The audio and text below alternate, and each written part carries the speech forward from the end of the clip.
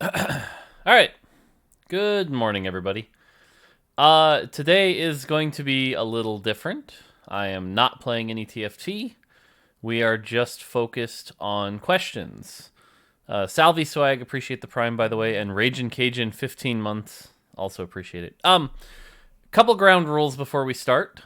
One of the things, if you're listening, everyone's free to ask whatever they want, however they want today. It can be as harsh as they want. It can be as critical as they want today. I want to hear all voices today. Don't want to shoot anything down.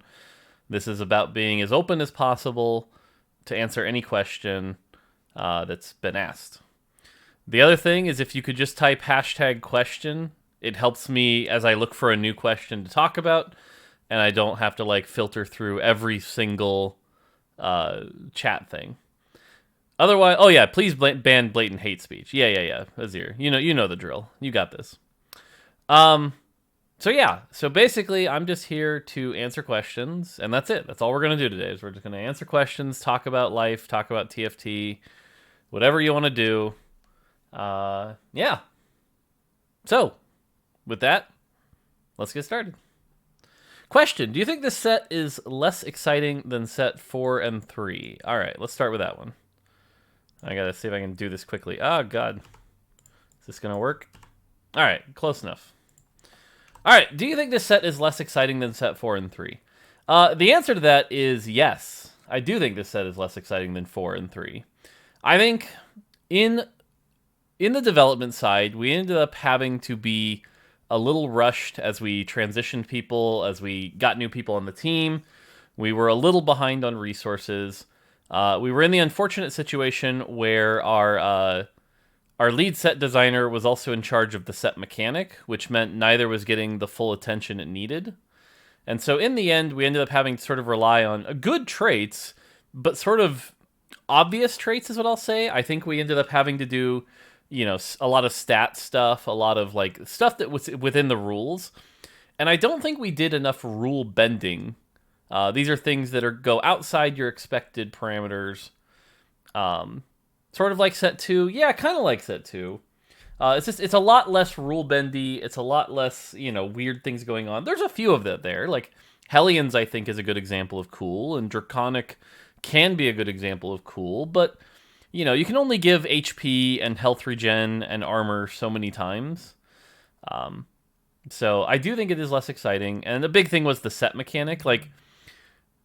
We talk about highlight moments where it's what's the thing where you look back and you're like, I can't believe that just happened.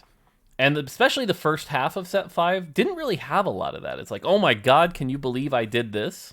There's no fortune lost streak. There's no high roll chosen. There's no, crazy galaxy combination or cool item or lucky lantern.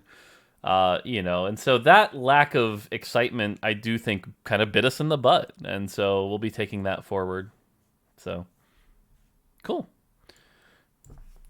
All right. I'm just going to grab this one. Let's see what this one says. Oh, God, it's too long. All right. Question: this set feels a little bit like a way to look at new mechanics that might become a permanent part of TFT. Has that been an attitude that the team has had? The armory, more powerful versions of the items.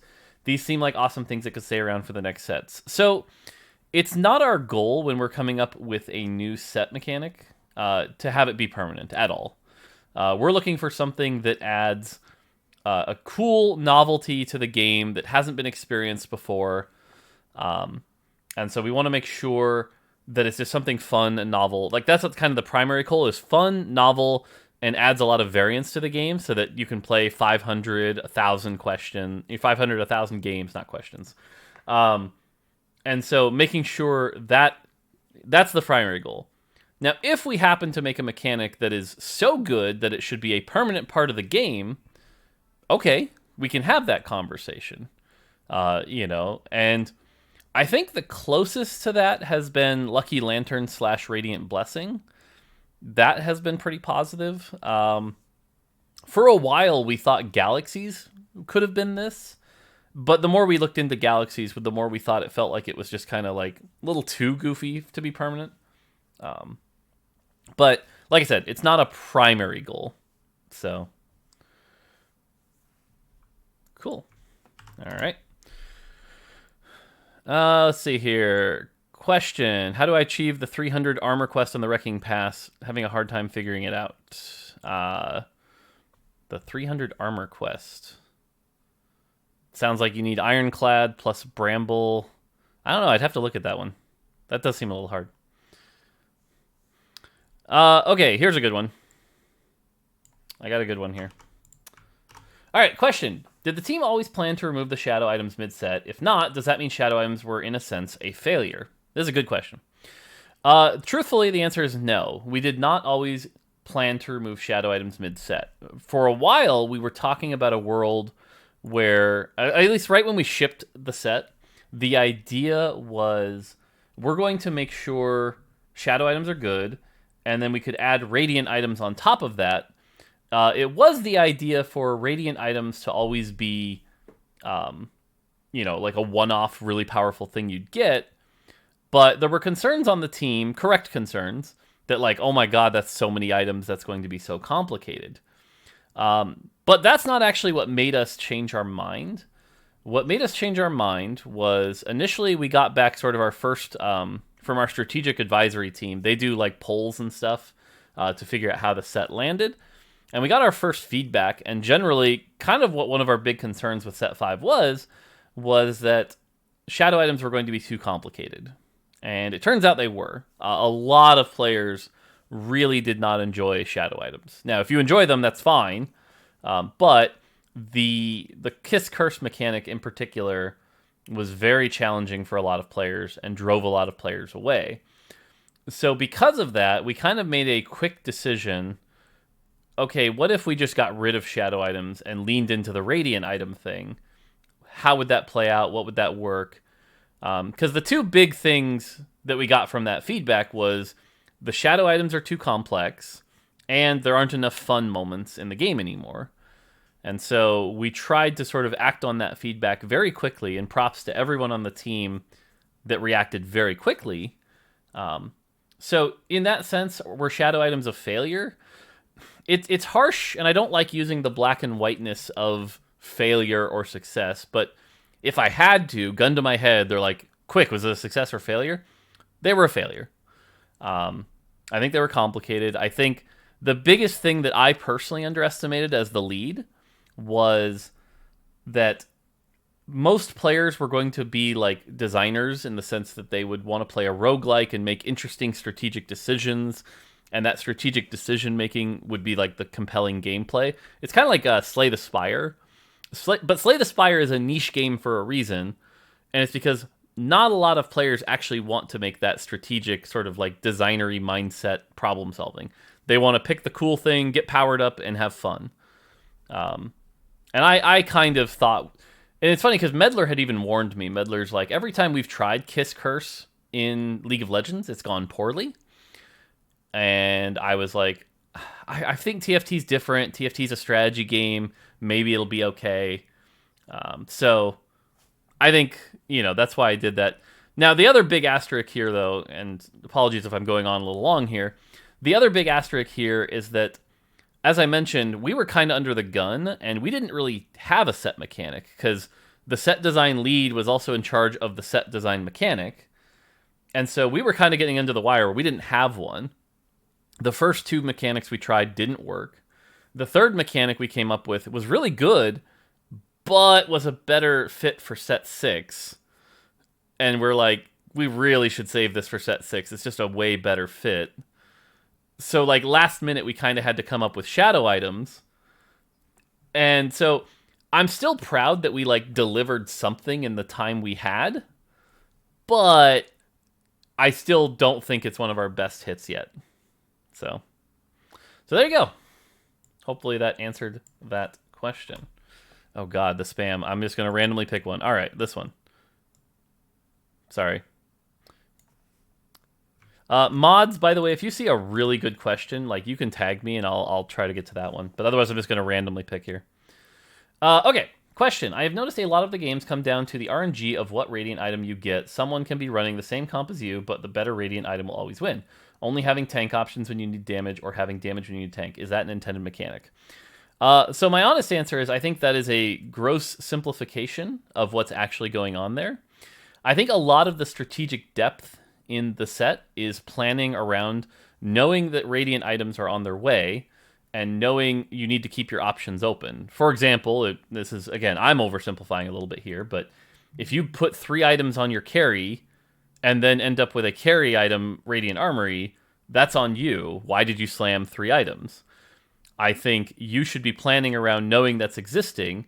And TFT has always been a game where you plan around possible outcomes, and the people who can plan around those outcomes the best are the ones who succeed. So I don't believe that is true. So far, the balance of Radiance items is actually pretty good. It's not perfect. Ginsu's is definitely the underperformer so far. But so far, they're actually pretty balanced, and I don't think Radiant items are why people are winning or losing games right now. And I've seen people succeed with the low ones. I've seen people do poorly with the high ones. It's how you use them and how you play around them. So I do think there is a deep strategic depth there. So cool. All right. Question, is a unit like Bard ever coming back? Hell yeah. Okay, let's see here. I see one from Q Wars here. I'm going to grab this one. Hang on. All right, question. In Gangley's interview, you said Set 5 was designed to be more competitive. From a ranked tournament perspective, do you think the current trait structure does its job? Will you keep them like this in the future? I don't think the trait structure really does a ton here to promote competitiveness. I think it's fine. It's not bad by any means, but there's nothing in the trait structure that says, yes, this is definitely the most competitive set ever. I think the closest thing you could argue that really pushes this into that category is Ironclad and Mystic being 2, 3, 4. But that also has kind of devolved into, hey, every endgame is get a tank, get a carry, and see how much Ironclad and Mystic you can shove in there. That's not exactly super deep either. Certainly for the first half of Set 5, we saw a lot of, the verticals, Dawnbringer, Forgotten, and Skirmishers were the most popular at the NA MSI anyway. And was that really, super competitive? I mean, it was balanced and interesting, but, was that super competitive? And shadow items weren't really adding any depth. It was more try to force the good shadow items. Did you get a shadow locket? Yes. Good for you. Shadow Locket was kind of gross and overpowered, to be frank. Fun, because, again, people like playing fun, overpowered stuff. So I don't really think it ended up as a slightly more competitive thing. Now, the one thing I think that has been a success, and I certainly knew competitive players would love this, and they did, was the Armory. The Armory certainly did its job here, because that feeling of agency that we knew was going to be really powerful has done a lot here. And I think the enhanced armories actually added a lot here, right? Where it's you get to choose between that Ionic Spark, Gunblade, or Nico, or, Spatula. And that feeling of choice does create a feeling of skill expression. I think that's important. And so I think making sure that mechanics have things like choices will be powerful. I do think people undersold the choice that Chosen provided. One of the reasons Chosen, I think, was successful, despite some loud naysayers, was that you had choice. You had agency in it, compared to Galaxies, where it's it's Big Bang Galaxy, deal with it, suck it. Chosen, you had some choice. Now, the problem with Chosen was that it was a lot harder to balance particular Chosen, right? How do you make Elise balanced with Tristana? And the answer was you couldn't, because you didn't have any levers to make Elise better without throwing things wildly out of whack. Whereas Radiant items, for example, it's super easy, right? If Radiant Ginsu's is underpowered, guess what? Throw a Radiant bonus on it. Increase the stats. Problem solved. The item gets better. Radiant items are actually one of the easiest things we've ever shipped to balance. You literally, it's everyone gets them at the same point. You can see where it goes, and that's going to be easy. So definitely confident in its balanceability, but again, as always, the challenge is making sure something is balanceable, but also still fun. So there you go. All right. Is there any plan to release League TFT for Linux systems? I have no idea. That's way outside my wheelhouse. Way outside my wheelhouse. All right. Question about Unit's identity. I feel Abomination can be a high damage carry and a tank at the same time. Mech had the same feeling. How do you feel about implementing this kind of super units in future sets? The reality is I don't feel good about it. I think super units are fun. Let me be clear. I think super units are probably one of those things that in some shape or form will exist in almost every TFT set. That part is great. I think, though, that when you try to make something be good at everything, I always call this the red mage problem.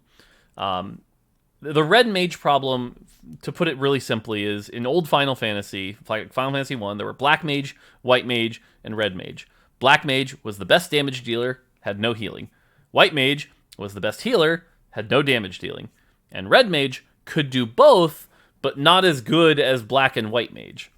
And the reality is, nobody wanted the red mage. Nobody wanted the red mage because nobody wants somebody who's mediocre at everything. That's kind of how I feel about super units. It's like, if you try to make it be good at both, it ends up being not good at either. And you even see this with Abomination in the first half, right? Abomination was trying to be both. What it ended up being was a damage dealer. Let's be clear. It was like you put on Hurricane and IE and Death Cap to scale up the attack speed, and it was a damage dealer that charged in and blew everything up. And if you tried to make it a tank, it was really terrible. And now, post-hotfix, we're in the opposite world, where if you try to make it a damage dealer, it sucks. But if you try to make it a tank, it's quite good. I'm not confident that we have the ability to make it do both. If we can push that, we should, and I think maybe there's some ingenious solution we can think of that does that. It's kind of like hybrid classes in WoW in the early days. Yes, exactly, actually. Hybrid classes in WoW were terrible in the early days, and they ended up fixing it by homogenizing everything. So yeah, I think if we're going to make super units, we should really pick one or the other. And this is one of the reasons I think Galio is actually the most successful super unit, is because Galio was a tank. Just plain and simple. He was a disruption tank. That's what he did. He did it well. Though, that being said, and this is where, again, balance ability versus fun, Mech is definitely the most memorable super unit, because it was insane and overpowered and fun. And so we're going to have to keep challenging that difference between overpowered and, like, memorable things like that. So, cool. Okay. Fairly common one if you want to record it or something. Okay, cool. Azir, I'm going to do the one you're pointing out here. Thank you, mods. Again, mods help me out here with good questions. And again, do give me some hard ones, too. I want some hard questions. Like, I don't want anyone to feel like they're not being heard today. Something that myself and many other people have felt is that the midset is not as big of a change as other midsets have been. Was this something intentional or more restriction placed on you because of time? The answer is both, to be honest. I think it's a little unfair, personally, when people say it's not as big, because if you compare it to Galaxies, I think it's as big or bigger than Galaxies. Galaxies midset had 13 new units. We have 12. Galaxies midset did not add a new mechanic. We added 2 or 3, depending on how you look at it, with Tome of Traits, Radiant Blessing, and Radiant items. So I don't really like that comparison. But clearly, it was less than 4, right? 4 was 20 units. Giovanni was aggressive on 4, made 20 units with a lot of reprints, and it's definitely smaller than 4. No argument. And the biggest thing that makes this feel weird is that, well, yeah, set 4 was longer, true. The biggest thing that makes this feel weird is set 4 swapped out a lot of carries. A lot of the 4-cost carries, a lot of the 3-cost carries got swapped out, and so the game definitely felt much different. Whereas here, Draven's still Draven. Aphelios kind of got reworked, but it's still Aphelios. Vel'Koz is still Vel'Koz. I do think we need to swap out more carries. That is definitely something I think we missed on here, for sure. But now to your question is, was this a restriction based on time? Yes. For reasons I can't talk about right now, set 6 is a high priority for us. And so we made the call very early that we need to ship set 5.5 with no hurting Set 6's development. And so we had to aim a little leaner. To be honest, I'm impressed with how much the team did. Radiant items, Radiant Blessings, and the Tome of Traits, frankly, was more than I should have asked of the team. But that's why you're not getting like 20 champions, things like that. Do I think 20 champions is always right? Not necessarily. But again, I do think we should have swapped out more carries. And even the other thing here is, this is the other hard part, is that we're always behind the gun and under development right now. We haven't been hiring as fast as we should have. The team hasn't grown as much as it needs to, and we're still under the gun. And so, for example, what that does is that doesn't leave much iteration time. And so the first version of 5.5, for example, didn't work out. It had Coven Camille and things like that. It just didn't work. Like, that Coven Camille spell was garbage. We ended up having to cut it. We ended up having to restructure it. And, like, there just isn't enough time to do really good iteration. But again, the other thing I want to make clear, though, is I'm not, like, trying to make excuses. Because, again, if anything, I'm stupidly proud of myself and the team for how much we do with what we have.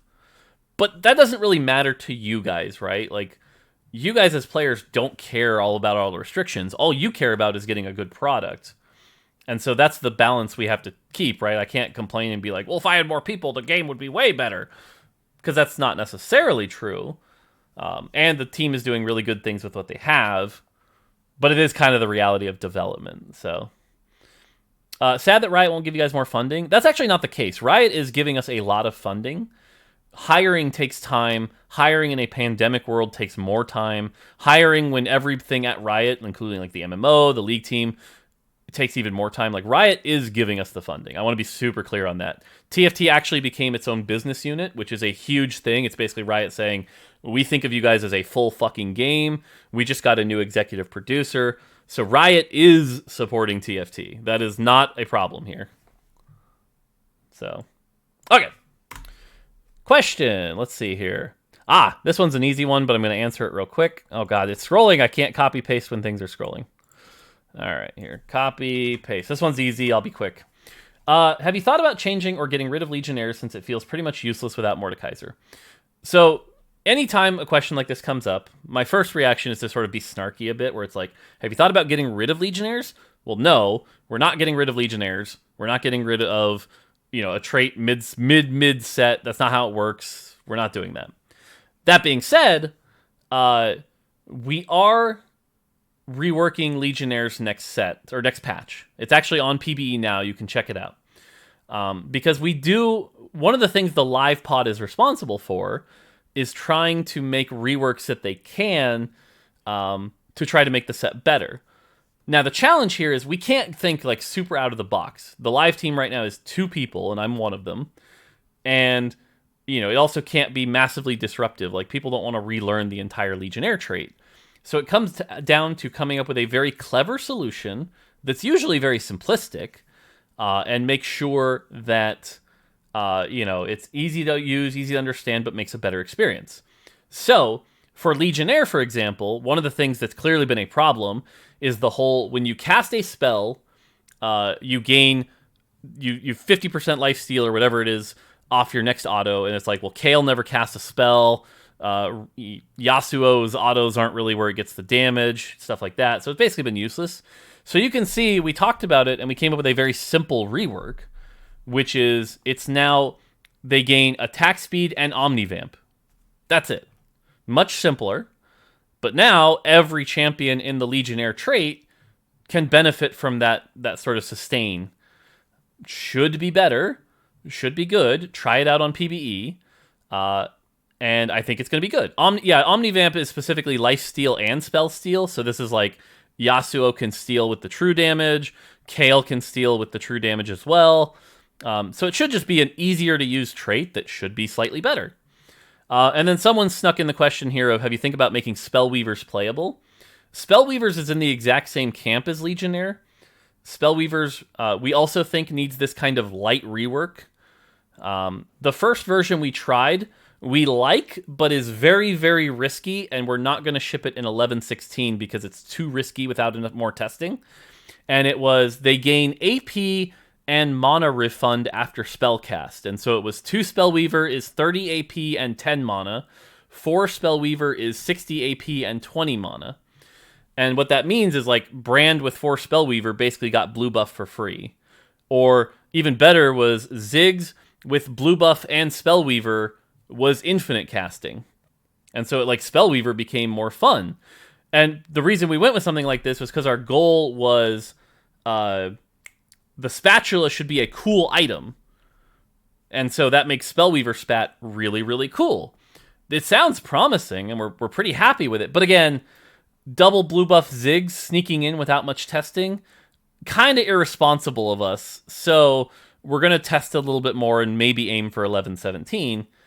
But again, the thing I want to highlight is we have to be very careful with these kind of reworks, right? A lot of people will come to me and it's like, well, what if Spellweaver was like Mage and they double cast? And it's like the live team, again, of me and one other person, do not have time to make all 57 champs work with Mage. Like, that's just way out of scope.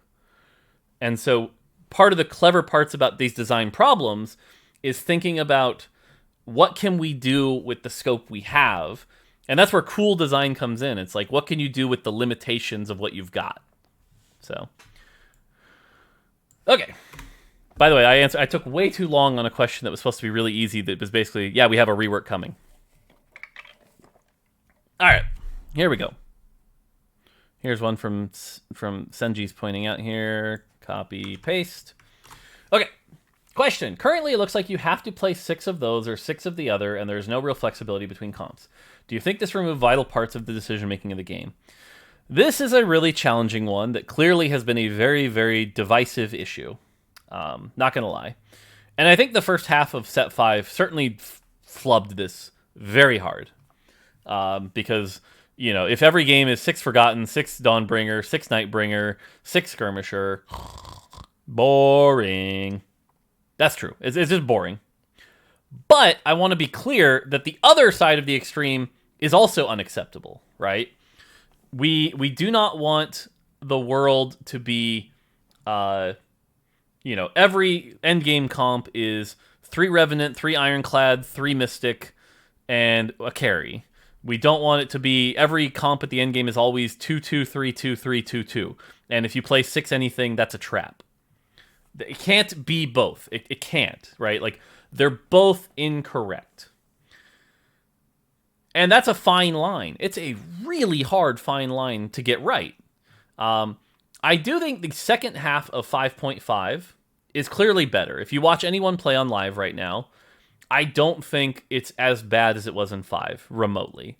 I think 6 Dawnbringer, for example, is something that you go in the mid-game, and then you transition out of. I think, this is my guess, but I think that's closer to where we need to be, is that the 6-piece verticals are your really strong mid-game that you transition out of in the late game. And someone in chat just said, it isn't as bad, but it's still way too dominant. See, that I just don't agree with. Like, looking at match histories right now, I don't see a lot of people playing the tall verticals right now. The one exception is obviously 6 Sentinel. Finally, someone figured out a good 6 Sentinel build. Sweet. And people are playing 6 Sentinel. But you don't see a lot of 6 Dawnbringer. 6 Redeemed is, like, questionable. Some people are swapping in and out. But, again, it's part of the game, right? Like, 6-piece traits exist. They need to be playable. But they also need to not be the dominant strategy, and there needs to be some decision-making. The other thing, and again, some players are going to hate me for saying this, is that 6 pieces are often how newer players understand the game, right? If you jump into a new 6 Redeemed is bad right now, no, it's not. It's not. Go look at Korea rank 1. If a new player jumps into the game and you can kind of teach them the game by saying, hey, buy all the Redeemed champions and you'll do okay, or buy all the Dawnbringer champs and you'll do okay. That is important for the longevity of TFT. We need to make sure that the game is understandable. And again, that's why, like, this isn't a black and white issue. There is no right answer or wrong answer here. The answer is the game needs to have a mix of everything. It needs to have a healthy mix of everything. And do I think 6 verticals should be the S tier? Probably not. I really don't think 6 verticals should be the S tier. And anytime it's the S tier, it's probably a screw up somewhere. Should it be A tier, though? Yeah. Yeah, there should totally be A-tier comps that can do well with a 6 vertical. And if you don't like that, I'm sorry, but that is the truth. So there you go. All right. Question, are you happier with the state of 3 costs and their availability in 5.5? Yeah, generally I would say yes. Okay, I'm going to copy paste this one while I answer. Generally, I'd say yes. I'm a little unsure if the -1 champ was the right thing to do. But I am happy that like 3-star 3 costs is now like an actual win condition you can chase. That feels pretty good. And so far, they're actually not really dominating as much as I thought they might be. 3-star Riven, in particular, was the one I was the most scared of coming into launch, and I haven't seen a lot of 3-star Riven. So, all right, the high-elo TFT community loves the Bill Gates full legendary comp, while you and the dev team have taken the stance that this comp should not exist in the game. No, we haven't. I want to be 100% clear on that. We have not taken the stance that the Bill Gates comp should not exist. That is false. What I have taken the stance on is that the Bill Gates comp should not be winning 100% of games. Because as much as, again, I know this is controversial, sorry, but I don't think it takes significantly more skill. It takes a little more skill to just get a good comp early, fast 9, and then buy all the expensive units and throw them on the board. That doesn't take much depth either. There needs to be choices at the end game. The worst version of this was set 4, and I know a lot of players like this, I'm sorry, but set 4, you literally threw in every single 5 cost. That can't be the correct answer. I'm fine with you throwing in 4 to 5 costs with their attached traits and 2 Mystic because you're up against AP damage. That's fine. That's good. Right? We see this with the Heimerdinger Revenant, that comp that's doing really well. That's fine. Totally cool. And that, again, it's a fine line. Because, again, set 4 was literally like, you just threw them all in. That's not good. But expensive units should absolutely win the game. Should absolutely win the game. And a capped, one of the comps of set 5 that actually ended up very healthy throughout the entirety of set 5, it was just too hard to play, is the Capped Invoker board. The Capped Invoker board was basically the super expensive comp that involved Heimerdinger, Teemo, Karma, Ivern, Volibear, that's a good, healthy endgame board that you could basically call Bill Gates, and that's okay. So we are not against that, okay? I want to be super clear on that. Not against that existing. We just have to draw the line at, it can't be literally throw in all 8 legendaries and you win. That's not interesting. All right. Let's see here. Here's one.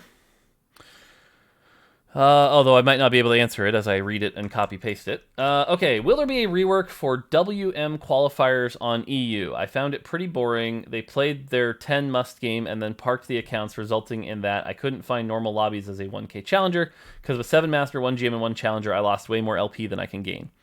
Okay, so I'm going to talk about this a bit, but with a giant asterisk, okay? My job as lead designer, unfortunately, is that I do not have any say in the competitive scene. Okay, we occasionally talk with the esports team, but they are 2 separate entities that can talk to each other. So I do not have any say or control whatsoever on the competitive scene. That being said, I do agree that the ladder snapshot system and the way the current top end ladder plays is very painful for those players. I think anything that promotes you to not play more TFT is a mistake. And we should be coming up with ways to figure out, so that you can play more TFT and promote more TFT. I am currently at least brainstorming trying to solve this problem. I was talking in Raditz' chat about an hour ago where it's like, what if we did monthly Challenger Plus ladder resets? And, that way every month there's a new climb and a new race to try to promote more playing or something like that. I do think it is a problem that needs to be solved. So I agree with you. The reality is it is slightly lower on the priority list. But yeah, I think it's an important problem to solve. So I wish I had a better answer. Like, and again, I even brought this idea up to TJ, and he's like, "Oh, that's a really cool idea, but who do we get to implement it?" So there's a challenge there. But yeah, I do think it sucks, and I want to get it solved. So, all right, let's see here. I see a good one here. I'm trying to stupid scrolling. If I was better at making my screen not scroll, I could do this so much quicker. Okay. By the way, subs, all the subs that have given me subs while I've been doing this, I appreciate you. I'm trying to focus on questions and not like get distracted by that, but I do appreciate you. So like Trumpkey, Strawny, Masala, you guys are great. Okay. Question. Is having a unit like Hecarim, when stacked with tanky items, become super unkillable something that is intended, or you think it's kind of a problem because you just end up watching a boring fight where one unit sits there being attacked by everyone? The answer is, again, not black and white here, but if I had to give one answer, I would say it's unintended. Witty and I have talked about this recently, and we tried to make changes in the midset to help this. Clearly, we didn't do enough with Hecarim. But the idea of a super tank that is unkillable is bad for TFT. The idea of a super tank that is... question's kind of cropped, sorry. I mean... there you go. The idea of a super tank that can tank for a long time and then dies, very good. We need those, right? Like, the way Witty phrased it that I think is perfect is a tank's job is to prevent a lot of damage, buying your team time, and then to die. That is what a tank should do. A tank should eventually die. And so we need to balance super tanks to kind of fit that job, where it's like they tank for a while and then they die. Some decent examples of this is like Sejuani, Leona, although Leona's a little too extreme. But currently the problem is we've got people, like we've got items and traits that are doing healing, and so it creates a situation where like even a Sejuani with like Radiant Redemption, Bramble, Dragonclaw can end up going infinite, you know? We should not have tanks that go infinite. And so any tank right now that is going infinite will probably be slowly nerfed because, again, their job is to eventually die. They need to eventually die. Someone has said, by the way, do not think Aurelia is a new super tank. I do. I think Aurelia is on this list as well, where Aurelia needs to, again, tank for a bit and then die. Anyone that's not doing that, you should call us out on it, and the live team should make adjustments to deal with that. But let's make an extreme example here, right? Let's make a tank, and I want to tell you what this tank does for a second. This is a hypothetical example. This tank is a champion with health, and when they get full mana, they become a statue, they become immune to damage, they're invincible for 8 seconds, and then they explode. I'm exaggerating the point here, but that champion is probably pretty close to what a champion should feel like. It should be like, oh my god, I just can't get through this thing, and then it explodes and dies. That's close. What it shouldn't be is a champion that does this thing, then during it is healed to full health, then does it again, then during it is healed to full health, then does it again. That's bad. So that is what we should be trying to aim for. At this point, I'm beating the point into the ground, but you get the idea. Super tanks, infinite, bad. Cool. All right, let's see. And again, there's no way I'm going to get to everybody. If I miss your question, I'm sorry. Mods are trying to help me out. But do give me hard questions. All right, and this is being cut off. So here we go. Question. In set 3.5, here, let me see if I can... font, we're going down to 36, baby. All right, there we go. There we go. All right. In set 3.5, we had Urgot. In set 4.5, Lee Sin to deal with hyper carries and hyper tanks with a good position diff. You could win hard scenarios. Some people find this kind of unit unfair, but in the end, they are necessary. Set 5.5 didn't have this unit with insta-kill mechanic. Will there be more in future sets? The answer is maybe. I know it's not a very good, satisfactory answer. But when we were making Urgot and Lee Sin, it was not specifically about the like balance concern of like we need a counter to super tanks. It was about creating a really sharp experience. One of the things that a good champion design will do is it will create a very cool, sharp experience. You know, both Lee Sin and Urgot, what did they do? They kill one unit at a time. That's not actually that powerful. When you think of like Aurelion Sol, who can kill 7 champions at a time, killing one at a time is not actually that powerful. But when it is powerful, like Urgot grabs a 3-item carry, or Urgot would snipe your backline carry with 3 items, that is extremely powerful. Swingy is the word I would use. And having swingy champions does create kind of hype moments, you know? Even in the Midset Invitational, when it's like, oh my god, Viego got on the carry, this is a big deal. Those do create hype moments. And so the things I would say that need to happen is like, will we continue making swingy champions? Sure. Will we continue making champions with sharp identities? Yes. Will we continue to make an instant kill champion every set? Probably not. I don't think instant kill needs to be in every single set or anything like that. I think it's good. Occasionally, clearly creates some frustrations because, again, it's very sharp. But I don't think it's a like thing we need for every set. And if we balance our super tanks well, as I just talked about, then we don't need one in every set. So, cool. All right, let's see here. Oh, here's one. I like this one. Copy, paste. Okay. Question. How do you feel about invisible mechanics? Now that the matchmaking algorithm has been figured out and plays such a huge part in competitive play, would you ever consider highlighting your possible opponents in the UI game so players, some of whom may not even know about the mechanic, don't have to rely on third-party apps? Okay, so there is 2 parts to this question. How do I feel about invisible mechanics? If done correctly, invisible mechanics can be fine. So overall, I think invisible mechanics are actually acceptable, again, if done correctly. Now, all that being said, how do I feel about the current matchmaking system? Terrible. Terrible, terrible, terrible. I think it's a shit system right now.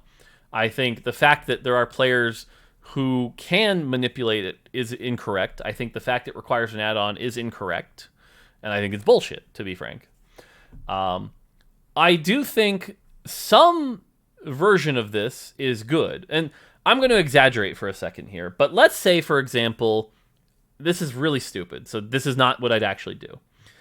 But let's take the current matchmaking system and say, but there's a 10% chance it ignores it and just has you fight the same opponent. Okay? Believe it or not, I actually think that's better. And the reason I think that's better is because you can't guarantee it. The original intent of the matchmaking system was that you could kind of narrow it down in your head, where it was like, I just faced these last 4 guys. The odds of me fighting these last 4 guys is very, very low, so I should plan around these other 4. That part of it is good. But because people figured out the rule to such a science, now it's literally like, I definitely will only face these 3 people, and that's giving me a competitive advantage. It has crossed the line into acceptable. And so we do need to fix it at some point. Now, there are 2 tactics to fix it, right? The first is, hey, like you said, we just make it acceptable for everybody. You just, allow everyone to see who they're fighting next. That's a different game. The second solution is we change the matchmaking algorithm to be something that hasn't been cracked again. And I do think we need to take action on one of those at some point. Now, like many things on our list, is it the highest priority right now? No, unfortunately. But it is on my list, and I do think it's bullshit, to be frank. So, yeah, that's kind of where I'm at with scouting. It frankly, and it's another one of those things it's been on my list for 2 sets now, so feels bad. Ugh. Okay.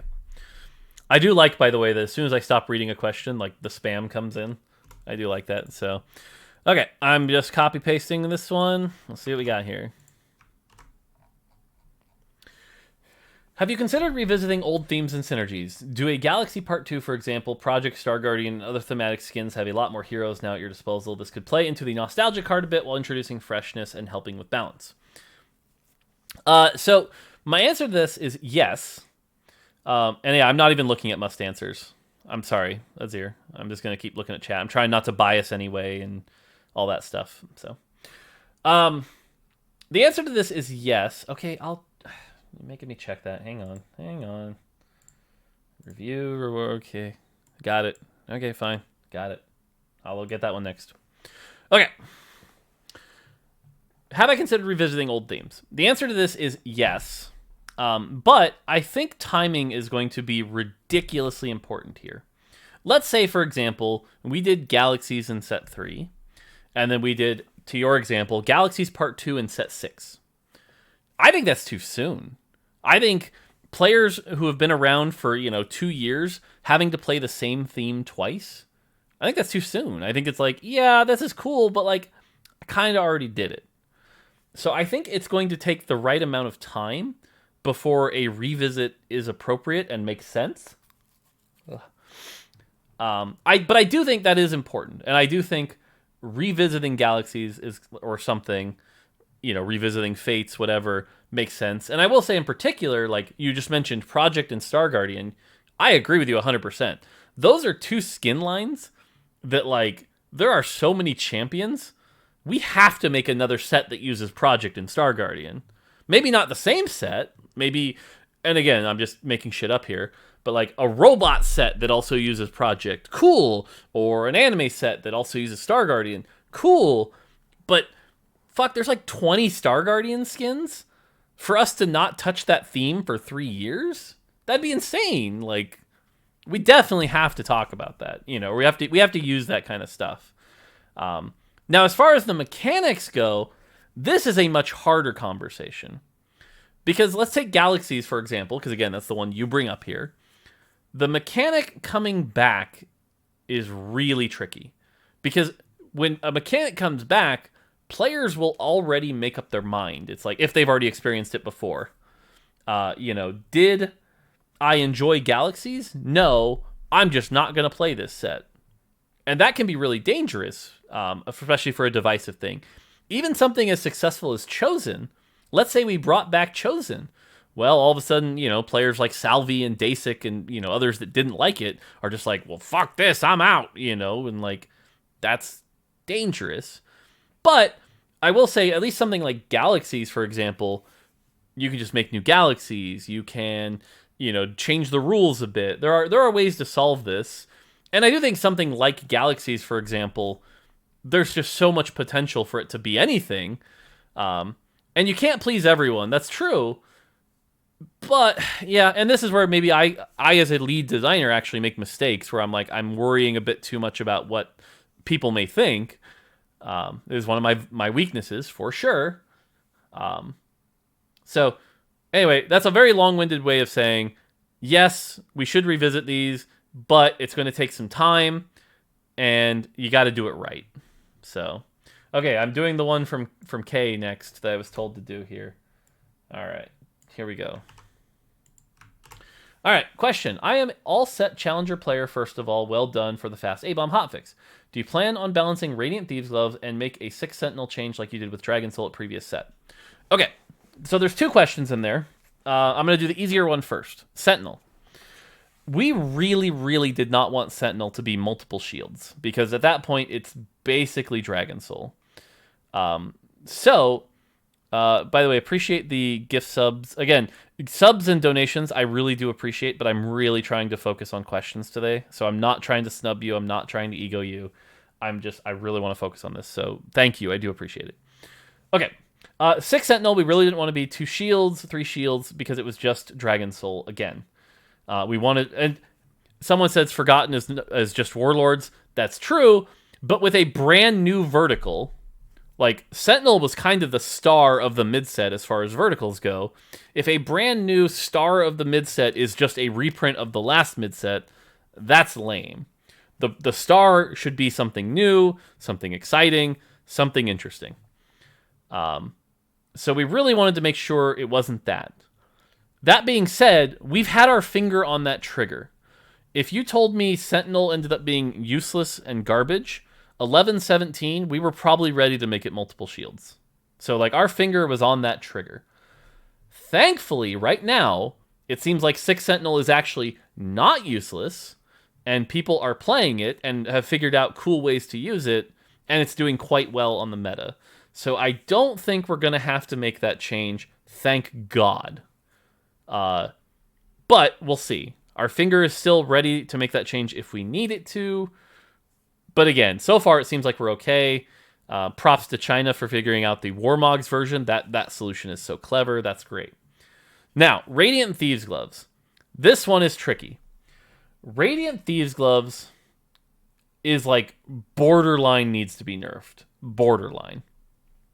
It is currently, with 1 day of data, so let me be clear, it's only 1 day of data, the third most powerful Radiant item. It's a very strong item. Not the strongest, third most powerful. It's also the most fun. It is the most fun Radiant item. Players enjoy picking it up. They have fun with it.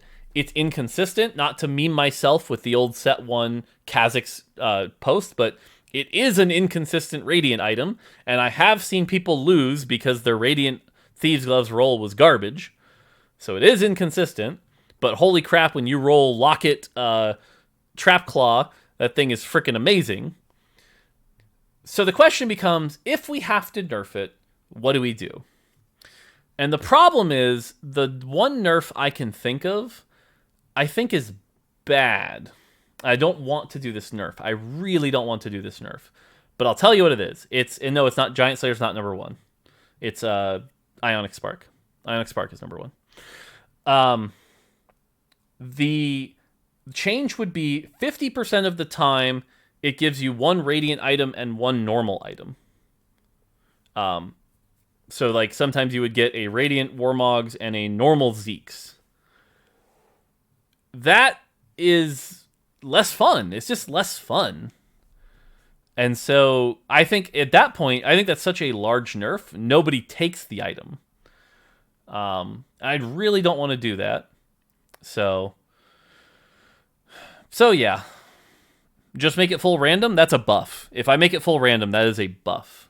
So we'll keep an eye on it. If Thieves Gloves ever becomes the number 1 item as far as power goes, it may need a nerf. But right now it's not, and I don't think it needs a nerf. Just remove it. That is an option. It is an option to just go, okay, Radiant Thieves Gloves doesn't exist. But again, I don't think we should be steering away from fun to create balance. That's how we got set 2. That's how we got set 5. And again, I know that's controversial, but I don't think we should steer away from fun. And I think Radiant Thieves Gloves can create hype moments. Like, if we're in a tournament and we see a player roll a Radiant Locket plus Radiant Warmogs, and they place it and change their positioning, and it creates a cool situation, that's good for the game. So I'd only pull it out if, like, let's say a month from now, it's been like slowly climbing, and the gap between number 1 and 2 was massive, and Thieves Gloves was just like dominating the meta. Then I'd consider removing it. But again, right now it's just strong. It's not overpowered. It's not breaking the meta. It's super fucking fun. It's just strong. And so right now, there's no action needed. But it's definitely one we're keeping a stupidly close eye on. Okay. Sorry, one more and then K. No more abusing your mod privileges. Okay. Question. How often do you look at Twitch viewership of TFT, and what do you think about it? Even when 5.5 were on PB, it was struggling. Now it's okay, though. Okay. You're not going to like me for this one. I do not think Twitch streamer metrics matter at all. Sorry. I say that as a Twitch streamer. I say that as a game developer. Our game could have 0 viewers, and to be frank, I don't care. Because if it has 10 million players and 0 viewers, I don't care. I'm sorry, that's the truth. What I care about is making the best game that is fun and played by a lot of people. Sorry, that will 100% be my priority. Now, that being said, I enjoy watching TFT streams. They're fun. One of the challenges is I actually think, unfortunately, there are a lot of TFT streamers that are good at the game but not entertaining. I think EU in particular has this problem, minus the France group. I think the France group is super freaking entertaining. I think the Soju, Kiyun, Kurum, Milk group is very entertaining, but I think they're all the same flavor of entertaining.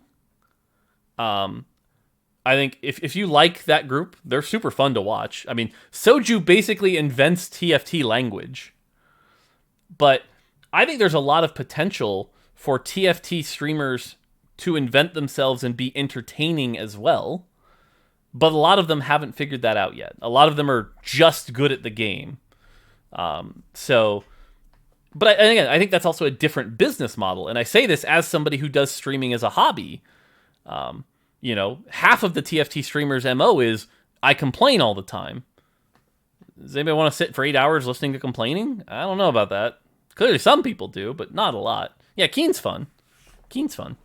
But again, do I wish TFT had more viewers? Sure. Again, it's fun. It's just not the priority, and I'm not going to make changes to the game necessarily. Actually, that's not true. Would I make a change to make a better viewer experience if it didn't come at the cost of the game's quality? Absolutely. I would definitely prioritize that. But I wouldn't do it the other way. So, yeah. And the other thing is, I'd love to work with streamers for some of these ideas where it's if a really I think a missed opportunity in TFT's lifetime was early on in the set. Skara and Toast were really into TFT, and they wanted to do stuff like Twitch integration and tournaments. But frankly, we at Riot kind of dropped the ball and never got them the support they needed. Again, priorities, small dev team, it just wasn't possible. But I think that was a missed opportunity that could have created a cool thing. And this is something that, we see this all the time in the other game ecosystems too, is that I do believe streamers are valuable to a game, and that's different than streaming viewership. I want to be clear on that, because I did say I don't care about my viewership numbers, but I do think streamers are valuable to the game, and I think when utilized correctly, there's a cool symbiotic relationship that goes well. I think a lot of marketing teams across all of the video game industry are still trying to figure out how that works, and frankly are bad at it. But as they get better at it, I want to see more of that. And so I think there is potential there that I would love to see TFT explore more. So there you go. Hopefully that answers that. All right, let's see here. Here's a good one. I might have already answered this one though. By the way, if I get a question I've already answered, I'm gonna skip it. I'm sorry. I will be posting this as a full YouTube video too. One of the most common complaints I set is that it encourages more simple approach. Okay, I already answered this one. We talked about this one, so not gonna answer that one again. Let's see here. How about this one? Again, how do you feel about carry units all having traits that add defense? Okay, let me see if I can... This is an interesting one. How do you feel about carry units all having traits that add defense? Healing in Dawnbringer, shielding in Nightbringer, shielding in Sentinels, etc., and thus creating a meta where GA, QSS aren't as powerful. Again, I think it's okay that some of these exist. This isn't a black and white thing. I think it is good. When you're designing a set and you're designing a champion, we kind of have, at least at this point, with 5 sets of understanding under our belt, that a champion has certain needs, right? If I'm a melee champion, I'm very susceptible to CC, and I'm susceptible to being bursted down. So I'm going to need, I need to do damage, I need to be survivable, and I need to not be CC'd. And items and traits are how you fill those needs. And so any particular item or trait is what you do to fulfill those needs. Any champion that can use its traits and items to fulfill all its needs ends up being very powerful. And so you kind of want a lot of those combinations. So I think it's fine. I think it's good to have that mix. Because again, I do think the world where every carry, even in set 4, had to build like QS or GA, that is a bad world. And so I think if anything, we've moved in the correct direction now, where not every champion needs GA and QS, and there are other ways to get those needs met, that's a good thing. So I'm very happy with that, to be honest, here. All right. I'm going to be drinking a lot to keep my voice going. Sorry. All right. This is a frequent one. Okay, let me get this. What about making the emblem drop global and not a high roll moment for 1 or 2 players in the lobby? Okay, so this one's interesting, and this keeps coming up. It actually came up in a Set 6 lab also, so I'll talk about this. What about making the emblem drop global and not a high roll moment for 1 or 2 players in the lobby? Okay, currently right now, this is specifically referring to the Tome of Traits. The Tome of Traits, there are 2 ways to get it. One is that it is in the Radiant Blessing, which means it is for everybody. And the other is it's a gold orb drop, which means it is a high roll moment. I know this is going to be controversial with some players, but TFT needs high roll moments. It needs high roll moments to succeed, to be a fun game. A player needs to have memorable moments where they're like, this thing happened. I've never had this happen to me before. I'm so excited by this. There's a lot of resistance to this sometimes, and I'm going to pick on Egon for a second. If you haven't seen Egon's clip where he got Aphelios 2 at 2-2, it's a bananas clip. But that is good for the game. I'm sorry, but it's good for the game that happened. It's good because it's rare as hell. It's damn near impossible. And by the way, that game, he got 4th. He got 4th that game, didn't even win it. But it created such a cool moment that it talks about forever. We need those moments. It's one of the big weaknesses of Set 5. Set 5 did not have enough of those moments. Every game felt the same. Every game felt boring. You know those moments where streamers question mark ping somebody and they're like, what the hell? How did you have that happen? That is important. That is important to TFT. It is important to making the game fun. It is important to keeping people to enjoy the game because chasing those moments are super fun. The trick is figuring out how to do it in a way that doesn't ruin the game. Because I want to be clear on this, that does not mean I'm saying the game should be a lottery and whoever high rolls more wins. That is incorrect. If Egon had first placed that game for the rest of the time and it had been the easiest game in the world, I would consider that a failure. Because it just means he high rolled Aphelios 2 at 2-2 and won the game. That's dumb. That is incorrect. The trick to doing this is that TFT is basically, I'm oversimplifying here, but TFT is basically a game where there are tons and tons and tons and tons and tons of events that all have a random element to them. A good example, what is in your shop? What are your items? What's in your armory? What's on the carousel? How did your fights go? There are almost thousands of events that take place there, okay? And the most common version of this was the 4 gold start, right? Like, players would complain, I got the 4 gold start, my whole game is ruined. And it's like, well, yeah, but later you dropped 2 Nikos, 2 Spatulas at Krugs, and hit a Draven 2 at 2-6. Yeah, but the 4 gold ruined my entire game. No. All of the different events in the game, as long as they have equal weight, there is enough distribution that the average of the events creates a balanced game, where you may high roll at one point, but low roll at another point. And so openers feel really good. Finally, don't think anyone's going to complain now. Salvi, I appreciate that coming from you. I really do. So thank you. I'm glad to hear that. But yeah. And so again, the trick for us as a design team is making sure that the balance of the high rolls can still lead to skill expression and still lead to fun. But again, it is very important that those exist. And so that's kind of the trick. And that's one of the biggest takeaways from Set 5 is we screwed that up. Right now, I think the best thing in the game that's doing this is the Radiant Blessing. The Radiant Blessing creates some really fun moments that's fair.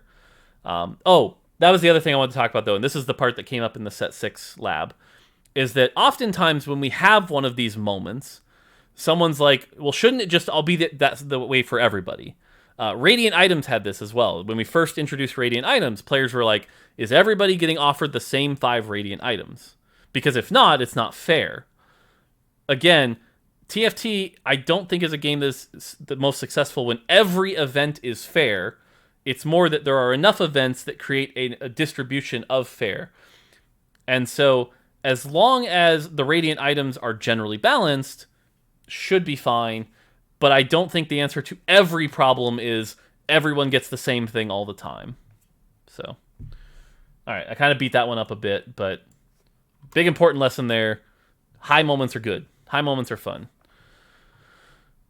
All right. Let's see here. Sorry. Question. When looking back at past sets, specifically the ranged AD classes, Rangers, Blasters, Cannoneers, what has been the most successful in terms of healthy gameplay that we can expect to see in future sets? This one's tricky. And I think this is one of the challenges for set design moving forward, is that there's always going to be, in every set, let's be clear, there's going to be a backline damager. Yep. A physical backline damager, whether it be Draven, Jhin, Ashe, whoever, there is some sort of backline carry. When creating sets, you probably start with the cool, obvious solution that you could think of. Maybe this is sharpshooters. Maybe this is blade masters. Maybe this is rangers. Over time, the designers feel like, hey, I have to come up with something new that hasn't been seen before, but I already did these other things. And so oftentimes their ideas end up becoming, well, isn't that just this? You know, how is Cannoneer different than Blaster, different than, what was it, Gunmaster? I'm blanking on my set one terms. But, you know, how are they different enough? Why are they better? How are they more fun? Gunslinger, thank you. Because I'll be honest, for example, a Cannoneer balance-wise, whatever, I think Blaster was more fun, personally. I think Blaster was just cool, seeing the, like, you know, and this is going to be the challenge for the team, is how do you come up with those base stats, but in a new, interesting way? Legionnaire to Blade Master, I think, is a good example of this, where Legionnaire and Blade Master aren't that different, right? It's guys with swords get a bunch of attack speed. But let's be clear, I fully believe Blade Master is a better trait. Why? What's the difference? And to be clear, I know the answer. The answer is because Blade Master created these very bursty moments of excitement where it's like you would get a proc and then you wouldn't, and then you'd get a proc and you wouldn't. And man, when you got that proc, it felt freaking good. Whereas Legionnaire is a flat, boring attack speed, you know, and so that's why it's kind of a failure, right? But like, we already did the cool, spiky, bursty thing. So when you're trying to come up with something new, sometimes you end up not quite hitting that bar. So I think we'll see some of those classics come back. Like, I'd be shocked if Blade Master wasn't back in the next 2 or 3 sets. It's just a fun trait. But you can only reprint so much before you get hit with the, why is everything a reprint? Why are you just using the same thing over and over? And so this is going to be one of the tricks moving forward in TFT. Cool. Ooh, here we go. God, it's scrolling too fast. So stop scrolling. Okay. Question. What set mechanic do you think is the best, and what do you think about the permanent stat boost of the elemental tiles? So the set mechanic I think was best, and that's not to say there isn't room for improvement. I still think it's Chosen. I think Chosen did the most good to the game. It created situations where players were willing to play comps they wouldn't normally. It created situations where new high moments happened. I think that is the best. Does that mean it's perfect? Hell no. One of the biggest failures of Chosen was that the difference between an Elise Chosen and a Tristana Chosen, both of which were 1 cost, was stupidly massive, and there was no way to tune them between each other. Failure. The ability to high roll a Chosen Kale and the amount of impact that had on a game, too high. So, again, don't think Chosen was perfect. Do think it was the best. Second best to me, Galaxies. I think Galaxies created new innovation, but Galaxies had 2 big failings. One is, frankly, there were bad Galaxies. Any Galaxy that was like, hey, what if game but less fun? What if game but less fun? Stupid, frankly. We shouldn't have done those. And Galaxies had some really bad interactions with the traits. The one where it's like, you can only have 2 items on anyone. But by the way, Cybernetic exists. Come on. Come on. But Galaxies, like, everyone gets a free reroll. Super fun. Galaxies, like, everyone gets extra gold when they win. Super fun. So some Galaxies were good. Next for me is Radiant Items, Radiant Blessing. I think it's too early to tell, but I think those are really solid, really fun. Then I think comes Elemental Tiles. The problem with Elemental Tiles the permanent stat boost, like the Mountain Tile. Mountain Tile was fun. I think we actually need to do more things in the game like Mountain. Permanent stat boosts on champions in small amounts can be really cool. You have to be careful, though, because Mountain Tile in particular did this thing where it was like, I've built up this guy, now I don't want to pivot out of it. And now pivoting is hard, and pivoting being hard is bad because now I have to be rigid in my playstyle. So you want to be careful with that. But I will say I enjoyed Mountain Malzahar, for sure. But the other tiles just ended up not having enough of an effect or impact on the game, so it like wasn't a full set mechanic. If anything, we look at Rise of the Elements, and if you take the conjunction of elemental tiles plus Kiana plus Lux, that as a set mechanic was decent. Each individual piece, though, was not enough. And then finally, Shadow Items. Shadow Items, while fun for a small percentage of our audience, did more harm than good. And one of the big mistakes we talk about with Shadow Items was, hey, should we have taken our most complex system, the item system, that a lot of new players can barely understand when they first start playing, and say, fuck yeah, double it, baby? Probably not the right call. So there you go. All right, well, this one got pasted twice, so clearly I have to answer it. I'm literally not even reading them before I copy-paste them, so there's no biases here. Are you disappointed by the lack of late-game pivots? One of my favorite things in Set 4 was hitting an unexpected chosen and pivoting out 5 or 6 of your units. I felt like such a pro move and was so rewarding when it worked. I haven't had that feeling in Set 5 yet. My question to you is, have you played much 5.5? Because I absolutely think this is fair criticism in Set 5. And the answer is yes, I was disappointed by it because late-game pivots should happen. I think the rigidity of the item system was preventing it, where it's like you could hit... Someone could give you at level 7 a shop with 3 Vel'Kozes, and because you'd already slammed a BT and a Last Whisper, there was 0 chance you would take that Vel'Koz, and that sucks, right? Like, that's just not good. That being said, I think 5.5 has definitely taken steps in the direction to bring this back. There are more champions that can use the different types of items. I think late-game pivots can happen more. I think a lot of late-game boards are ending up in the Bill Gates-style comp. It seems like you can do level 9 again due to sometimes the inflated gold of Radiant Blessings. I think 5.5 took a step in this direction to make it better.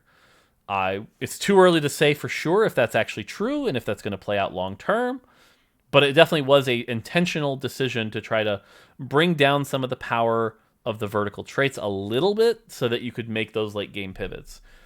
That being said, when people talk about pivots, there is this like expectation in their brain, I think, that I don't think we'll ever be able to achieve, which is like, hey, I'm in an AD comp and now I'm going to fully pivot to an AP comp. Like, I don't think that's ever going to be fully possible. This is the way the item system works, unless we do something, and I do have a pitch for this that I'm not sure is good for the game long term, but I want you to imagine for a second, every item in the game just said plus damage.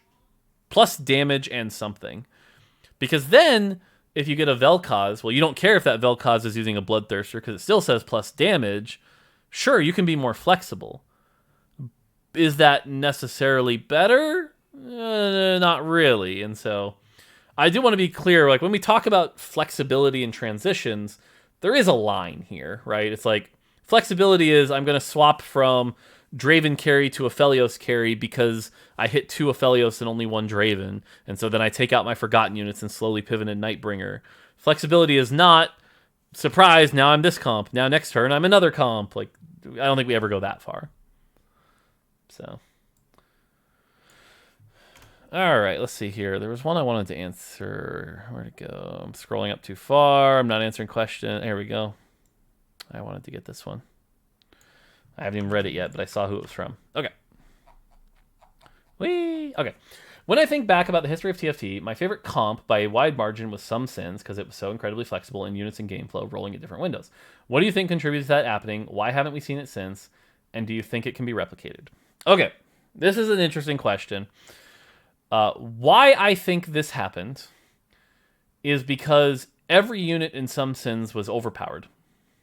Just straight up overpowered and didn't need their traits. It was like, what if I took the 8 best units, or should I say like 6 or 5 best units, didn't give 2 shits about my traits, and then from those picked one of those overpowered units that I'm going to index in, and it can be any of the 5, and that'll be cool. Whether it was Azir or Nocturne or whoever else, it was like you just kind of played around one of your 5 ridiculously overpowered champions. The reason I don't think we've seen it since, frankly, is because we've done a better job balancing. I think one of the reasons why it was so satisfying is because at the time, the player base was much more naive, and it turned into, hey, who can get the most overpowered units better and play around them better, and things like that. Those units were nutty. I'm not sure that we've ever made nutty units like that again. I'm not sure we should. So, and then the other thing I think is part of this is just nostalgia, right? It was the first time players felt like it was really flexible. I'm not sure if we reprinted it, it would actually feel as flexible as people remember it feeling either. That's the other thing. I could be wrong on that, and frankly, maybe I should go back and like do a look and see what really made it flexible. But again, I think it's really just because it was a bunch of very overpowered champions.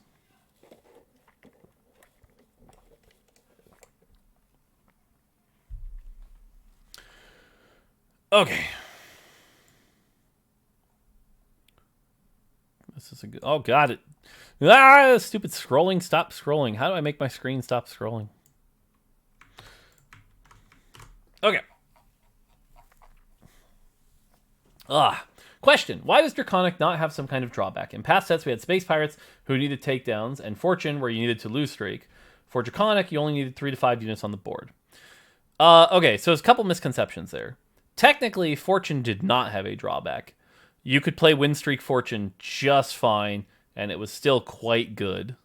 Win Streak Fortune was very powerful in Fates, so Lost Streak Fortune was better, but Win Streak Fortune was still an extra 2 to 3 gold per turn, so didn't have a drawback.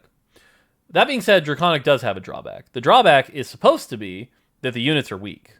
The units are weak. 3-star Zyra is supposed to be one of the worst 3-star 3 costs. 3-star Ashe is supposed to be one of the worst 3-star 3 costs.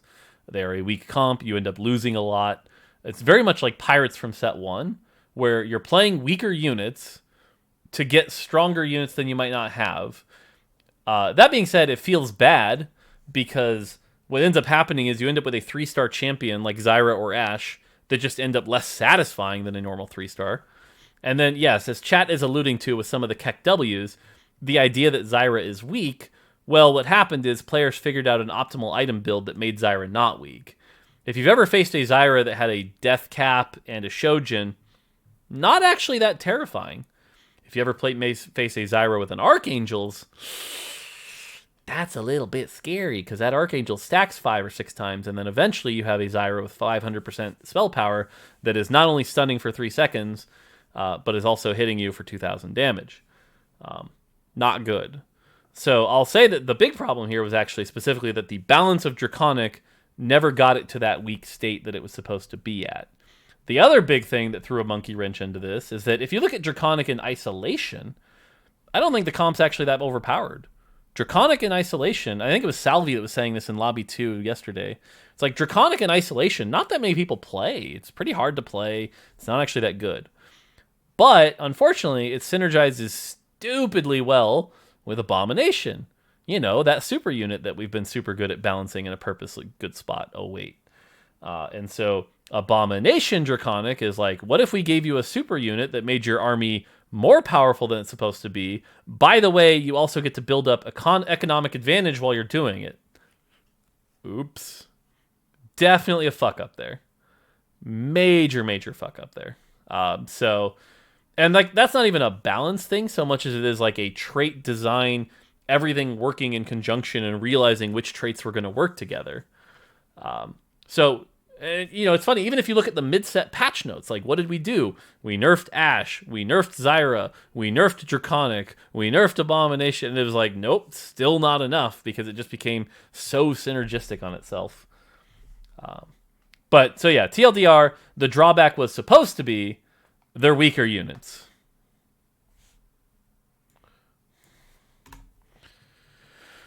Okay, here's a good one, I think, maybe. I don't know. Again, I'm not even reading them. Is this a good one? What do you think that the changes for spat items in 5.5 has made spat items less valuable with somewhat less splashable traits? For example, Redeemed, Hellion, Spellweaver don't feel like they can be tossed into most comps where it'd be usable to make Nightbringer, Legionnaire, Cannoneer, and Sentinel. So there's two different problems here, okay? Do I think the spatula changes had any impact on making spatula less valuable? No, I don't. I don't think that's actually the issue here. I think swapping Legionnaire for Hellion actually did good things for the game. I think swapping Ironclad for Cavalier also did good things for the game, and Cavalier is one of the few people actually are willing to build. That being said, there's the second part of your statement here that I 100% believe is true, which is, are spatulas less splashable and less valuable? Yes. The traits that the current spatulas are using are some of the least transformative, most boring stat-based traits we've ever had. There is nothing like Mage Swain or Mage Olaf that you're like, oh my god, I got a spatula, I can do this cool thing I've never done before. Nobody's super excited about Dawnbringer Volibear. Hell, no one's even that excited about Hellion Volibear.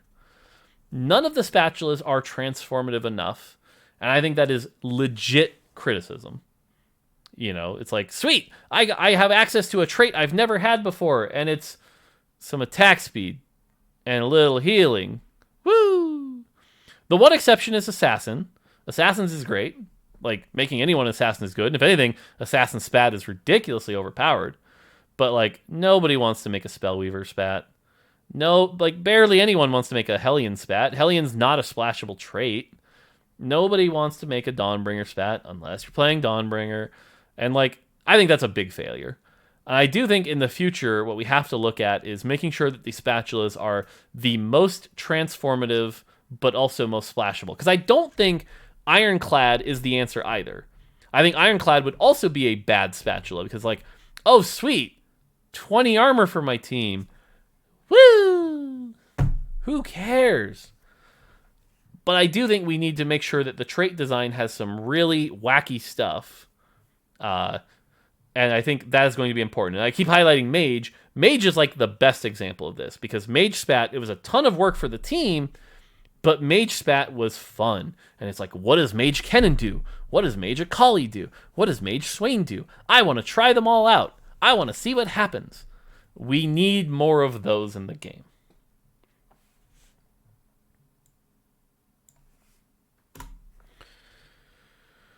All right. Oh god, they keep. Oh god, I'm so sorry.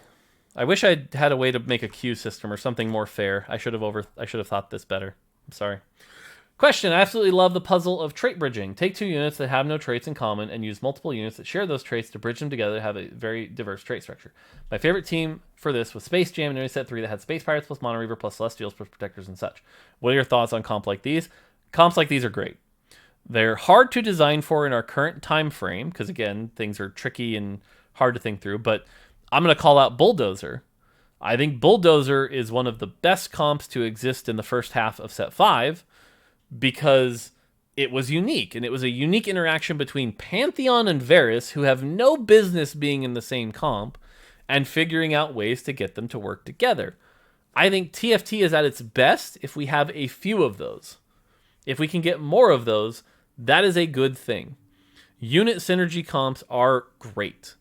They're also hard to think through, and we also have to be careful because you don't want a situation where the units only shine when they're in that synergy. Varus and Pantheon, thankfully, were good without each other and good with each other. We have screwed this up in the past sometimes, though, where it's like, this champ is terrible unless you have this other champ. That's the line you don't want to cross, so you do have to be careful between those two. So, but I definitely think we should have more of those. All right. Stop scrolling. Stop scrolling. Oh my god, why does it scroll? Okay. Do you think there's some design space to be explored in the unit leveling? Currently, the only difference between 1-star and 2-star unit is purely numeric. While it may lead to some further complexity, could a 2-star unit have a different functionality than this 1-star version? So the answer to this is yes, but you kind of already answered your own question a little bit here, which is, can we do this? Yes. And I think we have in the past, right? Where it's like, you shield more unit. Like, it is numeric, but even a spell hitting more targets does unique things. But the complexity here is really high. And so a bad example of this, I think it's Underlords. It's either Underlords or Auto Chess did this in the end there, where it was like, what they did was a 3-star champion gains a new ability. And what it became was like every champion was actually 2 champions, and a really bad champion became all of a sudden really good if you 3-starred them. And so it was very high complexity and basically requires our team to implement 2 spells on every champion instead of 1, which, again, when we're already running behind, I'm not sure that's a good idea. I also don't think we want to... it almost over-promotes rerolling, which I think is also a little bad. Like, do we really want... I'm going to make up an example here where Vlad, 3-star, now also when he drops below half health, does his puddle to drop aggro. Like, is that good for the game? Or does that just say, hey, don't play Vlad unless you're planning on rerolling him? I don't know. So, at the top right of your chat, there's 3 vertical dots. You can configure how to pause your scrolling. Oh, not on the Streamlabs, though. But yeah, so I do think it'd be cool, and I think, if anything, a 5 cost should do this, but I don't think we should be doing this to every champion, is my honest answer. Just, the cost-to-benefit ratio is really bad. So...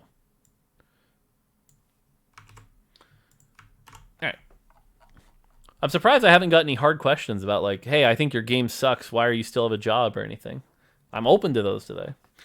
What do you think about improving clarity opposed to keeping infos hidden? There is a lot of vague or missing descriptions, and sometimes it's even hard to distinguish between a bug and a wrong interpretation of description. So my answer to that is I absolutely think we need to improve them. I think we have done a bad job in a few particular instances that definitely need to be fixed. The best example of this is on hits. On hits are the most confusing, bullshitty thing on the planet. It's like, what's an on hit?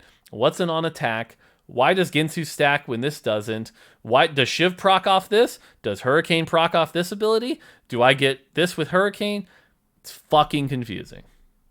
Another good example of this is, hey, I have Sunfire and Radiant Morellos. Do they stack? How do they interact with each other? The real answer is, I think we absolutely have to fix this. It's one of those things that, again, frankly, has just gone with a time thing. We have a pitch in there for what we call the debuff system that tries to make this a little clearer. And we tried to make some steps in this where, like, now, like, Morellos and Frozen Heart all have different stacks, and it's a little more clear which ones stack and which ones don't. We're also in 11.16 fixing Lucian because, frankly, I should have stopped this sooner, but Lucian is the worst case of this right now because he procs Cannoneer, which says on attack, but he doesn't proc Shiv or Ginsu's or Hurricane because reasons. And, like, that was just dumb. And so actually in 11.16, guess what? Lucian gets to proc Shiv and Hurricane and all that stuff because we said, no, fuck it. They're attacks. They need to be consistent. They need to be attacks. So yes, we need to be more consistent, and that's just up to us to hold the team to the fire and get that working. And on hits in particular, I think we really have to be better about. So yes, Titans Resolve 2, they count as attacks, so we fixed that in 11.16.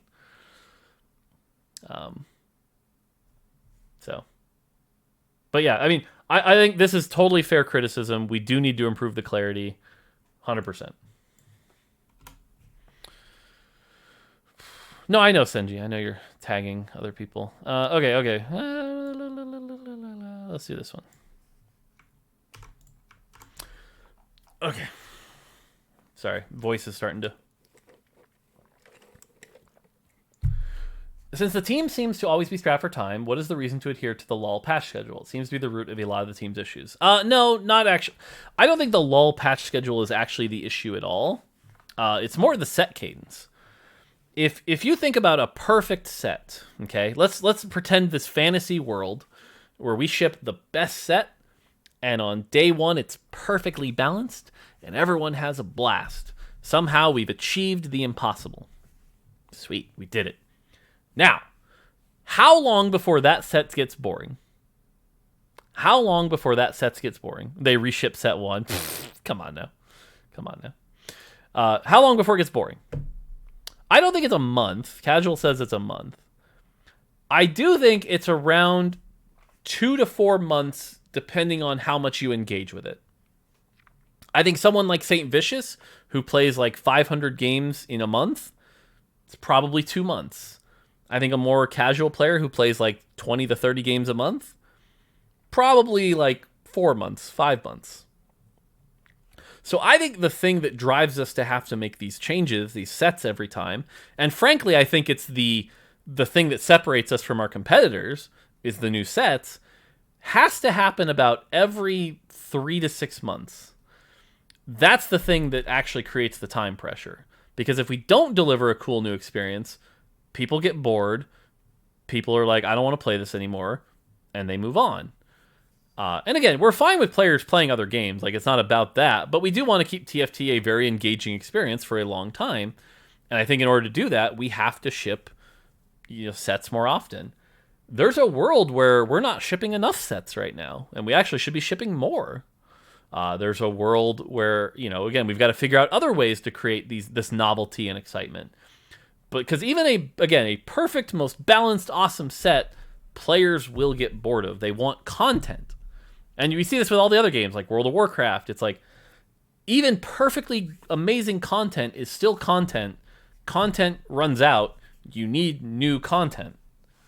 So the content drive is actually the thing that's eating up most of my team's time. Our team has 11 designers, but only 2 balanced designers. Why do we only have 2 balanced designers? Because I need 9 of them making content. So that's the big difference here. The root of the team's issues is we need a lot of content, and content takes time. So, okay. Let's see here. Nabura, what you got for me? Question: do you think the elimination of shadow items has an impact on the feeling of comps? Maybe it's because this set is more thematic than others, but it feels weird having a craftable dawn and not a night spat. Yeah, I do think that is weird, for sure. I don't know if it has a massive feeling, but I do think in the transition from shadow items to not shadow items, having that happen was not correct. And it's an interesting problem to solve, because let's say set 5 didn't exist for a minute, and set 5.5 was actually set 5, okay? So we're launching this brand new set that exists as it is right now. Would we pick the same spatulas? Pretty sure the answer is no. I'm pretty sure one of the spatulas becomes Sentinel spatula, although even that one's not great. But the problem is when we make big item shifts like that, changing which spatulas make which is very painful. Even Hellion Legionnaire and Ironclad Cavalier was painful. But because instead we're doing a change, we had to be a little bit more careful. So it ends up feeling a little weird. I just agree that it's not the smoothest transition there. But yeah. Oh, here's one from Minions Are People 2. I like this one. By the way, Minions Are People 2 is a rioter. And I was thinking about Roger. His name's Roger the other day. And I felt bad because I don't know Roger's official title. I'm just like, Roger's the cool dude that helps me out with comms and writes the patch notes and is super awesome, but I can't fucking think of his title, and I felt bad I couldn't think of his title.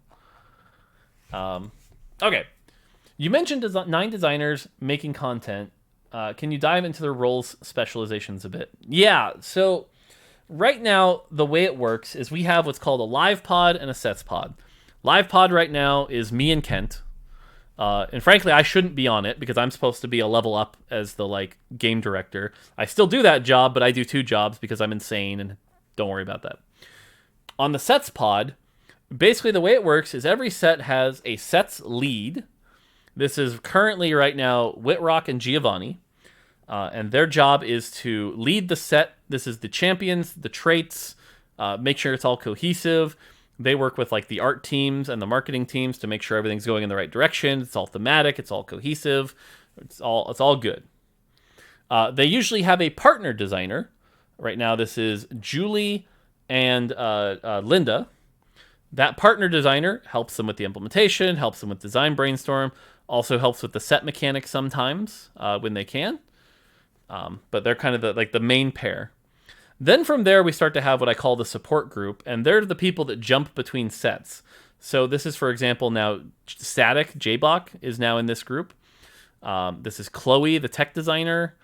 There's one more. Why am I forgetting the one more? I shouldn't be forgetting the one more. Holy shit. Who is it? Why is my brain farting? Fuck, I'm going to feel bad. It's not Ananda. It's not Skip. God, there's one more. I can't think of the name. My brain's farting. It's bad. That's why I'm bad with names. But anyway, the support group, what they do is they actually work on each set. It's got to be... Who am I forgetting? Now I'm going to think of the dinner we had last night and who was at the table. I mean, Alicia's UX, but that's not who I'm counting about. Because it was Giovanni, Skip. I already said Chloe. Maybe I'm not forgetting somebody. Anyway, the support group, what they do is they do the extra stuff and they come in and help really push it over the edge. So like, while Giovanni and Linda have been pushing set 6, they've got a direction. The support group comes in and then now they start doing extra stuff. They help with the set mechanic. They push things down the road. And so that's the thing going on here. So, yeah. It's going to kill me if I'm forgetting somebody. God damn it. I can't be forgetting anybody. There's no way I'm forgetting anybody, right? Okay, that's going to kill me. I can't be forgetting somebody. Hang on. This is going to kill me or my brain's going to not work the rest of the day. And I can look this up very quickly. And I'm going to feel super bad. But I have a designer's channel. There are 12 members in it. Who are the members? Ben's UX. That's not who I was thinking of. Chloe, Julie, Kent, Linda, Witty, Skip. No, I'm not forgetting anybody. I'm just insane. So I named everybody. I wasn't forgetting anyone. So, yeah. Brain. Okay.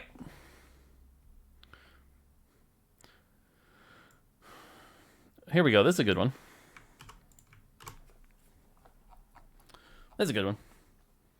Forget myself. I do everything. Don't worry about me. Okay, question. You mentioned a while ago that you're not happy with the lack of player agency in Stage 2. Can you share your conception of the problem and how you might increase the number of decisions to be made in the early game? This is a great one. What I don't like in the early game right now is that the way you play the early game is you get gold. You spend the gold on the things you're most likely to pair. So it's like, oh, there's 2 Olafs in my shop. I will buy the 2 Olafs. Or things that you're biased towards, like, oh, I see a Kha'Zix. I like Kha'Zix over Fiddlestick, or not Fiddlestick, Kha'Zix over Vlad. I buy the Kha'Zix. And the income comes to you. You get however many gold you get. Totally fine. Then the next few stages happen. You never press the reroll button, because if you press the reroll button, you're an idiot. You should never press that button. And the shop appears, and you either get pairs or you don't. Good for you. And you slow the econ. You level up likely at 2-1 to 4, 2-5 to 5. Earlier if you have a win streak and hit some of those units. And that's it. You never press the reroll button, and you just kind of... the game's out of your hands. You just watch. And I think that is what early game has come to right now. It's like, it's too solved. There's no interesting decisions to be made. There's nothing you can do. I think that is incorrect. I think the reroll button is actually the most fun button in the game. And the game basically says, but don't press it, because if you do, you're an idiot. And you'll lose. That's bad. I think there needs to be something more in the game you can do in the early game. Now, there's super obvious ideas. A few of them have already popped up in chat. Should reroll cost 1 gold in the early stage? Or should you just get a free reroll in stage 2? Or maybe you get reroll tokens and you can use 3 of them in the early game and they disappear, or whatever. Like, there are solutions out there, but it's another one of those things that, like, frankly, I just haven't had the time to really test and try out. But I do think early game in particular, there's just not much agency. And I think that's bad. I think it kind of, like, if you look at, again, like, if you look at 3-3 where everyone's health is at, I don't think the people with low health did anything wrong. In fact, if anything, a few of them probably did something right, where they're like, I've purposely chosen to kind of play a weaker board and econ more. But it's very out of your control, and it shouldn't be. I think late game is much more in your control, where, you know, and people will talk about, like, oh, I did my level 50 roll down and I didn't hit any Dravens. And it's like, well, that's because you weren't supposed to be playing Draven, because you passed the 2 Aphelioses and, you know, 3 Vel'Kozes and whatever, and there were other ways you could have gone. You were just blinding in too closely here. So, you know, that's your thing. But yeah, so that's kind of how I came to it. And hopefully I can find some more time to test it. This is another one of those things we want to hire more people for, so that we can have times to hit these questions. But yeah. By the way, I'm going to address this one just to show you that I'm not going to shy away from... Oh, no, it got deleted. Never mind. I'm not addressing that one right now. Okay. Let's see here. Let's do this one. Okay. How is the team thinking about late game traits going forward? Revenant and Invoker are pretty plug and play into late game comps with 3-4-4-5 and 2-4-4-5. I mean, assume whatever. With direct overlap with Ivern, is this current state problematic or desirable? How many late game slanted traits do you want to see in future sets? I think late game traits are actually okay for the game. We saw this with Adept in set 4. We see this with Revenant in set 5. I think it's okay. And again, if anything, I think Invoker has been one of the healthier late game traits for the game. I don't think we need a ton of them. I don't think what you want... The worst case scenario would be like, there's early game and late game, and as soon as you hit late game, all the early game traits go away and you move all to the late game traits. That would be bad. We don't want to do that. But I think having a few of them is actually really cool. And this trait, like, the best example of this, actually, that I'm sure a lot of players will talk about how they enjoy, was Dusk. Because basically 4 and 6 Dusk were only late game traits. And so having those traits that are only accessible in the late game, that's a good thing. So... it kind of creates these situations where it's like there are something new to chase after, and that's what prevents the, like, early verticals. So I think having at least 1 or 2 traits in the game that only have 3 costs and higher is a good thing for the game. Okay. That's an easy one, but I'll do it. Question, what are your thoughts on set 1 Noble as a trait as a 6-champ vertical comp? Nobles have been my favorite trait in the game so far, as both breakpoints felt very impactful and fun. Noble was weird in the sense that it got away with kind of a dumb crime, but in a silly way, that I don't think... Yeah, I know, okay, I'll answer that one. Thank you. I don't think we could ever reprint Noble and get away with it, is my honest answer. Because I do think it was fun. I think 3 Noble was something you played very early. I think in set 1, it was acceptable to have the variance that Noble had. Because if you remember, set 1 Noble was 1 unit randomly gets this massive bonus. I think players would hate that nowadays, where it's like early game fights are literally decided by who got the Noble bonus. I think that would feel bad. And then the weird thing was 6 Noble did what we now consider a crime, which is it was a 6-piece trait that required a very specific 5 cost. Once you got Kale, you got 6 Noble. And so it was this really awkward thing where you basically played Noble, you were strong in stage 2 and a little stage 3. Then in stage 3 to 4, you were terrible because Noble falls off and is garbage.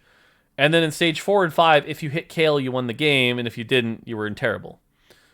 And if you compare that, it's actually Galaxy's 3.0, not the 3.5 version, where Echo...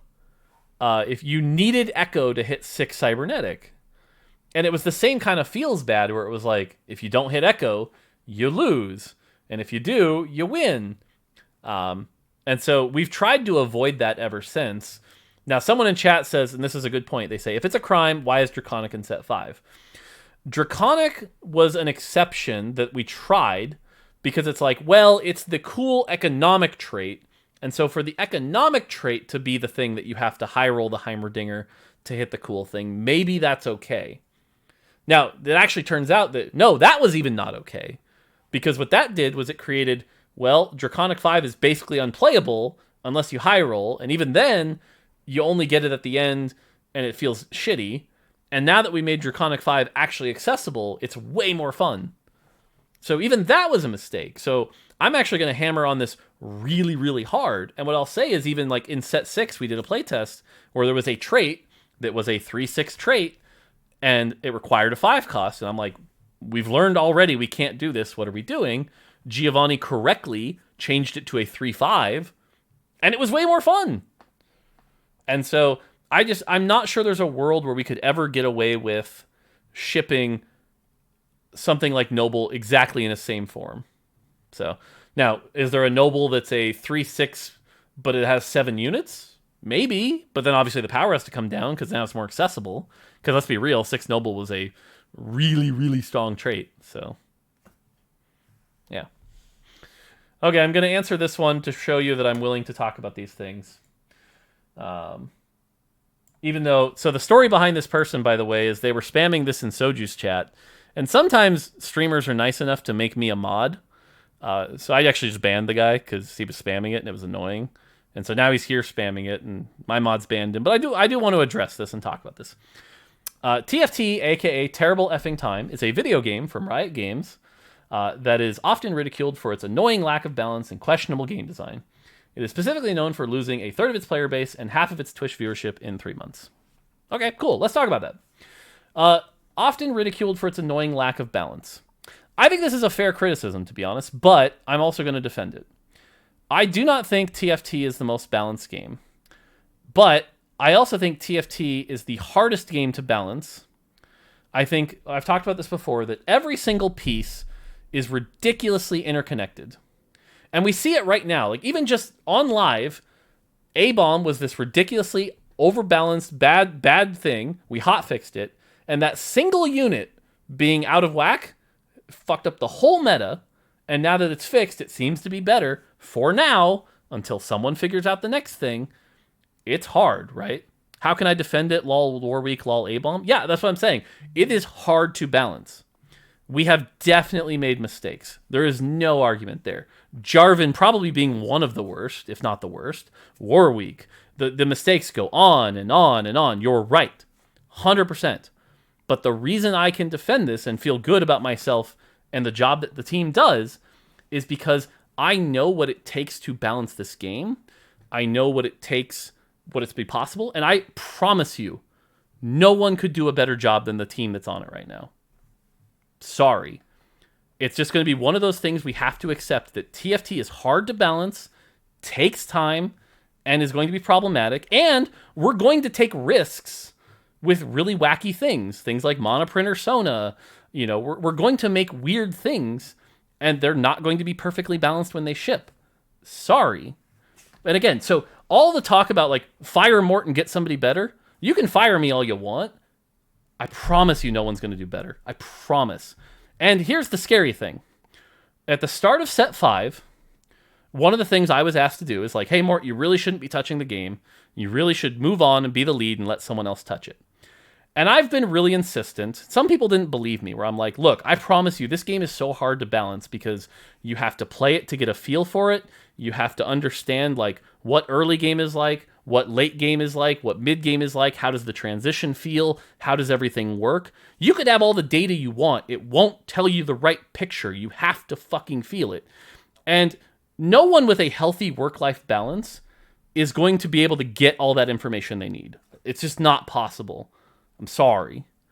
And the team I had take over my spot and try it, correctly, they had a good work-life balance. And they also over-indexed on data. They'd look at the data and go, this champion is too strong. We need to nerf it. They would go in the spell, and they would nerf the spell. It was a very overly simplistic way of balancing the game. I didn't agree with it, but it was a tactic. The result, as you saw, did not work. It did not take into account for a lot of the nuance that this game takes in, where it's like, what do you change? Why do you change it? What are you trying to accomplish? It is fucking hard. I go mental sometimes trying to do it, but TFT is what it is. I can't change the entire game design at this point. It is a hard game to balance. And so what I'll say is like the criticism of like it is an unbalanced game, absolutely correct. Absolutely correct. If you're not okay with that, I'm sorry. We'll keep trying to be better about it. But I don't think it's going to magically get infinitely better. We even tried to create a balance framework. And that balance framework kind of helped, but not really. And the other really good example of this is Vayne. Okay? If you remember at the start of set 5, Vayne, no one really played Vayne. The very start of set 5. In the data, if you looked at the data and you looked at our balance framework, Vayne looked underpowered. Vayne looked like she needed to be buffed pretty desperately. She was like the worst one cost by a significant margin. Then what happened? Well, China figured out how to play it with Shadow Zeeks, and it spread like goddamn wildfire in a day or two. And then Vayne became not only the best one cost, but ruined the game, okay? No amount of data, no amount of like healthy work-life balance would have caught that. The only reason I caught it as quick as I did was because I'm insane and got up at 4 a.m. and saw Tanner posting it into our Discord about 6 hours before it caught on in NA. Tanner shared that with me, and I was able to get us to react to it in time. And again, that's where I look at like events like that, and it's like, well, you shouldn't have let Vayne get to that situation in the first place. Sure, you're not wrong. But my conscience is clear as far as like how fast the team reacts to it, how much we're paying attention to it, how much we can do about it. And so, again, fire me all you want, you ain't getting better. Let's keep going on this. Questionable game design. So this is just buzzwords, by the way. Questionable game design. What's questionable about it? We've made a super fun game that is played by millions of players across the world, and we keep doing it. I don't think there's any questionable game design going on here. So it sounds cool to say, but nope, I just hard disagree with you. It is specifically known for losing a third of its player base. Let's talk about this. Did we lose players? Yes, absolutely. Why? Well, I mentioned this earlier today. Shadow items. Shadow items drove away a lot of players because they were complicated and unfun. Lack of high moments. The game was just unfun. You want to know one of the biggest reasons we lost players? Really simple reason. You're going to laugh, but it's a very simple reason. We took out Fortune. There is a large percent of our Eastern audience that, you know what the most fun they had in the game ever was? Fortune. Fortune was the coolest fucking trait in the world, and they fucking loved it. In China, there was this meme, and I'm not going to try to say it now because I'll butcher it, but they were basically like, me Fortune, me no pivot, first or eighth. And it was like the most fun thing in the world. And when we got rid of Fortune, we lost a lot of players because of it. And so a lot of the pivots we made in 5.5 were to address some of these things. More fun moments, more cool high rolls. But again, not at the expense of competitive integrity. So we have to be careful. And so again, did we lose players? Yes. It's factually this troll or whatever, he's factually correct. We did lose players. Also pandemic lockdown, but I try not to blame things I can't control. Games do come and go, different times of the day. Fates was basically a high. Although, and if I get in trouble for saying this part, I'm sorry. Fun fact, most played day of TFT was set 5 day 2. In all of TFT's history, set 5-2 was the most played day of TFT. But, people didn't like the set. So, that's okay. We'll make a better set. And this is why I keep comparing us to Magic the Gathering. It's like, we'll make better sets. We'll get better. There will be rough sets. We have to try things. We have to try new things. We can't play it safe. If we play it safe, the game will die, you know? And lastly, and half its Twitch viewership in 3 months. I mean, that's just the same thing. But as I already told you, I don't actually care about this number. This is not a real metric. I don't care. Our Twitch viewership could be 0 and we have 50 million players. I'm happy. It's just not a real metric we should be judged on. So there you go. I want to show you that, like, this Q&A is about addressing all the criticism. I want to hear it all, but I'm just going to be honest with you here. So TFT is terrible. I doubt you listened to that, but if you did, there you go. Because my guess is you weren't trying to get a productive answer out of me. You were just mad. Because bad. But, you know. Okay. So what about watching TFT tournaments? Right now, there is no format or technology to make watching tournaments actually fun compared to other games, or at least informative. Mainly because you can't actually tell what's happening on other boards. Any ideas to make that better? Yeah. So this is actually totally true and totally a problem. But TFT esports is going to be challenging. Let's be clear. TFT is never going to be as fun to watch, I think, as a competitive team-based game like Overwatch, League of Legends, Valorant, you name it. That doesn't mean it can't succeed, because our goal shouldn't be beating League of Legends. It's aspirational, but kind of unrealistic. Our goal should be to make a cool competitive scene for anyone to enjoy and to watch. Now, this shouldn't surprise anyone or anyone who's talked to me, but I certainly think Riot dropped the ball on delivering a spectator mode. Literally, when TJ got the job, the first thing I messaged him was, "Hey, bro, welcome to the team. Let's do spectate." So it's certainly not for lack of trying. And thankfully, it looks like the esports camera is finally coming at the end of the set, so less than 3 months away. Thank frickin' God. What I have seen is some cool proposals from partners on how to make that really cool and some cool storytelling we can do with that. I think will help a lot. Also, props to Froden, by the way. So I've been casting as like a random hobby thing, but I'm not a good caster. I just like talking about TFT. Froden is like, actually, hey, we should figure out what a good TFT cast looks like, and we should really sit down and like, how do we make this casting experience better for the viewer? And that's such a really cool way to think about it. And I think there is a lot of improvement we can do to tell the story. And I try to do it in some of my casting where it was like highlight the stories of like, you know, Broccoli taking the Yasuos from Maya Sil and really highlighting that, or the positioning of Karma, like really cool moments. But the harder part about TFT is going to be telling the story throughout the game. And like you said, the stats and different things. And again, TFT is such a complicated game that getting all that out, also while it's happening on 8 different boards, is going to be really tough. We were talking about this last night at our designer dinner. I think it was Witty that was like, it should actually probably be closer to golf, where technically golf isn't all being played, or it's all being played at the same time, but you highlight a player, and then when something cool happens on another person's board, you kind of rewind and watch the replay as if it were live. And then you can actually see like, okay, we're going to go look at Soju's roll down, and oh my God, he hit a Draven at 2-6. That's incredible. Oh my God. Even though it actually just happened already.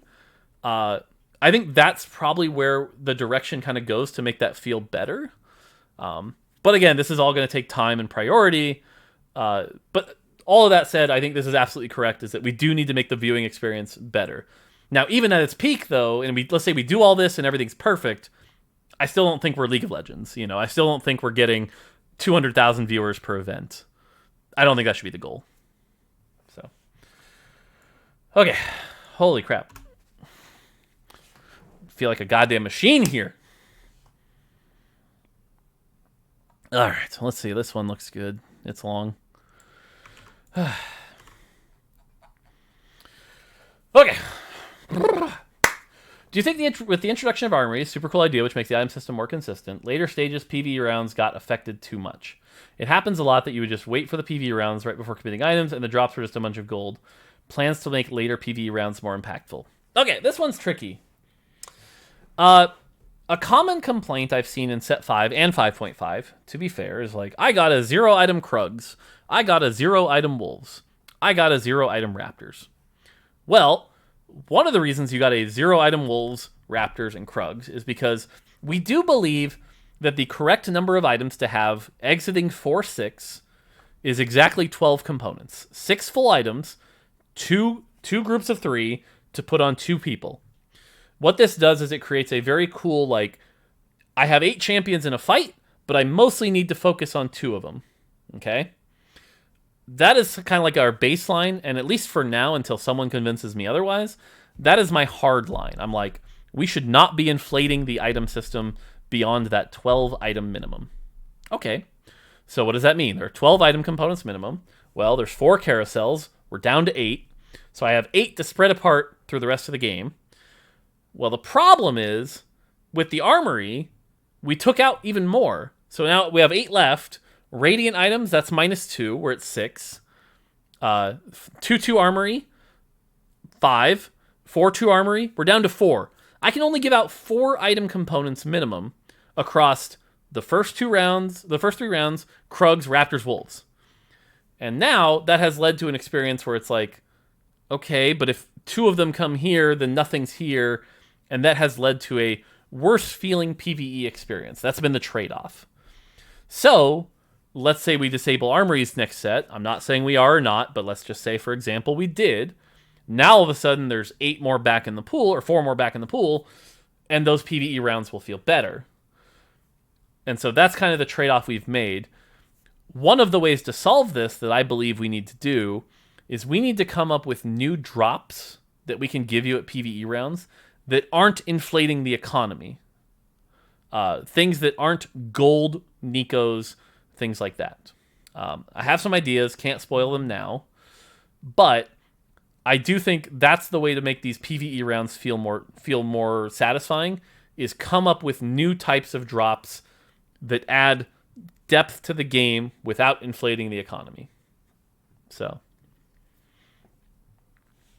but that is why we're in the situation we're in now, is because we had to take the items from somewhere, and so now the PvE rounds end up feeling a little less satisfying. Totally fair call out. Okay. Let's see. I'm going to go... It's been 2 hours. I'm going to take a quick 3-minute break to stretch, and then we'll keep going. So give me 3 minutes. I will be right back, okay? So be right back. I'm even going to press this button I never use. Be right back.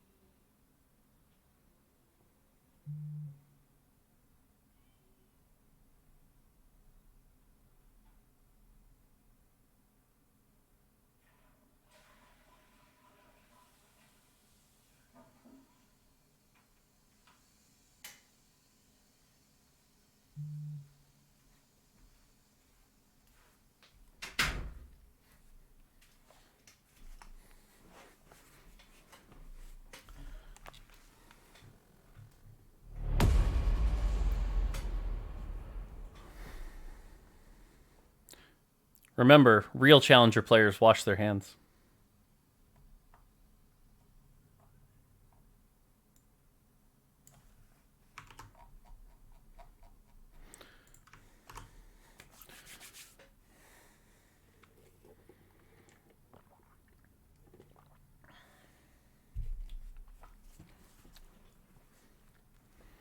The music has been off super low this whole time? Really? You guys can't hear the music? Oh, yeah, you're right. What the hell? So this whole time I've... Oh, my God. God damn it. Really? Well, that's frustrating.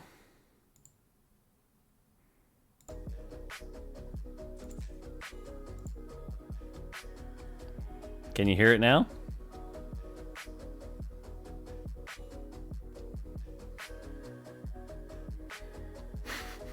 Well, that's embarrassing. This whole time I'm like grooving to fucking sessions and you guys can't hear a damn thing. Ugh. Sorry. How's the volume? Is it too loud? Too quiet?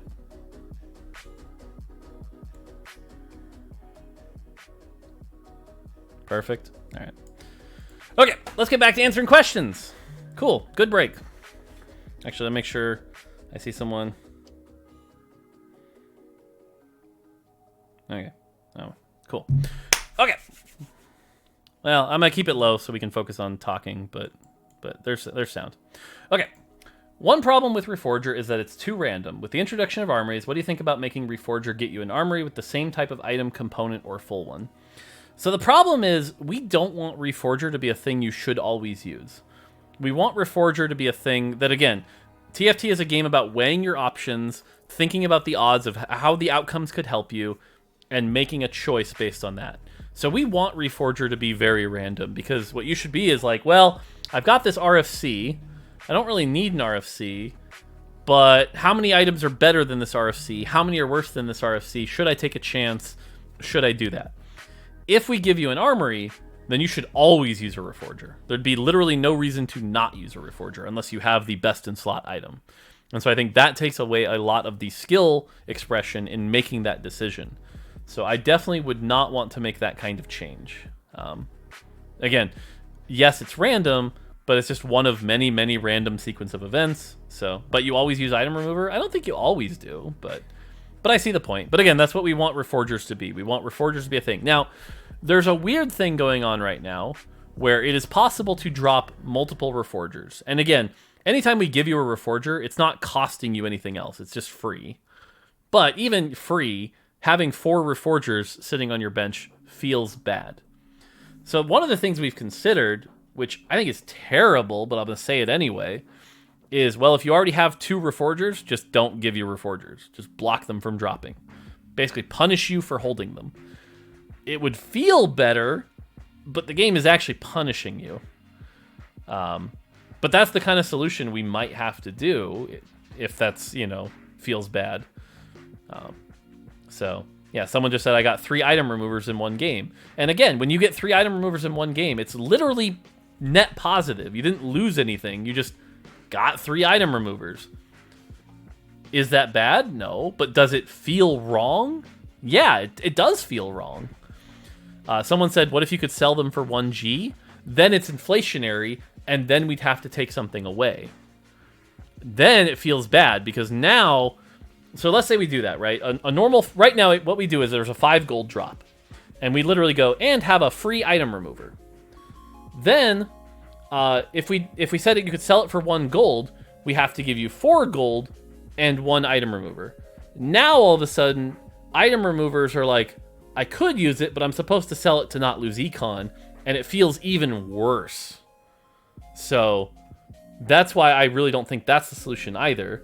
It's just a freebie. So, what if you could equip the Reforger on a champion and give him a hat? See, now that's an idea. That's an idea. All right. Okay. This is a good one. Let me see if I can answer this. I fucking scrolling. I'm so bad at this. Okay. Let me see if I can answer this one. I haven't even read it yet. So, question, please answer this. There is a bug right now with only TFT where your client and PC freezes because the in-game client don't close properly. Can you fix this issue? So, I'm not a tech person, so I'm not going to be able to help you solve this, unfortunately. What I will say is that sucks. It feels really effing bad. I'm sorry you're having that experience. It's also not universal, which makes it very hard to solve. I can open the client right now and close it properly. I'm sure 96% of the chat is probably not having this problem either. But some are, and that sucks. Do I wish our client experience was better and more consistent? Yes. But I will say, even the games with the best client experience have crashes, have issues, you know, and so there's always going to be someone with a tech issue, and it feels fucking bad. It feels so bad. I hope we can find a fix for you. I really do. I'm not the right person to help fix it for you. It's not what I understand. That's not what I'm good at. And does it happen more in the League client than other games? Absolutely. Totally fair criticism. So I won't even try to defend that. Like, yep. I mean, hell, you've seen it on my stream where I kind of lose my shit when the client starts messing me up on PBE and won't form a group. Or, hell, there was that game where the fiddlesticks frickin' broke my game, like, with the memory leak. Like, but, yeah, I wish I could help you. I really do.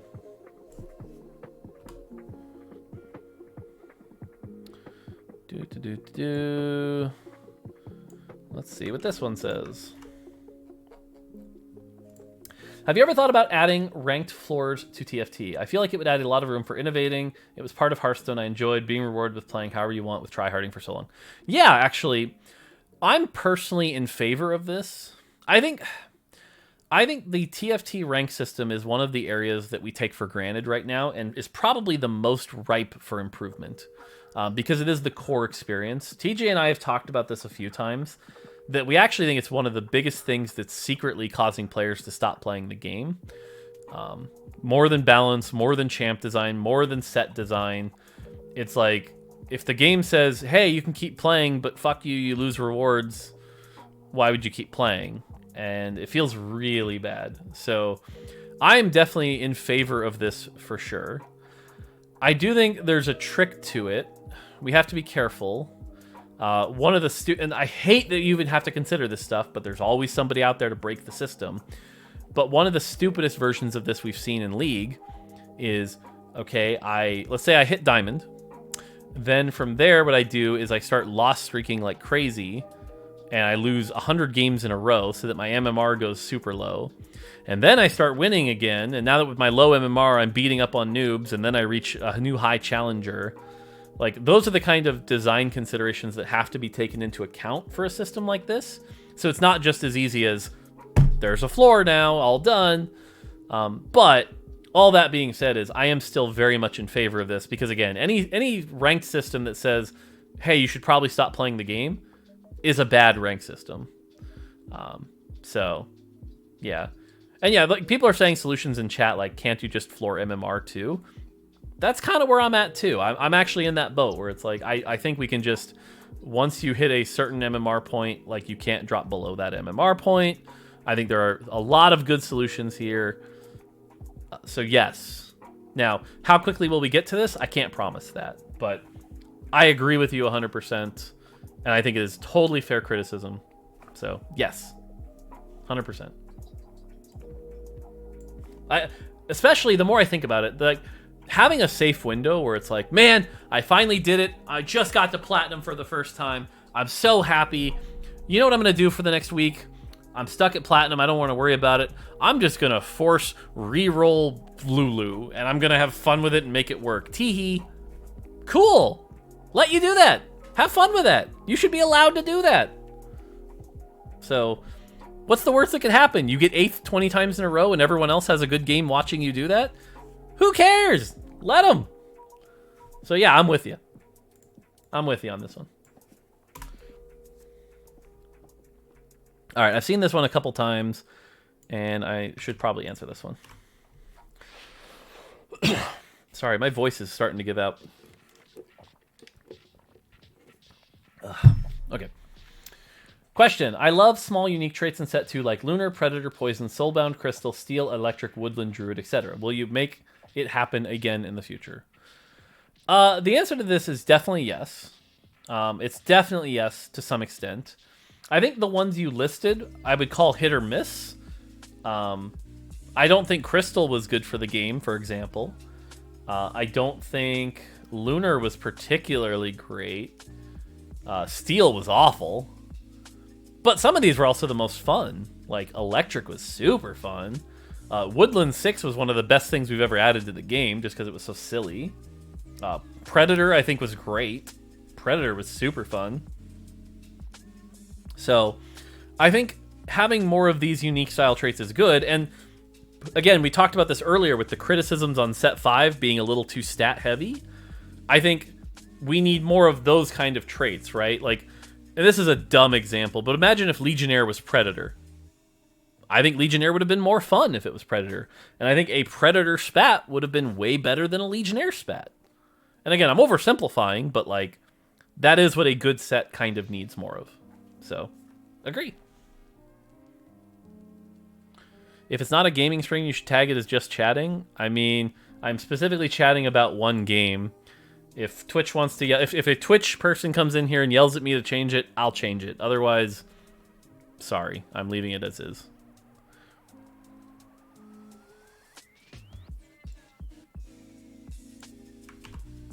You don't like it? I don't make the rules. I don't make the rules. I just think them up and write them down. All right?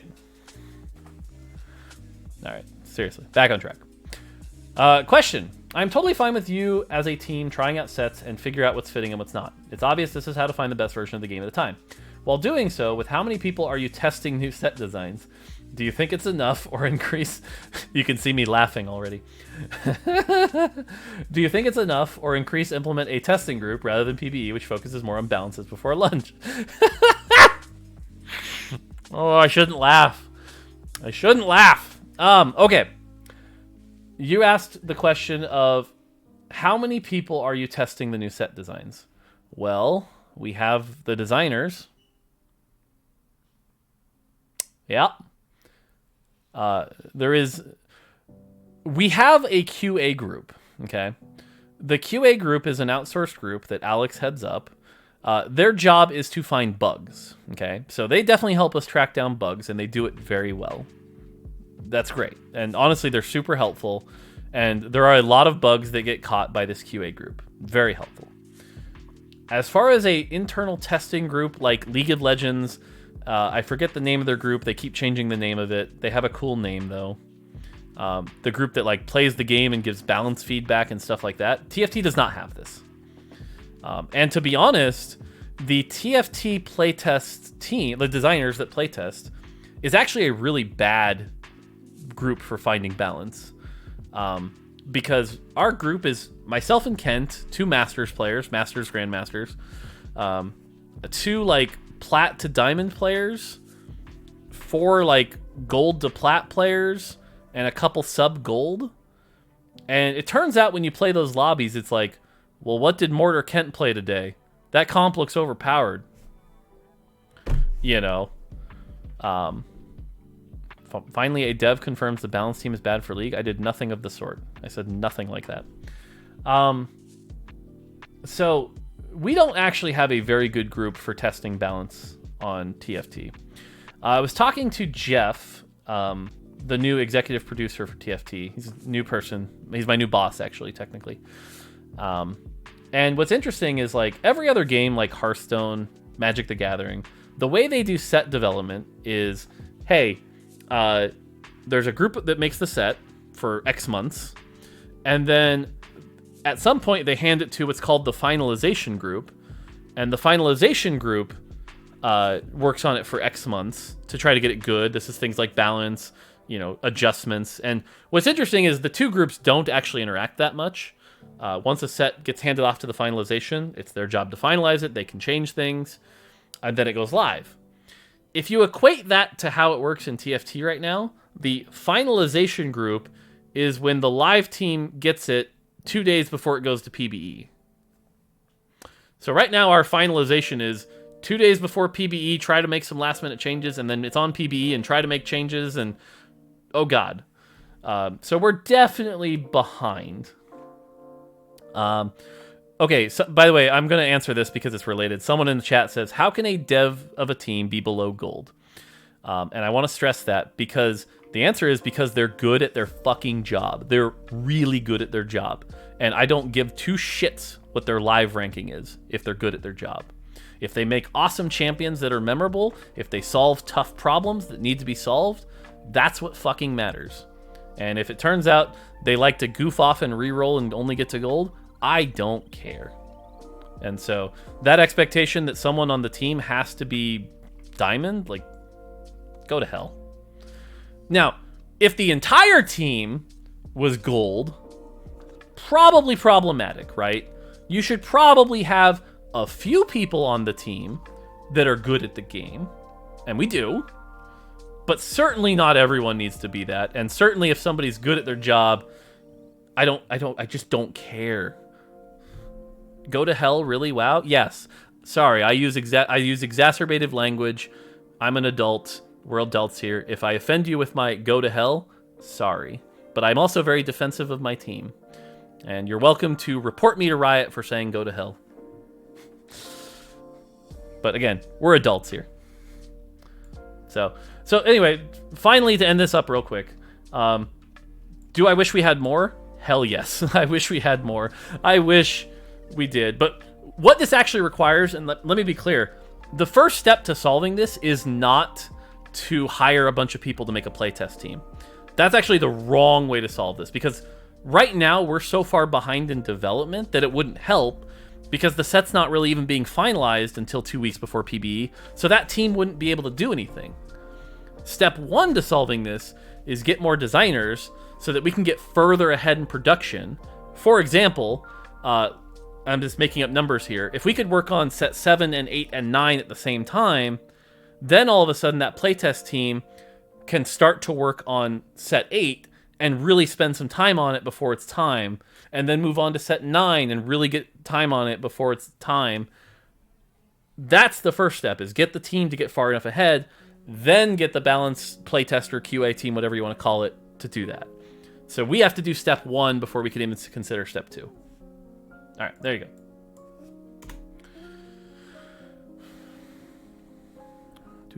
Oh, God.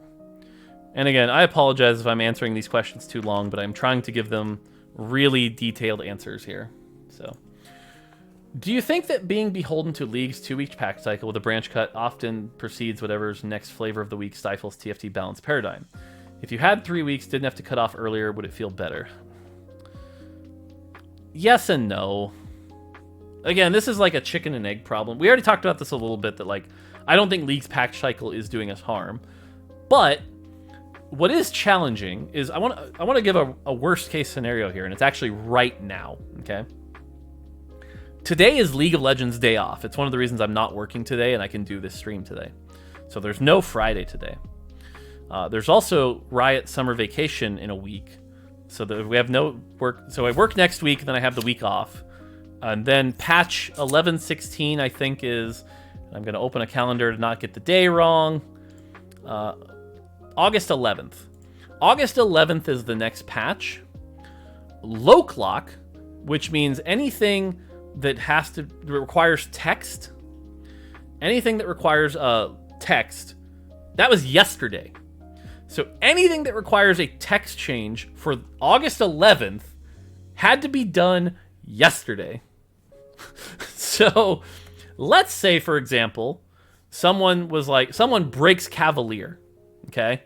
And Cavalier is now the most busted nonsense on the planet. And we're like, God, we should really rework Cavalier to do armor and MR instead of full DR. Well, guess what?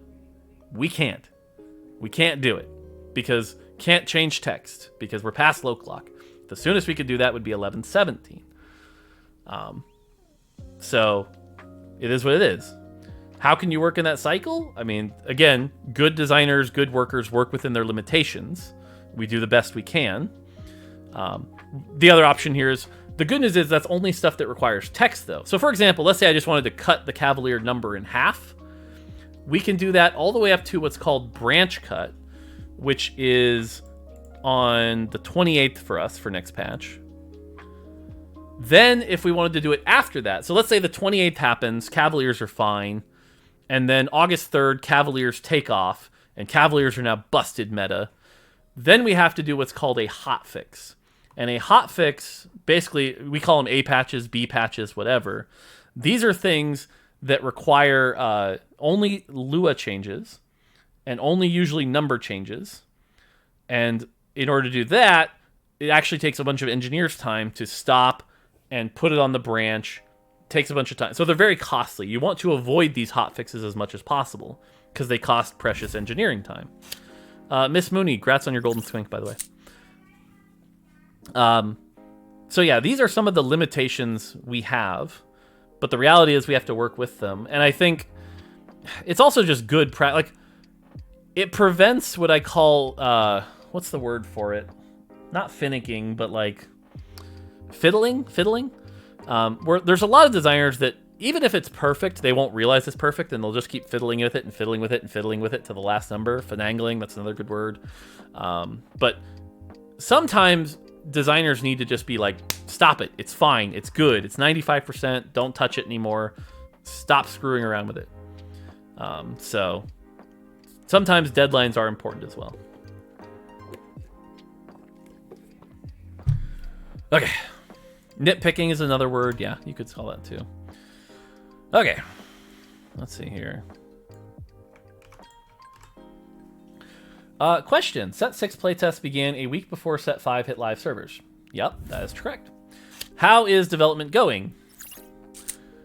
Seems like you guys are ahead this time around. We are certainly the most ahead we've ever been, and this continues to be the goal, is to get further and further ahead.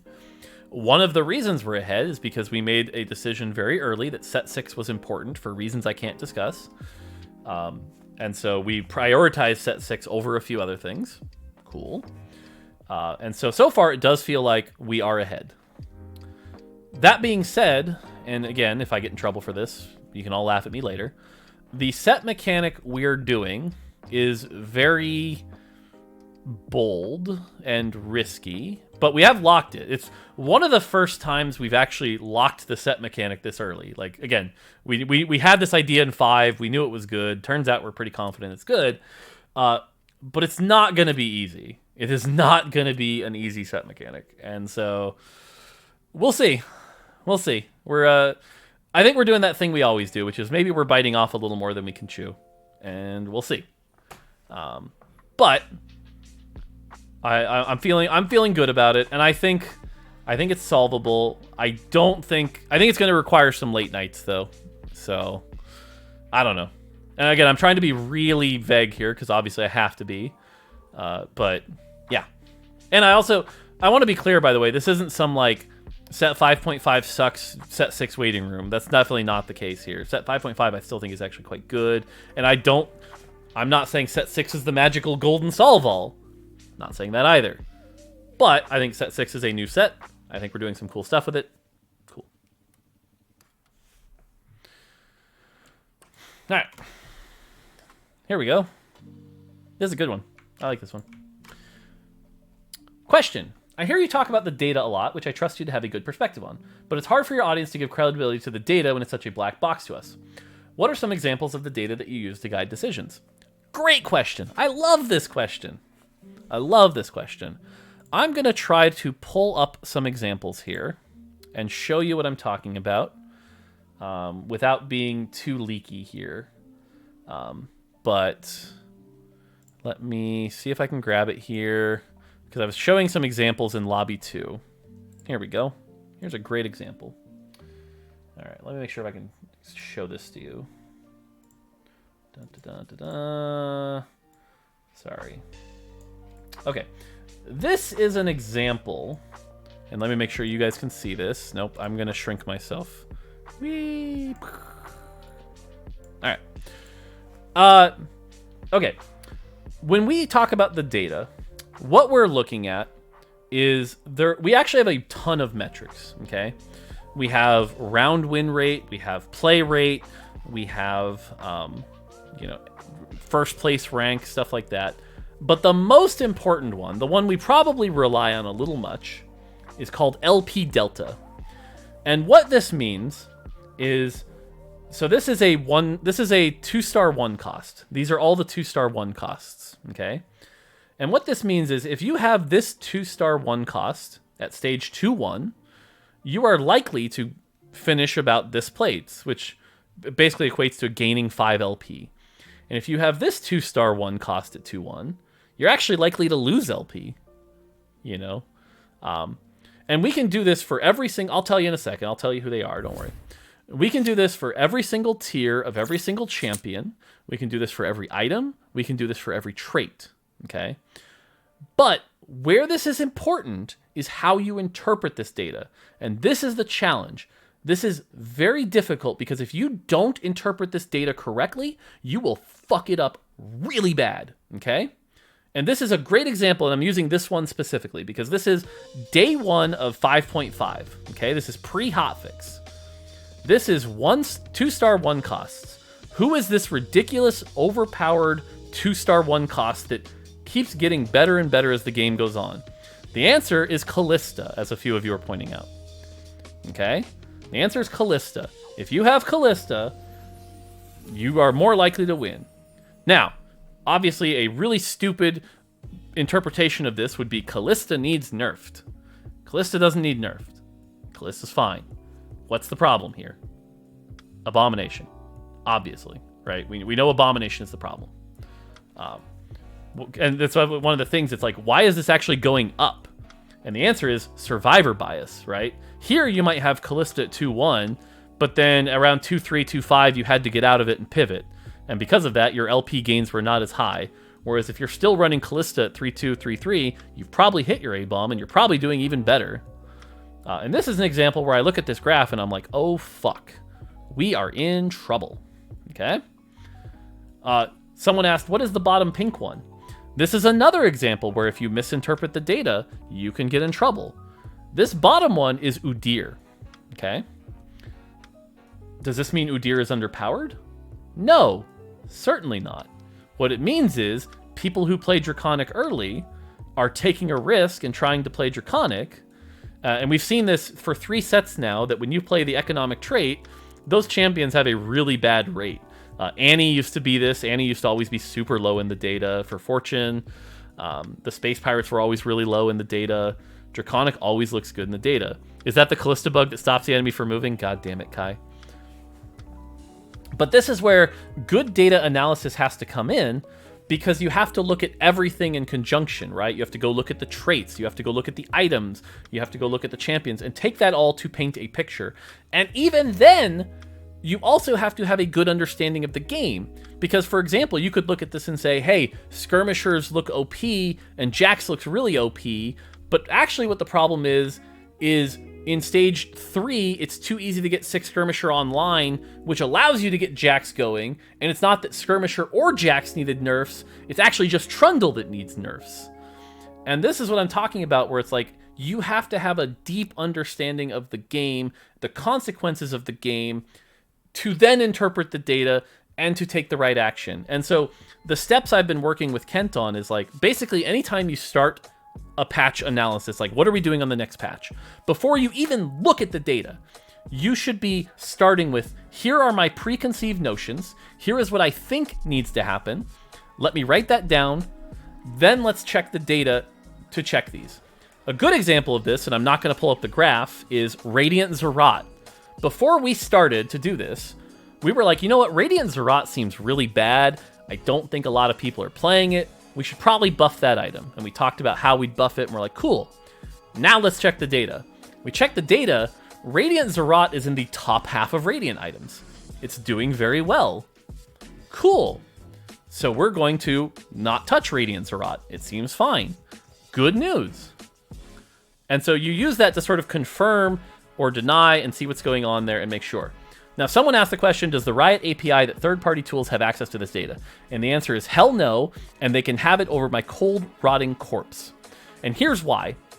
We've seen this with League of Legends, that as soon as stuff like this gets out in the wild, most players, and when I say most, I mean literally 999,000 out of a million, will misinterpret it, use it to only play a certain way, use it to make giant overstating claims like, for example, see this blue line here? This is Vayne. And this is some player that will say, Vayne is the worst unit in the game and she should never be played. Which is factually incorrect. And I don't think players need this tool. It will do terrible things. We already see them do it with what little they have, which is like, hey, this comp is slightly performing higher. Everyone better force that comp. Which is not true and not how you should play the game. So, hell no would I ever release this data to the public. But you asked, what is an example of the data we're using? That is an example. So, now I get to be big again. Wahahaha. Cool. So there's some examples. Oh, this is a long one. Holy shit. Oh, I'm going to post this one, but I already answered it earlier, and apologies. I am going to post this VOD later, but... am I centered? This is going to bother me. Whatever. I really like set 5.5 is not... Oh, wait, actually, this is different. Let me read this. I actually really like that set 5.5 is not a large of a shift in content from 5.0, that it feels like a new set. It's most frustrating to me personally after a newness of a new set wears off, becomes solved, and then it's a slog of balancing all the new content that's been injected to the game. Are you planning on keeping mid-set expansions smaller and more focused on quality of life improvements from now on? I don't think we've gotten to the point where a mid-set is a solved, defined thing. I think we are still in the phase where every mid-set is going to be an experiment on what a good mid-set should look like. And I don't think after our third mid-set, we're like, yup, this is for sure what the best mid-set is. I think we might try a mid-set, like, I'm making this up, don't hold me to this, but I could see us trying a mid-set where 26 units get replaced and no trait, or 0 units get replaced, but like there's a wildly different mechanic, or, you know, there are different things that need to be experimented with to find what is the best mid-set. And I don't think we've solved that yet. I don't think 4.5 was the perfect mid-set. I think 4.5 had too many reprints, for example. Or 4.5 we kind of screwed up because, like, yeah, there were a bunch of new carries, but Olaf and Tryndamere were, like, the same champ, basically. You know, and so, like... someone asked a good follow-up question here, though. Why do we need mid-sets? This is a great question. Okay. Remember how earlier we were talking about how players get bored of content over time, no matter how good the content is? We need a refresher in the content to add new life. It's also a good time to say, hey, players, why don't you come back? We've got a new battle pass. We've got some new content for you to try out. Ranked has reset. It's a really good time to do that refresher. And that is very valuable.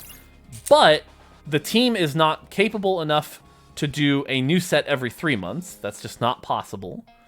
And to be frank, even if we could, I don't think that's the right answer, because having to relearn all 56 champions and all the stuff again every 3 months is a little much. But a mid set is like, cool, I know some of this. I can ramp in a little bit. Feels good. So mid sets actually feel pretty good.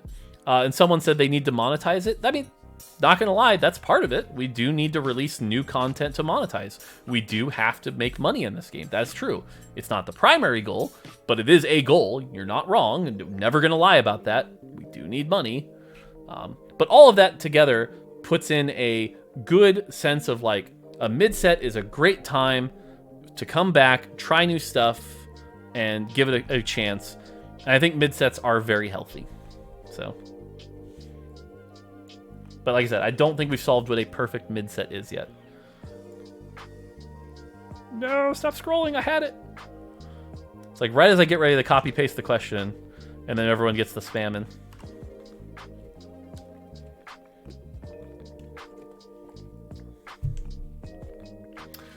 Question. I watch too much TFT and don't play. Sag. As an active viewer, I love seeing when the players at the top level can sprinkle in Mystics or Ironclads in the last couple fights along with positioning to eke out a first. It seems like right now OP comps don't make much of that necessary. Curious to get your take. Is that true? Now, I'll admit, the last day and a half I've been super busy, so I didn't get to see everything post-hotfix. But at least on PBE, it was a lot of Mystics and Ironclads. I'm not sure what the current OP stuff is right now, but I would imagine there's still a lot of Mystic and Ironclad. This seems just incorrect to me, but... Lots of 4 Mystics sprinkled in against AP comps for sure. Chat's kind of mixed. I mean, I'm seeing a lot of not true. I'm about to say I've definitely probably seen a lot of Ironclad. I think one of the challenges here, though, and let me talk about this as kind of an aside. Mystic and Ironclad have done this thing that I think is very difficult for a lot of players to comprehend. A lot of players think, hey, I have 4 Mystic, I should definitely beat every AP comp. I have 4 Ironclad, I should definitely beat every AD comp, right? I picked the hard counter.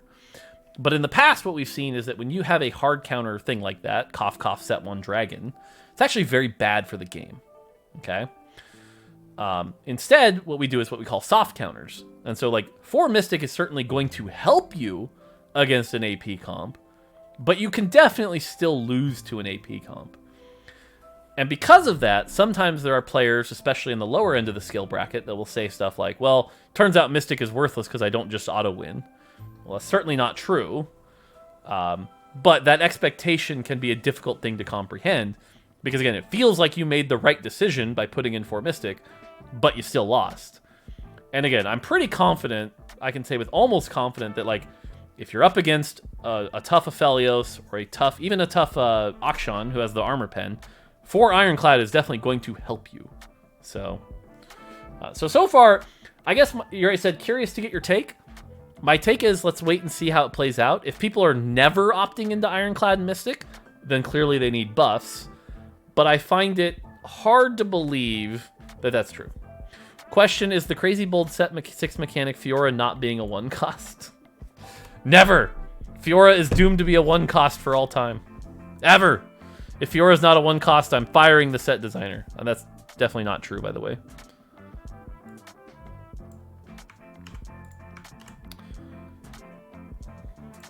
I've heard a EU TFT streamer saying that TFT would eventually die if they stop streaming, because the only way people hear news, changes, and competitive stuff is through their streams, and Riot haven't figured out a way to communicate efficiently. For example, most players won't even know there was a hotfix yesterday or won't read patch notes. Do you agree, disagree? An in-client notification would be an easy fix to this vital work streamers do. Okay, a couple things to break down here. I've heard EU TFT streamers saying TFT would eventually die if they stop streaming. False. It's just false. Even the biggest streamers, and again, I've talked about the value of having a good streamer partnership. Uh-oh, Riot Whitrock's here. You know, Whitrock, you could always join me if you wanted. Anyway, I think TFT streamers are important. I think TFT streamers are good. But we've lost some of our biggest streamers, and the game only got bigger since then. And I'm going to pick on Toast a little bit. I love Toast to death. Toast quit the game. Totally fine. That's cool. And TFT got bigger. You know, it's not like streamers are the deciding factor in the success or failure of TFT. That's just not true. Now, separately from that here, have we done a good job of getting news out? No. Hell no. Hell no to the 10th degree. Should there be an in-client notification? Yes. Abso-fucking-lutely. Like, yes, oh god. But, you know what it turns out isn't very easy to develop in? The League of Legends client. So, not going to make excuses, but yes, it should be there, and yes, it's a pain in the ass. And I'm actually going to give credit to Hearthstone. I think Hearthstone is actually the best example of this, where it's like you log on to the game, and right away there's a goddamn big screen that appears that's like, yo, this card changed. This card changed. This card changed. That's freaking sweet. And should we have that when you log into TFT and press play for the first time? Yes! Dear God, yes, we should. Do we? No. And in the absence of that, I would say we're doing the best we can. Now, someone has said, do you think it's an easy fix? I think it is easy conceptually. Unfortunately, it's not easy from an implementation standpoint, which, you know, that comes... Often there's this thing of like, well, it should be easier. And it's like, well, yes, and world hunger should be solved, and things should be better, but sometimes they're not. And in the meantime, you do the best you can. And so what I do is the best I can, which is be super clear on my Twitter and try to be as super open as I can and share every piece of information I can. Probably to a level that's maybe too far, but yeah. But I also, again, the idea that a streamer is the primary way people are getting their news is also just like asinine. I think the biggest TFT streamer is Soju, who at peak has 11,000 viewers, and TFT has millions of players.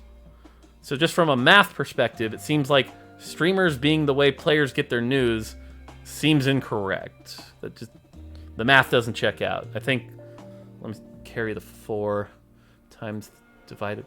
Yeah, that doesn't work out. So.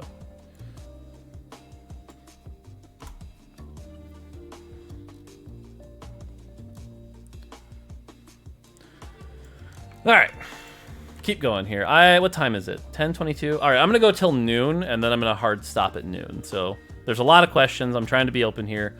But we'll stop at noon today. As much as I love A-Bomb and Mech, Cultist to a lesser extent, these two traits feel OP and were often patched. What do you think makes them hard to balance? Would you design the next set big tank trait to mitigate this in the future set? If you're going to noon, I can join in like 20 minutes. Ooh, all right. Witty can answer questions too. Nice. That'll be fun. Okay. So here's the thing. Not doing a trait because it's hard to balance would be cowardly. I think Mech, for example, absolutely, like the criticism that Mech was the hardest thing to balance, totally true.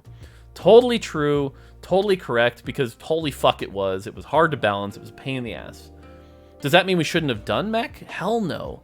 I would bet you a majority of people's favorite thing from Galaxies who played Galaxies was Mech. Mech was just, it was exciting, it was memorable, and so we should do Mech more often. Does it mean we should get better at figuring out how to balance it? Yeah, and maybe if we'd had 2 more months to like test it and get it numbers better, we could have balanced it, maybe. But like, I think the incorrect decision here would be shying away from things that are fun because they're hard to balance. So I, at least under my direction, we will continue to push the boundaries of fun before cowering away from hard to balance. And if that means the live team has to work a little extra hard and change a few things over and over, and let me be clear, A-Bomb's another good example of this, because I don't think A-Bomb is balanced yet either. Even after the hotfix, I think we kind of had to hit it in the wrong spot a little hard from what we could actually hit. And so A-Bomb probably still has more stuff to figure out. See, Whitrock's here going, yay, 9-item mech.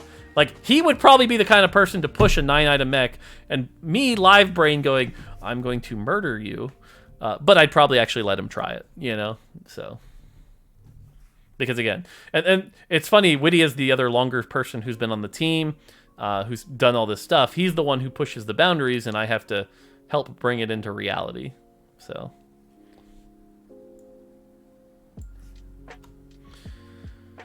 all right.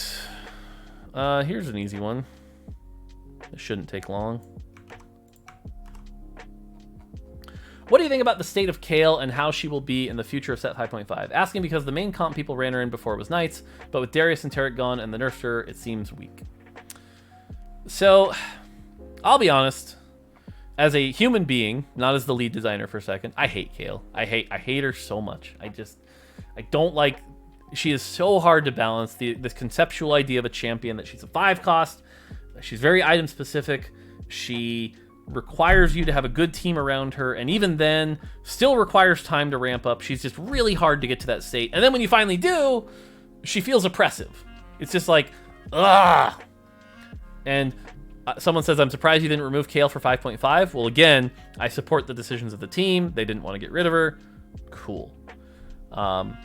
That being said, data-wise, she doesn't look bad. She's actually like mid to high tier 5 costs. So the challenge here from my end is like, well, how do we get more people to use her without just buffing her? Because if we just buff her, then the cases where she wins, she's oppressive. And that is a challenging design problem that I do think live teams should tackle. Now, step one of that is happening next patch. We're reworking Legionnaire so that Legionnaire can work with Kayle. And so now that may open up some new options with Kayle. Because the new Legionnaire trait comes with Omnivamp, now Kayle doesn't need Hodge, doesn't need Gunblade, opens up new itemizations on Kayle. So that should make Kayle a little easier to use. That should hopefully help. Will it solve everything? Probably not. I'm under no delusions that like a simple Legionnaire fix is going to make Kayle great, but it's a good first step. And the other thing to be careful is, even if Kayle, let's say Kayle is the least played 5 cost, but doing okay in the data, and she's very niche, if the players who are enjoying that niche are enjoying her, you don't want to remove that identity either. So, and again, this is where a bad designer would probably do something like, well, the way to fix her is instead of having her level up 4 times because the low is too low and the high is too high, we just flatten her. And maybe she just only casts once and then she's good to go. And it's like, well, yeah, that would be more balanced, but it removes all the tension, it's less exciting, and it's just a flatter experience.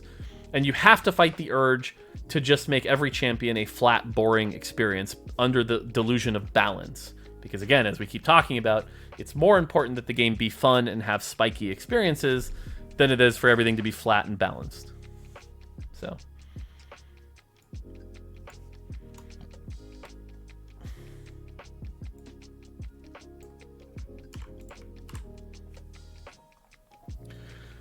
hey Mort, I took sets 4.5 and 5 off and have been playing Hyperroll the last 3 weeks. Do you guys balance around Hyperroll at all, and what's the future plan for the mode?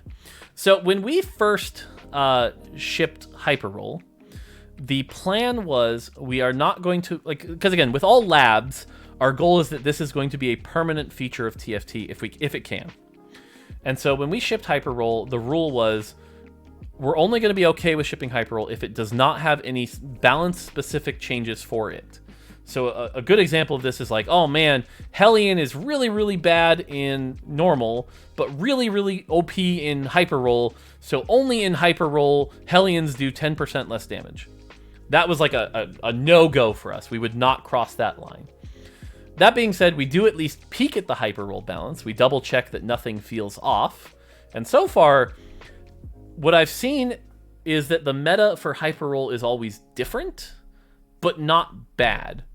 The biggest difference before 5.0 was that all the early game-centric comps were better because everyone was rolling down, playing strongest board, keeping themselves alive, and by the end game, there wasn't enough gold to transition into the expensive boards.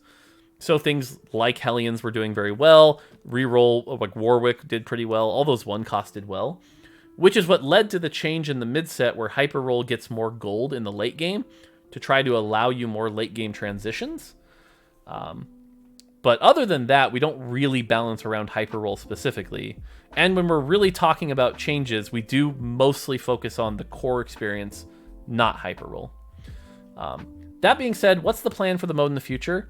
I don't have anything to share today on that. I can't talk about that. What I can say is it's doing well in some regions, and it's not doing well in other regions. The most interesting thing that I think I can talk about, and again, if I get in trouble and I get fired, you know why, is surprisingly mobile players don't like Hyperroll.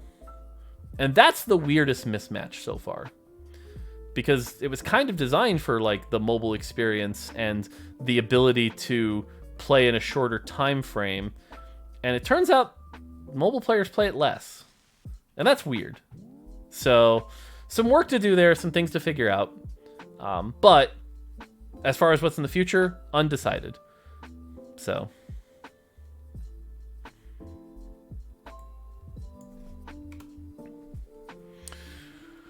Okay, here's a good one from a checkmark person. Checkmark people are more important, right? That's a joke. Would you ever consider adding 2 to 3 units during a set? Even if it kind of griefs the unit's pool, I feel it just the fact of having new champions feels really exciting and makes the set less boring. Okay, this one's tricky. So back in the day, set 1 and set 2, we did what was called drip content. This is like we added Twisted Fate, and we added Pantheon, and Pantheon was super balanced. Keck W. We added things like 2 or 3 champions at a time, and we did what's called drip content. What we found was that it had 0 effect on player engagement.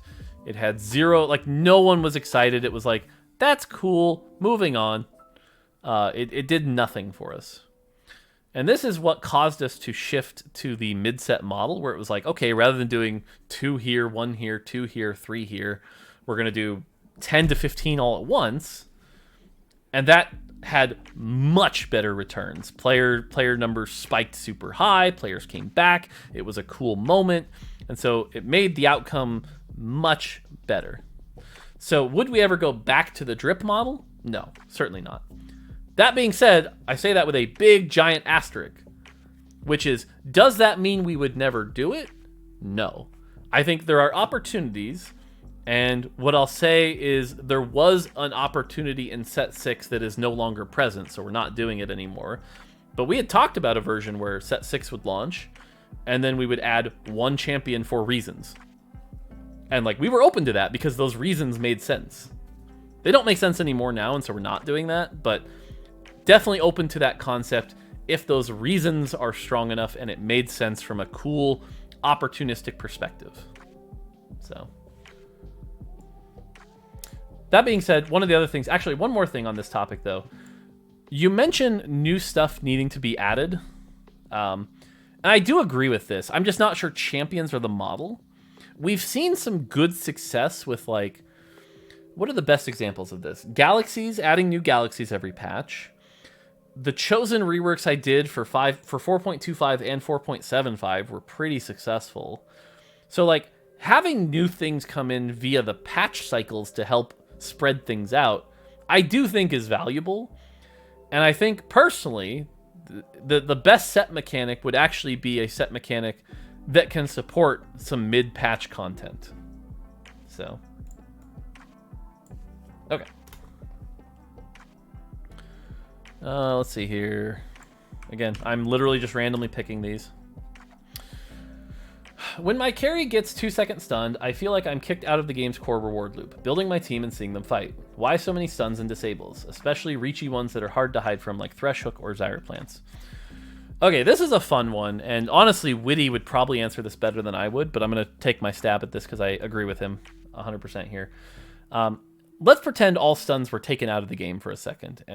What that does is it just creates an arms race, right? It's who can do the most DPS at any given point. It's just fire, fire, fire craziness. Stuns are really good because they create interesting interactions and they slow down the pace of the game. And so all of a sudden, like, not everything is going on at once. There's a moment of, like, pause. It creates a good fight variance. It creates a good, like, flow of the fight. Stuns are important for the game. They're very clear and understandable. So just overall, they're good for the game. Stuns that one-shot Keck W, no, those are bad for the game. Those are not good. Things should either be a stun or damage, not both. LeBlanc was a big mistake. No problem. They do also create positioning-rich decisions.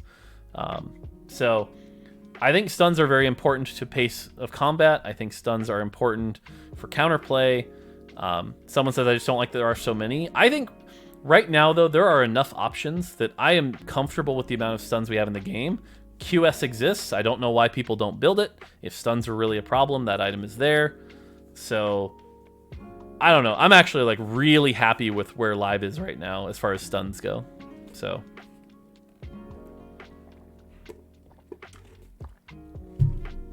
cool. All right, this one. I've already coped with the fact that set 2 isn't going to return and nearly crushed the game. I've cried my tears, but do you think that you'll try some of the things again from that set, like a 7-cost unit traits that change based off game start champs that summon monsters?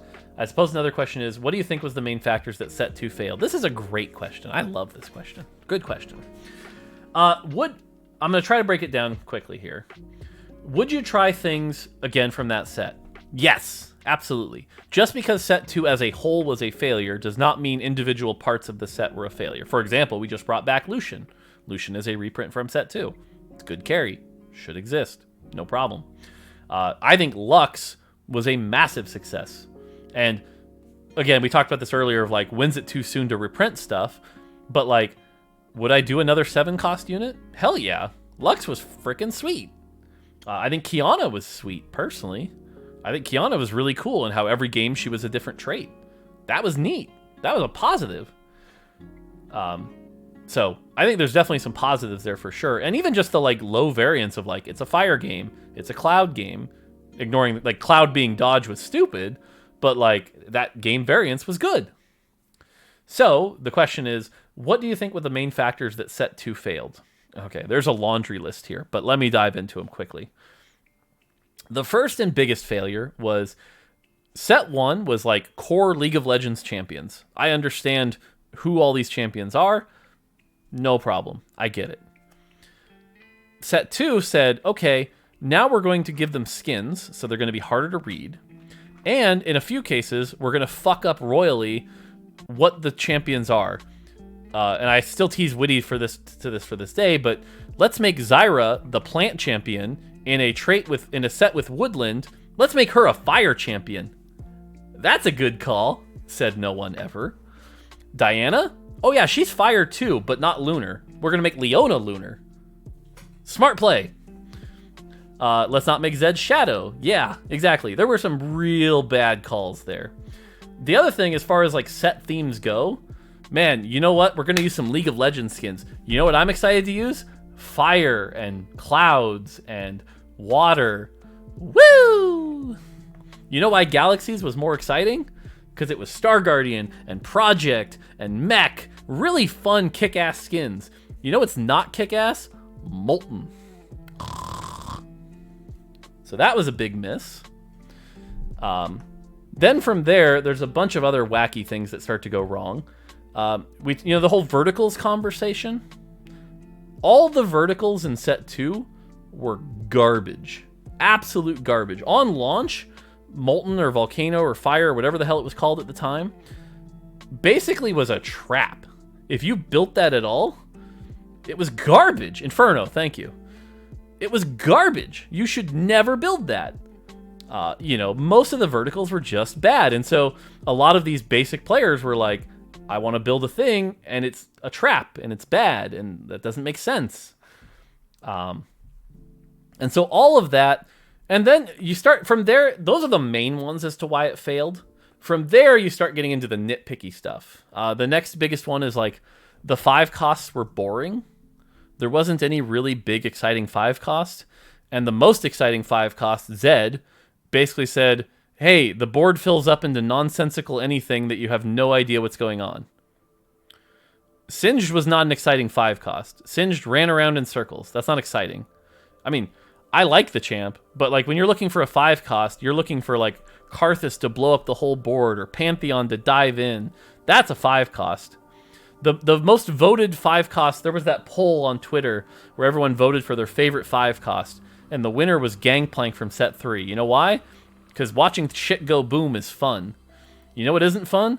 Watching everyone slowly bleed to death while they fail to awkwardly go through our hex pathing, chasing a guy who's Morello burning you to death.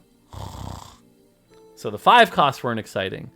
And again, then from there you start getting into the really nitpicky stuff, but still true. Combat clarity was garbage. Zyra plants killing you from all over the place. A lot of skills had randomness. Azir and Talia just deleting people for no reason other than because of dice roll. But those matter a lot less than the first stuff we talked about. And that's one of the other things is like oftentimes when dealing with the community, you see these things where it's like, this one thing bothers me and it's the reason the set failed. Set 2 failed because all the skills were random. No, it definitely wasn't good, but it's not the primary failure. And so on our job, we have to make sure we properly identify the thing that we need to take away from. And that's where our SA team comes in and helps us identify what's actually a problem. And this is where, and again, this is another not popular one, but Reddit often talks about like, well, yeah, the balance was bad, and the balance is the reason people quit the game. And I always have to bring up the example that during War Week, which was garbage balance, our player numbers went up. And most of the time, our SA team says that balance doesn't actually affect our player retention. It's scary, and I don't think it's entirely true. Whitty and I have talked about this, that like, while that might be kind of true, like, doesn't mean we shouldn't balance, and it certainly doesn't mean, like, no one would say, well, if balance doesn't matter to player retention, guess we don't balance. Like, that's clearly not the takeaway. But it isn't the big thing, you know? And so anytime you see a Reddit thread where like, yeah, the balance was so bad and that's why everyone left, it's no, sorry, it's not.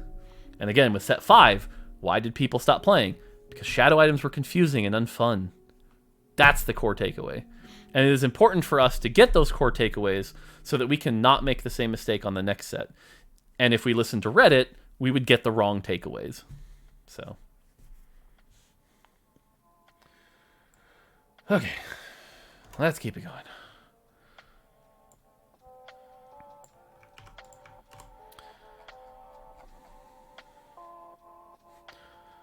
Hi, Mort. I'm a player that left due to balance. Your entire point is invalidated since me, a single player, took the minority direction. How does it feel being wrong? Well, Doubles, it feels handsome and hurtful. It feels handsome and hurtful. Are you considering more regular X.25 and X.75 patches? The Skyglass event was great, but I have no idea how successful it was in turning some interest into the set late into its life cycle. Would you consider Skyglass a success outside of the Earth Dowsy Gamba? Are there plans for the future for these X.275, X.275 patches? So I'm going to separate your question a little bit because, for example, there was a 4.75 patch where it kind of reworked Chosen. I don't think that's what you're talking about here. I think those are still good, but that's not what we're talking about here. And to be frank, they don't really have an effect on player retention because they're more balance-related stuff. But are we going to have more events like Skyglass? Skyglass was our first event. For anyone who doesn't know what that is, about a month and a half ago, there was an event where there was the window, and you would do missions and fill in the window, and it would give you rewards for filling in the window. And it was a very bare-bones event, but it was an event. Interesting story, before I was on TFT, my first job at Riot was working on Pi with Anna Donlin, who's now the lead of Valorant, Mike Hoff, who's an awesome dude, Paul Beleza, who's also on Valorant now, and we were sort of the skins event team on League. And we sort of pioneered things like the loot orbs and a lot of the big events, things like Odyssey. And Anna always had this really cool saying that I still believe is true, which is there should be events in games, and events are important because there needs to be something to do and something to get. And a good event has both, and I think that is still absolutely true to this day. And I think TFT needs these kind of events where there's something to do and something to get. Something unique and novel to do that you couldn't do before, and something to get. Skyglass barely fit the bar here, right? What was the thing to do? Submissions. We can do better. What was the something to get? A few rewards in Earth Dowsy. We can do better.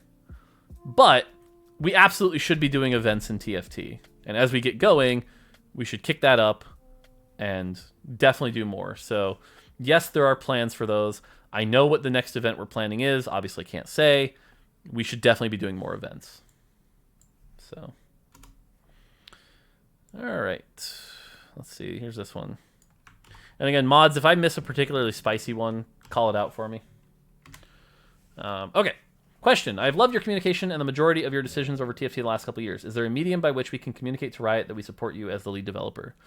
I don't know. I actually don't know the answer to this. If there is, cool, and you should do it, and I appreciate it, but I don't know. I don't think it's worth going into, but like, my relationship with Riot in that regard is weird, because like, I think they appreciate me, but it's hard to tell sometimes. I don't know. So, but I also know that they kind of resent me for working too hard sometimes. I don't know. That's also just my own like insecurity as well. So weird. I don't know. And again, it's not worth really going into right now. So, all right, let's keep going.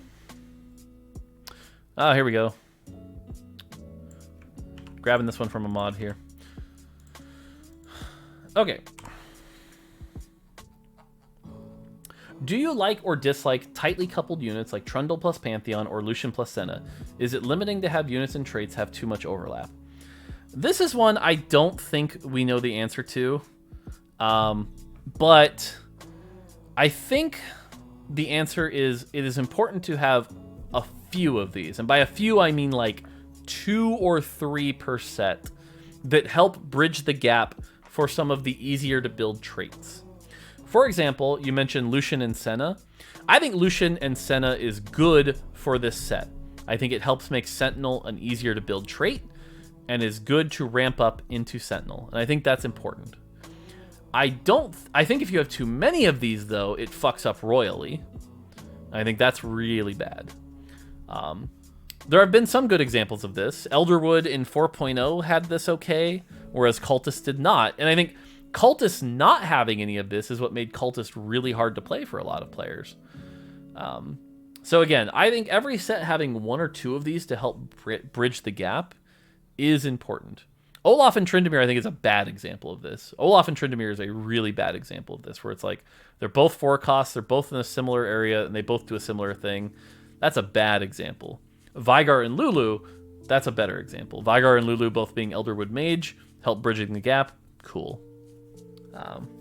So, like I said, I think sometimes. Aatrox Kale is an interesting one, because Aatrox Kale should be a good one, but because of Kale's weird needs, it has not turned out into a good one. Star Guardians is an example of a bad one, I think. Star Guardians was actually like way too limiting. There was only one way to play Star Guardians, and that was bad. I think Star Guardians went too far in this direction, and that's why, again, this isn't a black and white. This isn't a black and white question. It's like you have to get it just right. Yeah, Star Guardians was the worst example of this because, like, you played Star Guardians or you didn't touch Star Guardians. That's it. Whereas at least Elderwood had, like, options, you know?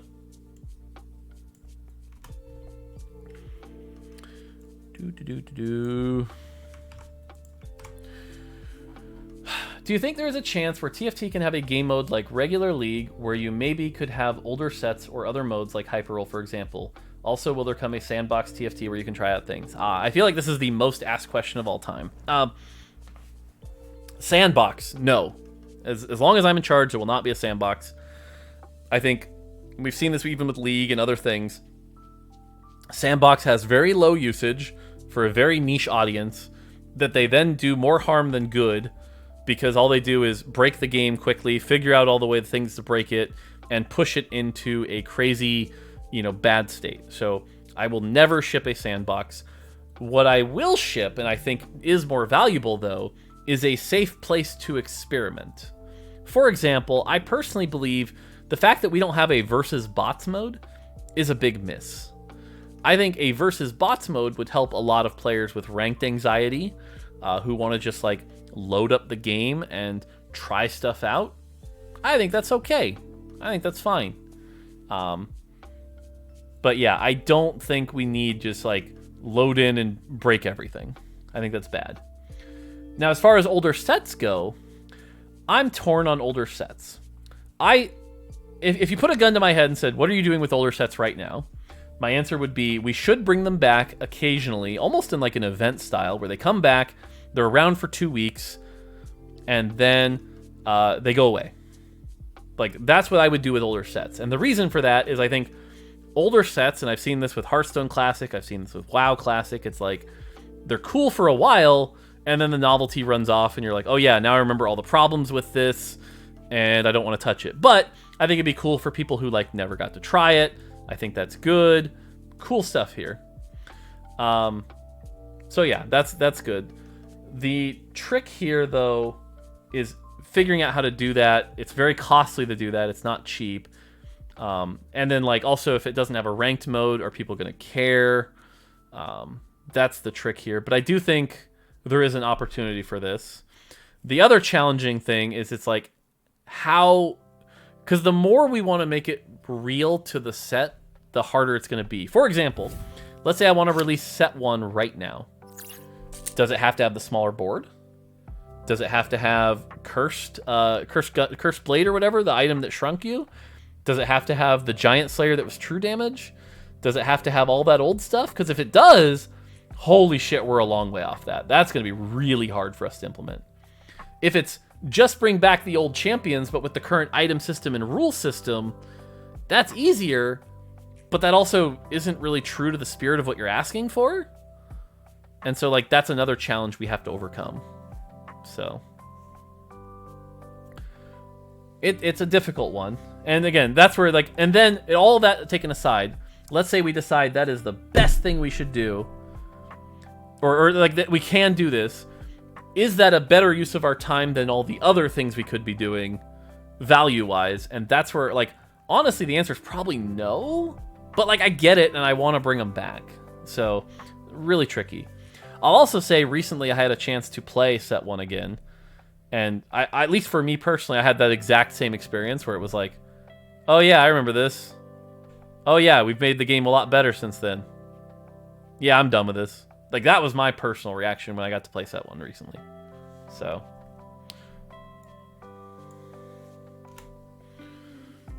Because I do think we have improved the game since then.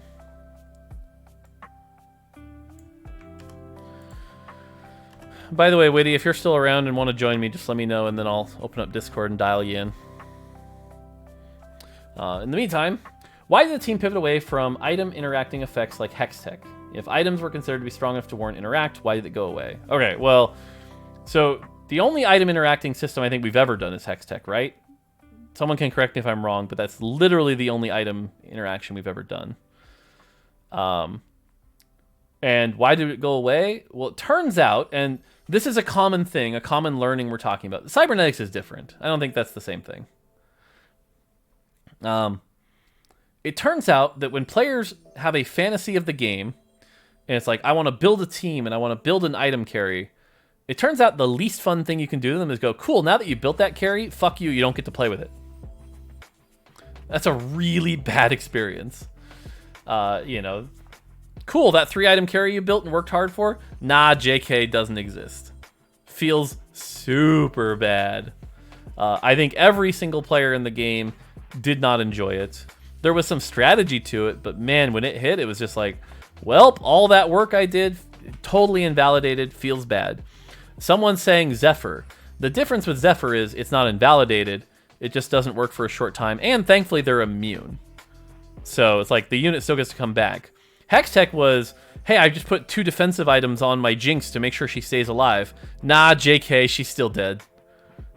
So I admit we're pretty scared of going back down that world again. And this also goes, again, it's the same learnings we got from Galaxies. It's the same learning we got from Shadow items. Generally, players don't enjoy when I get a thing and I worked hard for a thing and you go, nah, take it away. B-Salve, who's now the lead champ designer on League, when he was working on TFT, he was our Galaxies designer.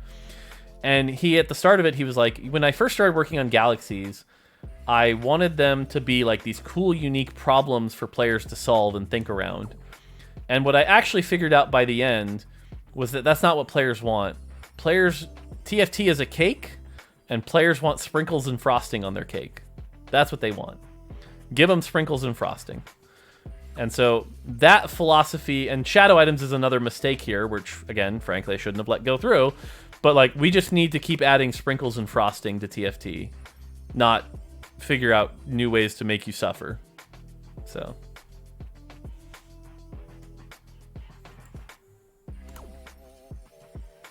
All right, here we go here.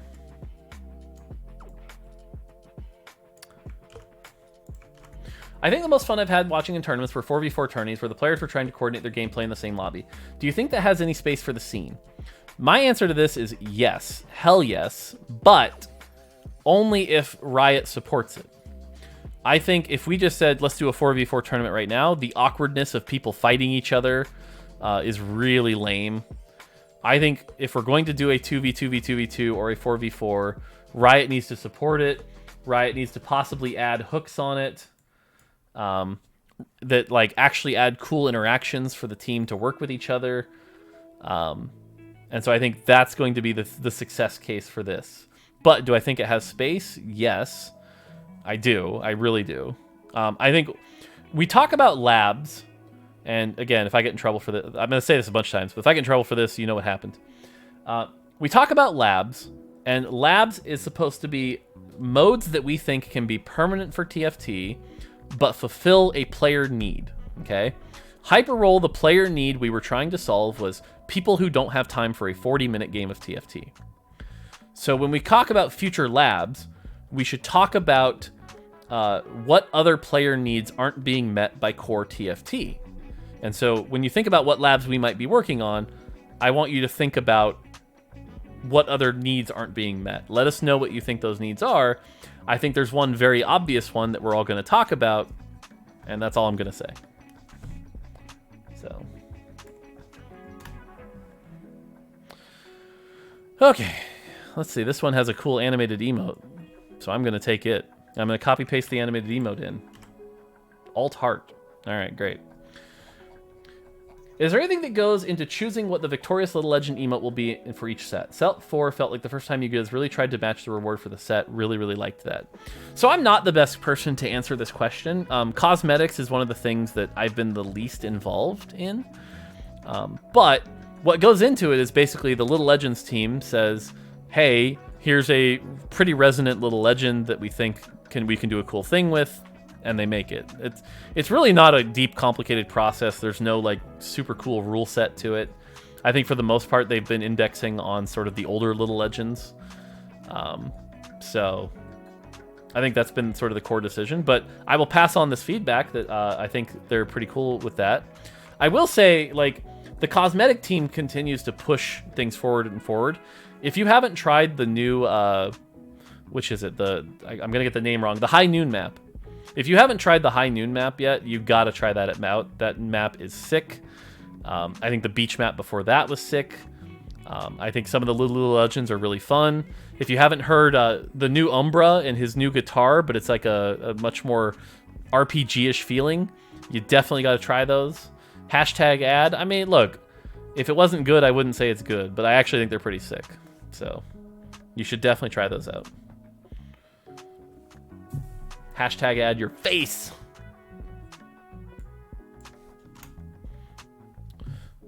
Hang on, let me make sure I'm not... Sweet. Okay. Oh god, questions. Ah! By the way, maybe I'll do this again at some point, but I will say if I do this again at some point, I've got to get a better way to get questions in beforehand. I feel like I'm probably ignoring some people that have been asking patiently, and I have no good way to get that, and I'm sorry. I'm not trying to, like, snub anybody. I'm just randomly picking, and there's just too many to deal with, so... I'll have to figure out a better way. But I also don't want to, like, pre-screen stuff, so... Because, again, I'm trying... I hope I'm showing I can answer tough questions. So... Where's Ritrock? He's eating. He said he's eating. He said he'll be here. There are so many different ways of enjoying or having fun with TFT, from mastering the game to mounting strong comebacks or having exciting rolldowns. I'm wondering what kind of experience or fun do you think the game is missing or could improve upon? This one's tough.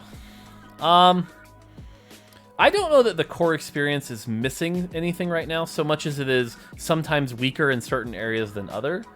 For example, I think strong comebacks right now are a little challenging. You know, exciting rolldowns. I think different times, ways to break the meta, it's a little challenging. We already talked about early game agency. That being said, I do think there's a world where some of our core assumptions might be wrong, and we haven't had a chance to test those or really push those. And I'm going to make this up. This is not something we're actually considering, but I want to use this as an example. Should TFT even be a draft game? Should people have a shared pool? Because most players don't actually even realize it's a shared pool of champions. Is that a core assumption that's actually correct? Maybe not. I think if we're ever going to get TFT to a world where it's like the best game of all time, long-term down there, best strategy game of all time at least, I think we're going to have to challenge some of those core assumptions, and I don't know that we've done the proper due diligence to figure out if those are right or not. So, no, like I said, there are clearly benefits. I'm not saying it's bad. This was just an example. But these are the kind of things, you know, people have talked about, like, should the carousel exist? Maybe, maybe not. I think it was Froden and Doa that were talking about this on Teamfight Talk Show that were like, hey, the carousel actually just feels bad and I wish it wasn't there. Hyperroll only has one carousel and no one's really complaining. Is the carousel good for the game? So, yeah. All right, here's one. Oh, God. Question, what are your thoughts on positioning and the role it plays in the game? Do you think it could stand to be more relevant and valuable to determining the outcome of lobbies than it is now? Witty is ready? All right. Hang on here. Let's see here. I'm sure I have you in here. Let me make sure I do. Wit, Rock, there you are. And let's see here. Let's see if this works.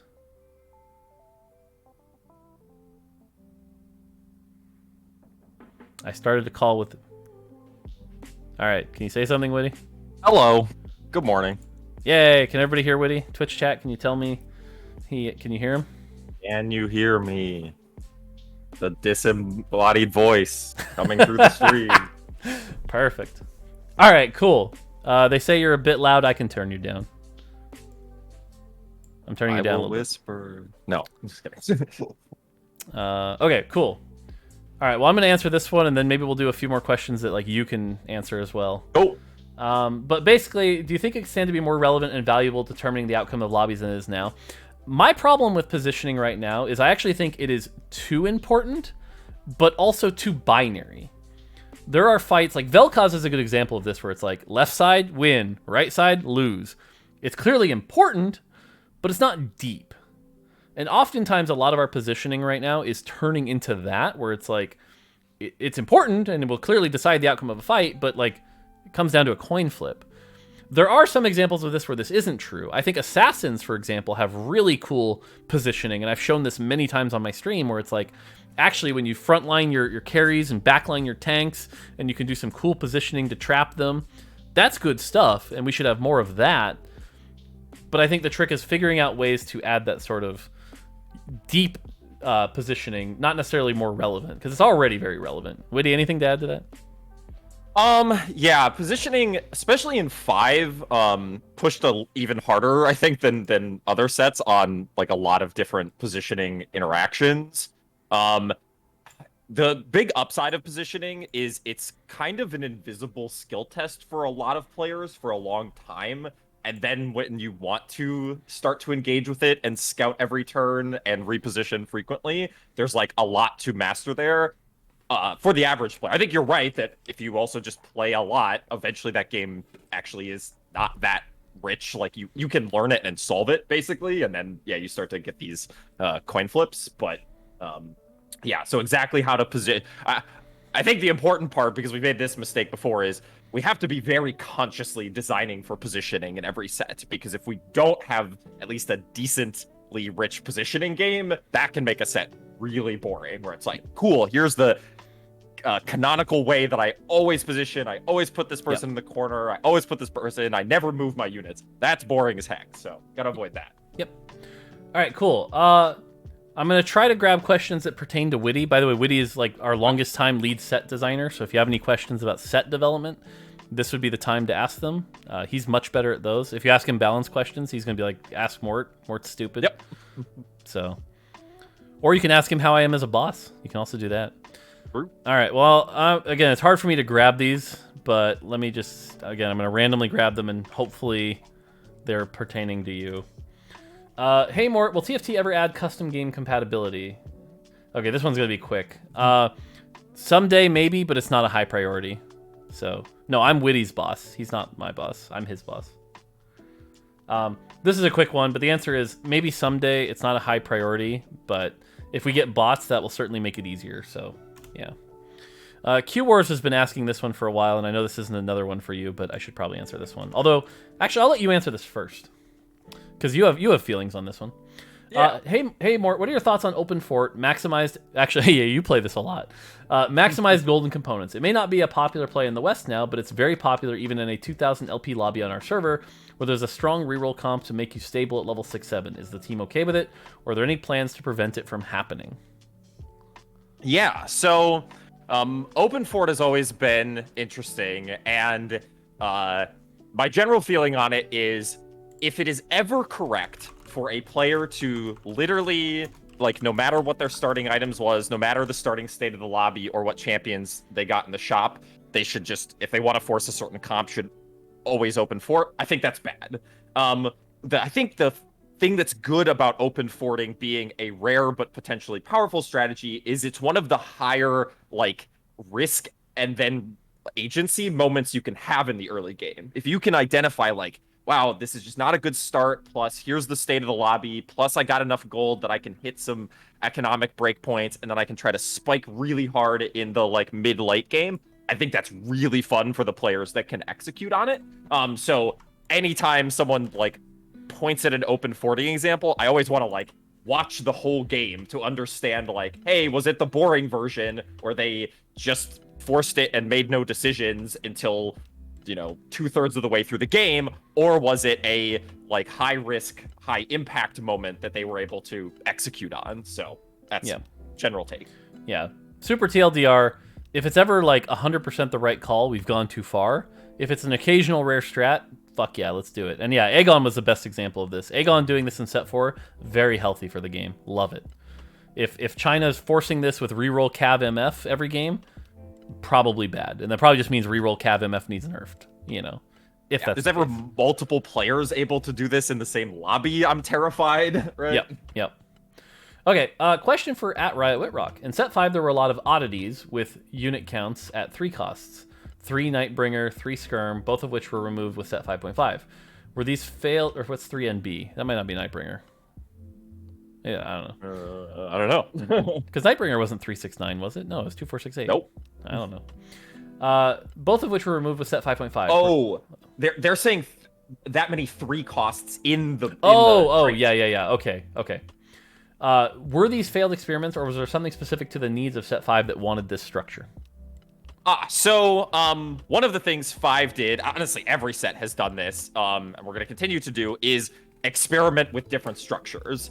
We've learned a lot about the structures that work well, right? Like the very traditional, there are 7 units, one of them's a 5 cost, one's a 4 cost, so you need that, and it's a 3/6, and to hit the 6, you have to have the 4.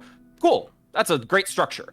If every single structure was that, the game would be super boring, even if that was, like, objectively, however you would measure that, the best structure. So we do these different structures to add another layer of, like, thing that you need to think about differently than everything else, or to build. And so that was another one in 5, was a couple things that you could access a 6-piece for without hitting a 4 cost, for example, in Forgotten and Skirmisher. Or like Nightbringer was, hey, this is really hard to onboard to because there's very few really low cost units, 1 and 2. But then there's a bunch of 3s that, hey, if I hit any of Yasuo or Morgana or my brain fell out, the third one, then you can, like, push towards them earlier. So anyway, we're experimenting with structures. We didn't remove them because they were fundamentally wrong. The process of rotating champions is much more about what we want to add rather than what we're removing. Yeah, we're kind of still trying different things. By the way, someone says, I love listening to Witty talk. That quote that he's either on crack or really, really loves his job. Yes, and the answer is I really love my job.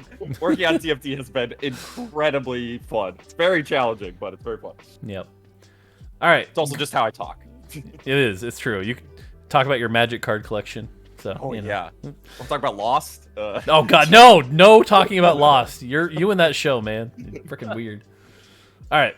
Goobums and you were speaking about the possibility of inhibiting scouting in such a way that you need to guess the opponent's position. I see this also helping the mobile experience. Any thoughts on if and how this might be added to the game? So this is something we've been talking about, since I think set 1, about different ways to solve this. And I think the answer is still we need to. This could be the fog of war at 5 seconds. I think that's been the most common version we've talked about, but we kind of agree that the last-minute APM swaps is really bad for the game. Even the stuff people are doing now, it's, like, fun to watch, but, like, it's not good for the game. The whole, like, hold a unit and tab to their board, and at the very last second, drop it in. Like, that's just not correct. So I do think we need to do something to that. Again, it's another one of those things on the back burner that hopefully we can get to as we staff up and can tackle more of these side projects. Witty, I think you can talk about this too. They're just like, we have a lot of these side projects, but the reality is the development time is just not making that possible. Yeah, on this topic specifically, we'd have to be very careful with whatever we, like, exchanged it with wasn't just a significantly, like, lower interest skill test, right? Like, the thing we have is awkward and more mechanically and APM intense than makes sense for TFT, but at the very least, for the player who plays 1,000 games, they have this niche and exciting thing that they can try to master at the, like, very tail end of the experience. So we'd have to, like, find something. This will not be easy to replace, is my guess. And yeah, that gets back to, like, how often are we running these, like, broader, like, hey, challenge the way our systems work fundamentally? Not super often. We're getting a few, but it'll be over the years, I think. Oh God, Riot Whitrock, will you call Mortdog daddy like TJ has? No. Yeah. What TJ? What? TJ called me daddy on it. Yeah. What's wrong with you, TJ? Amazing. Okay. Question for Whitrock Mortdog. When considering set themes, how do you start the skin selection process? Are there skin lines that are off limits, like gem Hextech skins or Prestige Edition skins? How far down the skin line do you plan around? This is a great one for you. Yeah.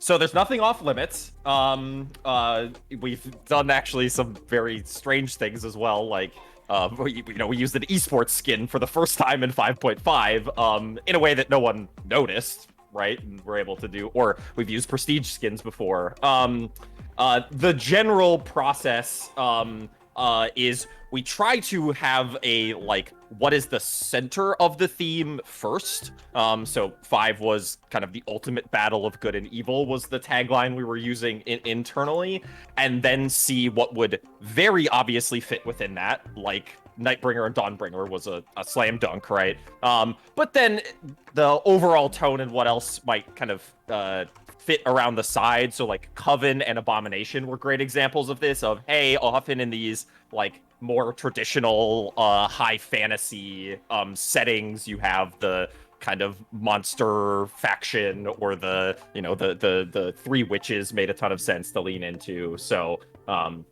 yeah, central theme first, then try to figure out things to anchor onto them. Yeah. I'm actually going to ask a question. I'm going to sneak one in here. I'm going to cheat here, because I think a lot of people don't necessarily know this, but you're the lead set designer, and obviously I'm your boss, but I'm also more on the live side. What is my role, and how do I affect your set development process? Yeah, so Mort's role across all of the team, at the very least, is a source for brainstorming, giving feedback, right? This is not like, hey, Mort's telling me what to do, but there's a ton of times where I'm like, hey, I'm trying to solve this problem or need help with this thing. Mort's an excellent designer and is able to help through those problems. For the vast majority of things, Mort, other than giving feedback on things, is fairly hands-off, right? We have I'm the set lead. We'll have some people that are set designers on it, and we'll be building the thing, play testing every day, making changes every day, and we're not passing any of those changes by Mort. We're building confidence in our own thing.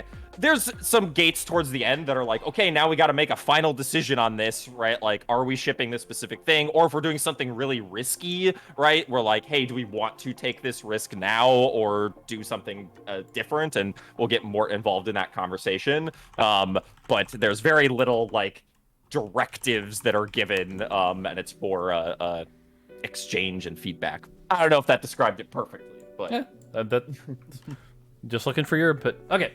Question, what are your thoughts on auto attack units that spread a lot of cleave dot effects like Gunslinger or Battlecaster?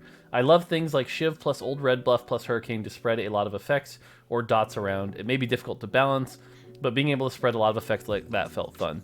So on this one, I think the answer is it felt fun. I think Red Buff Blaster was super fun, but it was also very limiting because it was like there was only one or two ways to play it. Again, Blaster was a good example where it's like if you didn't have Red Buff, the comp was basically dead. So I think that has been sort of the limiter. And it's interesting because, like, you look at Shiv. Shiv is definitely about spreading out damage, but I don't think it hits the same fun bar as, like, Gunslinger or Blaster. So I think the trick is going to be coming up with a way to hit that fantasy that isn't super tied to specific items. Another example here is Deathblade. Deathblade was also very tied to that item. And so, yeah, it's more of that. I think Cannoneer is an interesting version of this, but clearly not the same. So, yep. Any thoughts? Yeah, there's kind of two halves of this, because the question is talking about spreading auto tags. It's like, yeah, Cannoneer is another version of this. I think we'll continue to do your physical attack across many units in some like unique way. But I think what this is getting at is like, on hits specifically were fun, right? Like, hey, every time I auto something, I might get this thing or always get this thing, and being able to say, well, now I can auto multiple things at once and get this thing that is very powerfully limited when it can only hit one thing on multiple units. We've had a tough relationship with it, right? And over time, what we tend to do is there's just many less on hit items in the item system at all, right? So even if we reprint Gunslinger today, it's gonna feel very different than it did in set 1 with a different item set. So it's just one of those unsolved problems with how we need to have different hooks for things. You missed the question earlier in the stream, but one of the questions came about clarity and things like on hits and on attacks. Yep. And I mentioned how very bad we've been about that also, and used Lucian as an example. So that's another part of the equation that we still have to get right before we can go deeper on this. Yep. Yep. Okay, here's a good one for you. Stealing this one, question witty. Is there a concept or idea you wanted to implement that Mort said no to, and later on you came to agree with him? And I'll add on the reverse question. That said no to and came to agree on. So there's been plenty of things where we're like, maybe we shouldn't do this, and we did it. So Zed might be one of the best examples of this, right? Like all the way down to the end of Zed. It was contentious whether or not it was worth. How exactly should have been done. This is set 2 Zed. Set 2 Zed, yeah. 5-cost Zed, making clones. I don't think we got to the right execution on Zed, but I'm still happy that we did some version of that. Let's see. But later came to agree. We got very close to going with a different model for set 3 Aurelian Soul. That was less like a disagreement on like, should we do this at all? But like, hey, are we going to be able to pull this off in time? Which is another one of our tricky questions, right? If we're going to do something very unique and very different, like rightfully so, the lead, Mort as the lead, it gets nervous when it's like, okay, I see the direction you're going, but you haven't gotten there yet, and we only have so much time before we need to release something. So questioning, like, are we going to be able to execute on it? Oh, actually, and I have the perfect example. We tried many ways to do starring up of units. Basically since set 1, Guardian Angel had a version where you came back and you could turn into 4-star. And Mort, I don't know if he exactly phrased it this way, but it was like, starring up, not gonna work. Giovanni, who was the set lead on 4, did a very good job with Moonlight that was, hey, we can do starring up. Here's the specific things we need to do to make sure that it is like fun and balanceable, but this concept is so cool, let's do it. And Mort agreed after seeing the way that we could execute on starring up and reaching 4-star. So yeah, everyone, you guys still keep bringing that up. I hate the 4-star thing. I hate the 4-star thing. I hate it and so yeah, much. we'll keep looking for ways to do 4-star, I'm sure, because the fantasy is just that good. Yep. All right, I was supposed to prep another question here, but I was engaged with that. Okay, here. Okay, sorry, I'm just trying to find good ones here. There was a troll in chat too, so that distracted me. Question: Radiant items, I think, are a great addition to the game. Was there ever a thought about having that item show up after carousel as opposed to right before the PvE round? Because of how much they impact can have on your build direction. So I'll take this one. We actually tested 3-2, 3-3, 3-5, 3-6, 4-2, and 4-1. So we definitely did our due diligence here of making sure when the Radiant items appear. When we tried like the 3-2, 3-3 era, what ended up happening was it felt like there was no mid game. It felt like you did early game, Radiant item came, and then it's late game, surprise, and the spike was just so insane. So yeah, so that was that. And then if we went too late, obviously it was like, it felt like you'd locked in your comp too quickly, so that was a problem. So 3-6, definitely of all the versions we tried, was the best version that felt the most correct. Felt like it still left room for an early and a mid game, but also allowed it to go well. Someone says, what if Radiant item was 2-2? Then early game combats would be very spiky and you would lock in your comp very quickly. So, anything to add? No, that sounds, we just want good, we don't want it so early that it, like, never causes you to pivot, but we don't want it so late that it feels impossible to pivot into, and so we think we're about right in the middle there. Okay. Any plans to bring back stronger defensive comps such as brawlers from previous sets where they were stronger, to shift the power dynamic away from rushing offensive items, offensive comps, and padding it with hybrid synergies like Dawnbringer, Nightbringer, Redeemed? It feels really awful to roll a bunch of defensive items and have nothing to do but stall for bottom 4. So this is an interesting phrasing of the question. I think our goal should be that both there are offensive and defensive win conditions. I think that's for sure true. That being said, I think right now on set 5.5, that actually is true. Like, getting defensive items early is often quite powerful.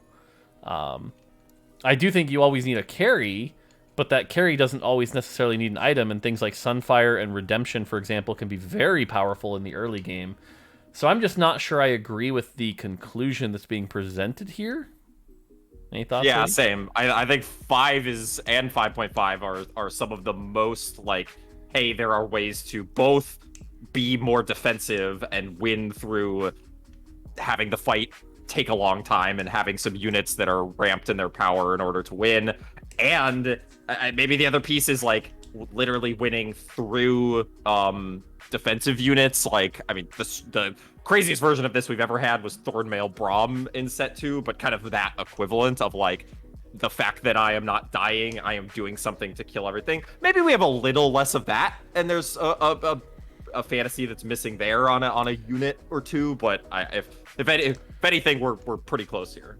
Yeah, I talked about it early on the stream. You probably missed this too, but we talked about the super tank problem and how you and I had that conversation where super tanks should be tanking a while and then dying, not tanking infinitely.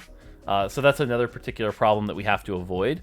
But like, yeah, like Riven with tank items is good. I think Gwen with tank items is surprisingly good. So that's another one I think people maybe haven't figured out or played with yet. But I guess the challenge there is Gwen is only late game, and you need the early game champion that can do that well. But there's still a few that can do it. So yeah, the weird problem to solve there will be, how do you get a unit that feels like they can win the fight through defense, but actually isn't a super tank, right? Which might be impossible. I don't know. Yep.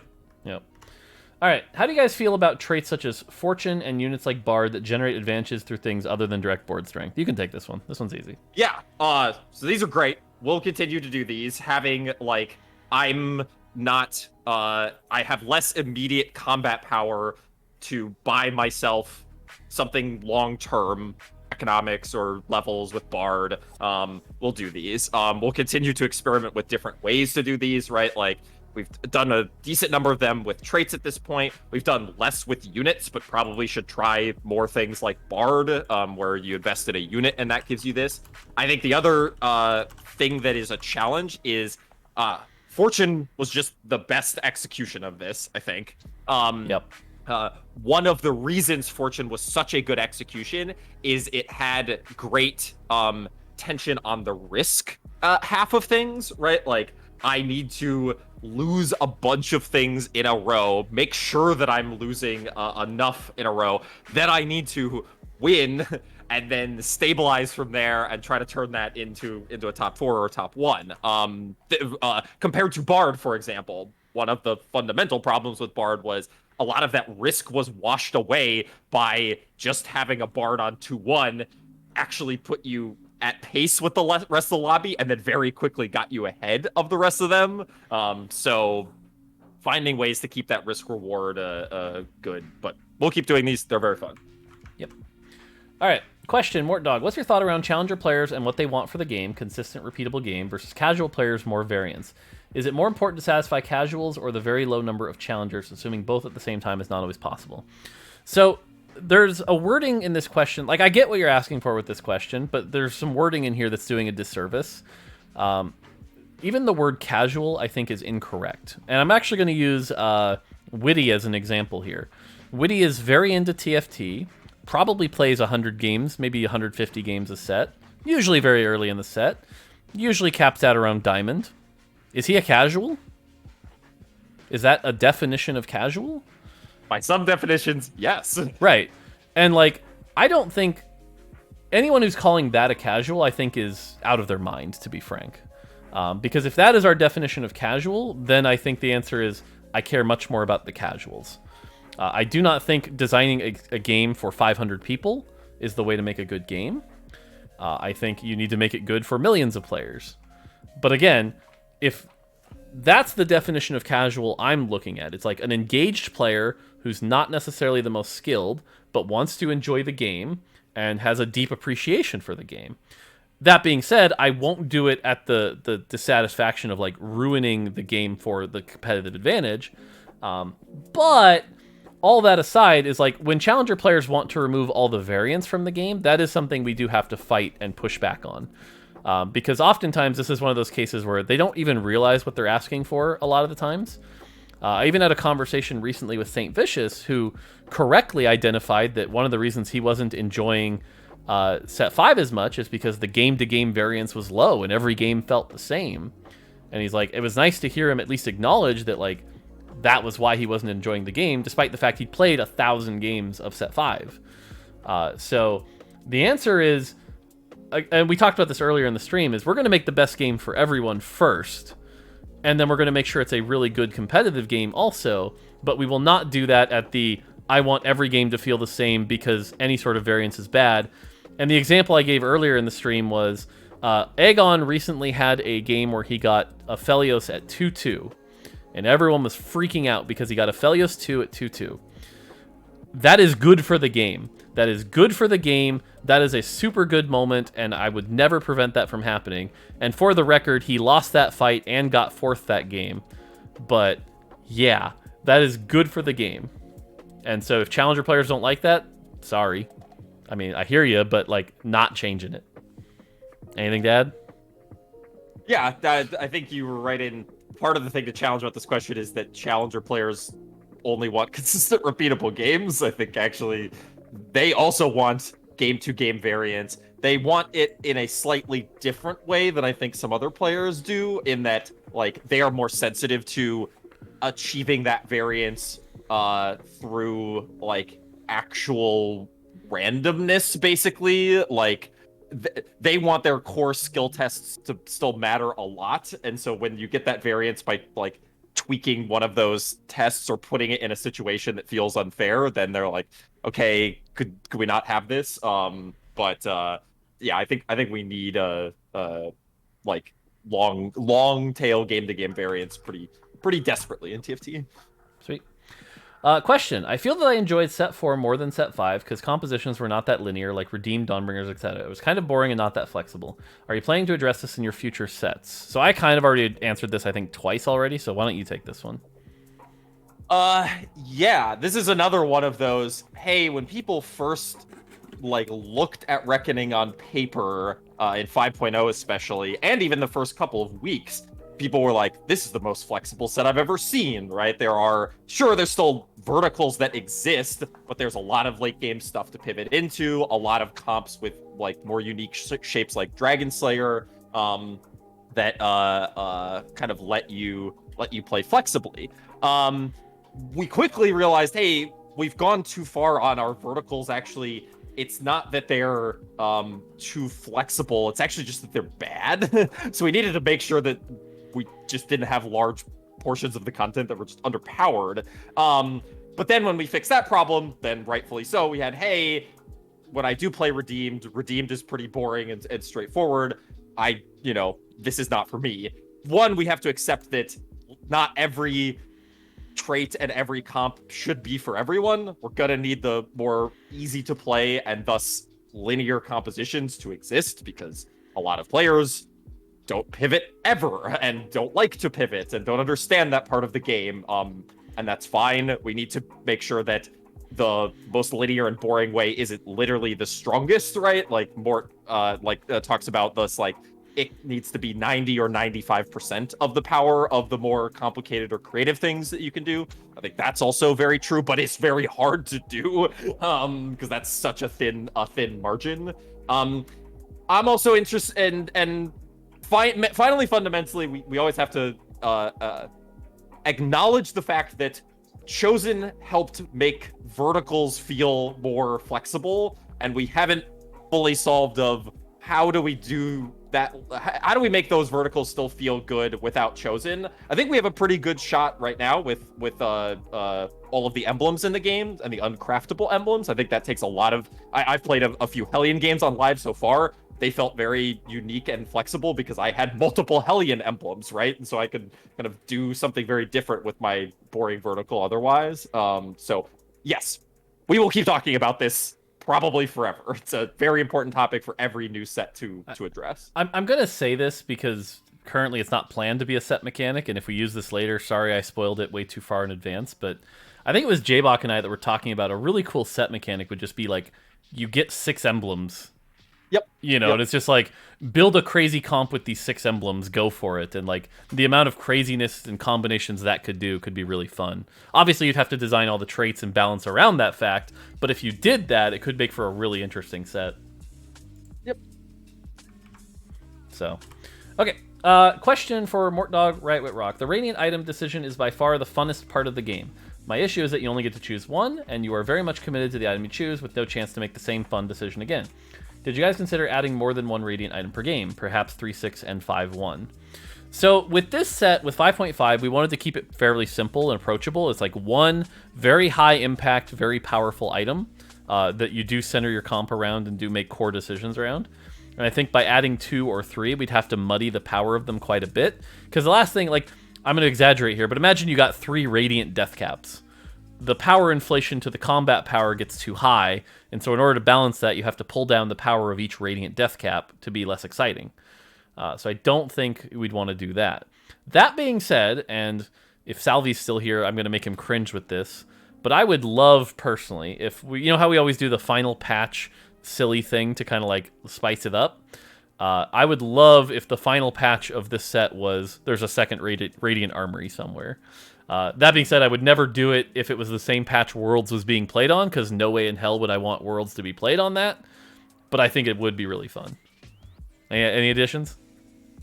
Yeah, it's just true that a lot of the ways that we make these single, sharper decisions fun is because they're a single, sharp decision. And so as soon as you're like, oh, that was a really fun thing, I wish I could do that multiple times a game, it's not going to be as fun once it's, like, balanced and, like, sensible. And it just loses the impact of the decision as well if you are now doing it multiple times a game. So I think we still have to look at,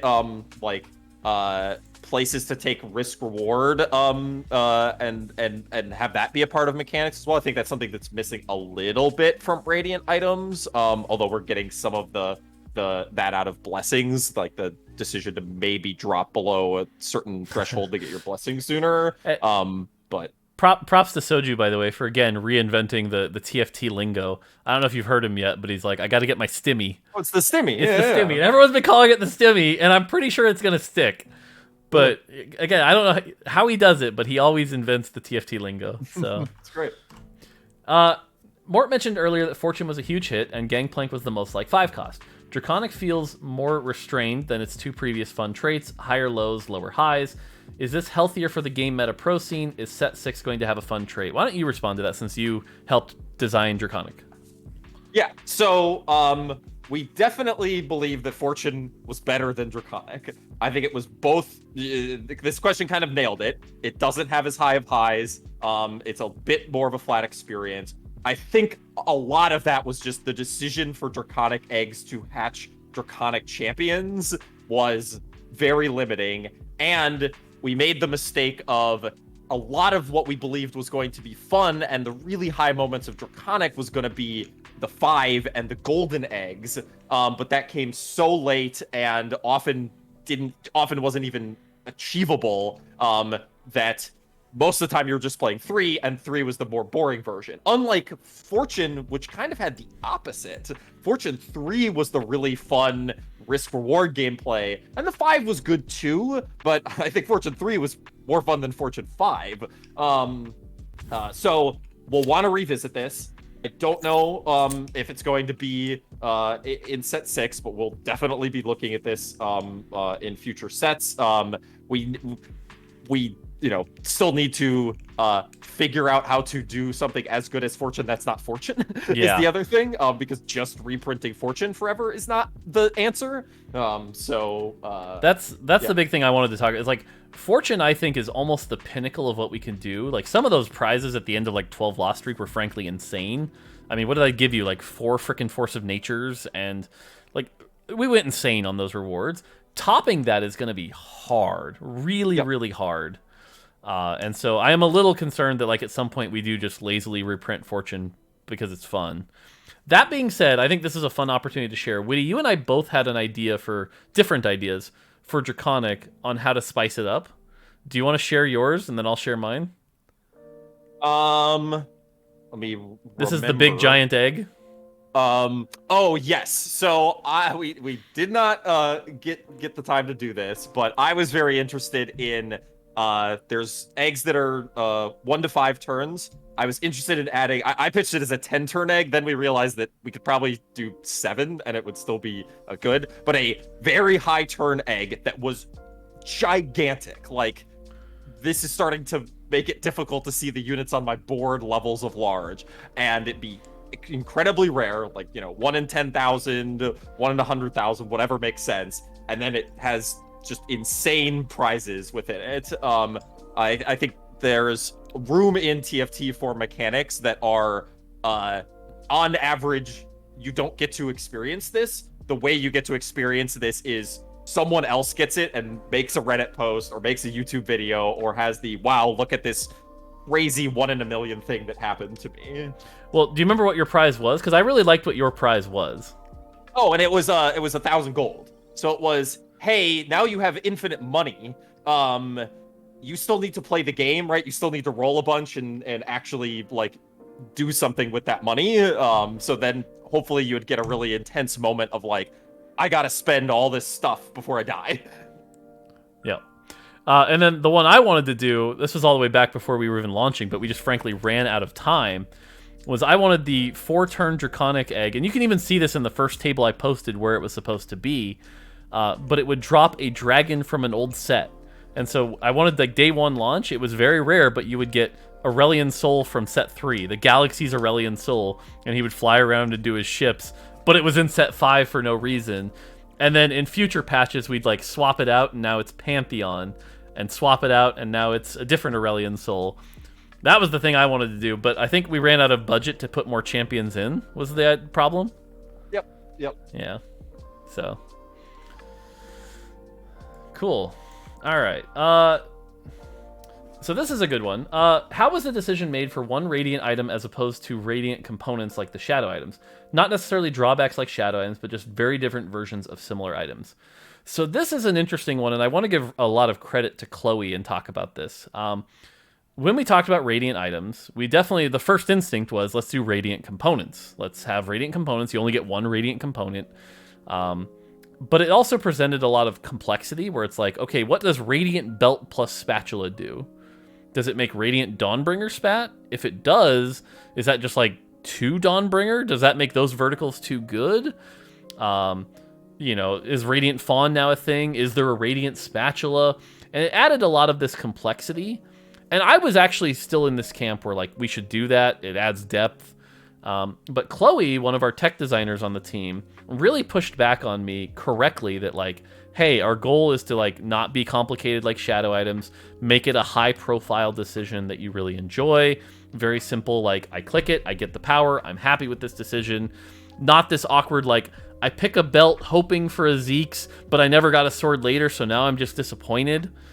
And so eventually, I kind of thought about it, and I agreed with Chloe, and agreed to take the risk that Chloe was right. And looking back on it, I think Chloe was correct. And the thing I do want to call out is that Chloe is, like, one of the more junior members on the team. And for them to stand up and, like, talk to their boss and be like, hey, I think this is wrong. I think we should do the right thing. I think it was a really tough thing for them to do. And I'm glad we did it. And so I'm lucky to work with people that have the courage to sort of, like, challenge us on these conventions. Anything to add there?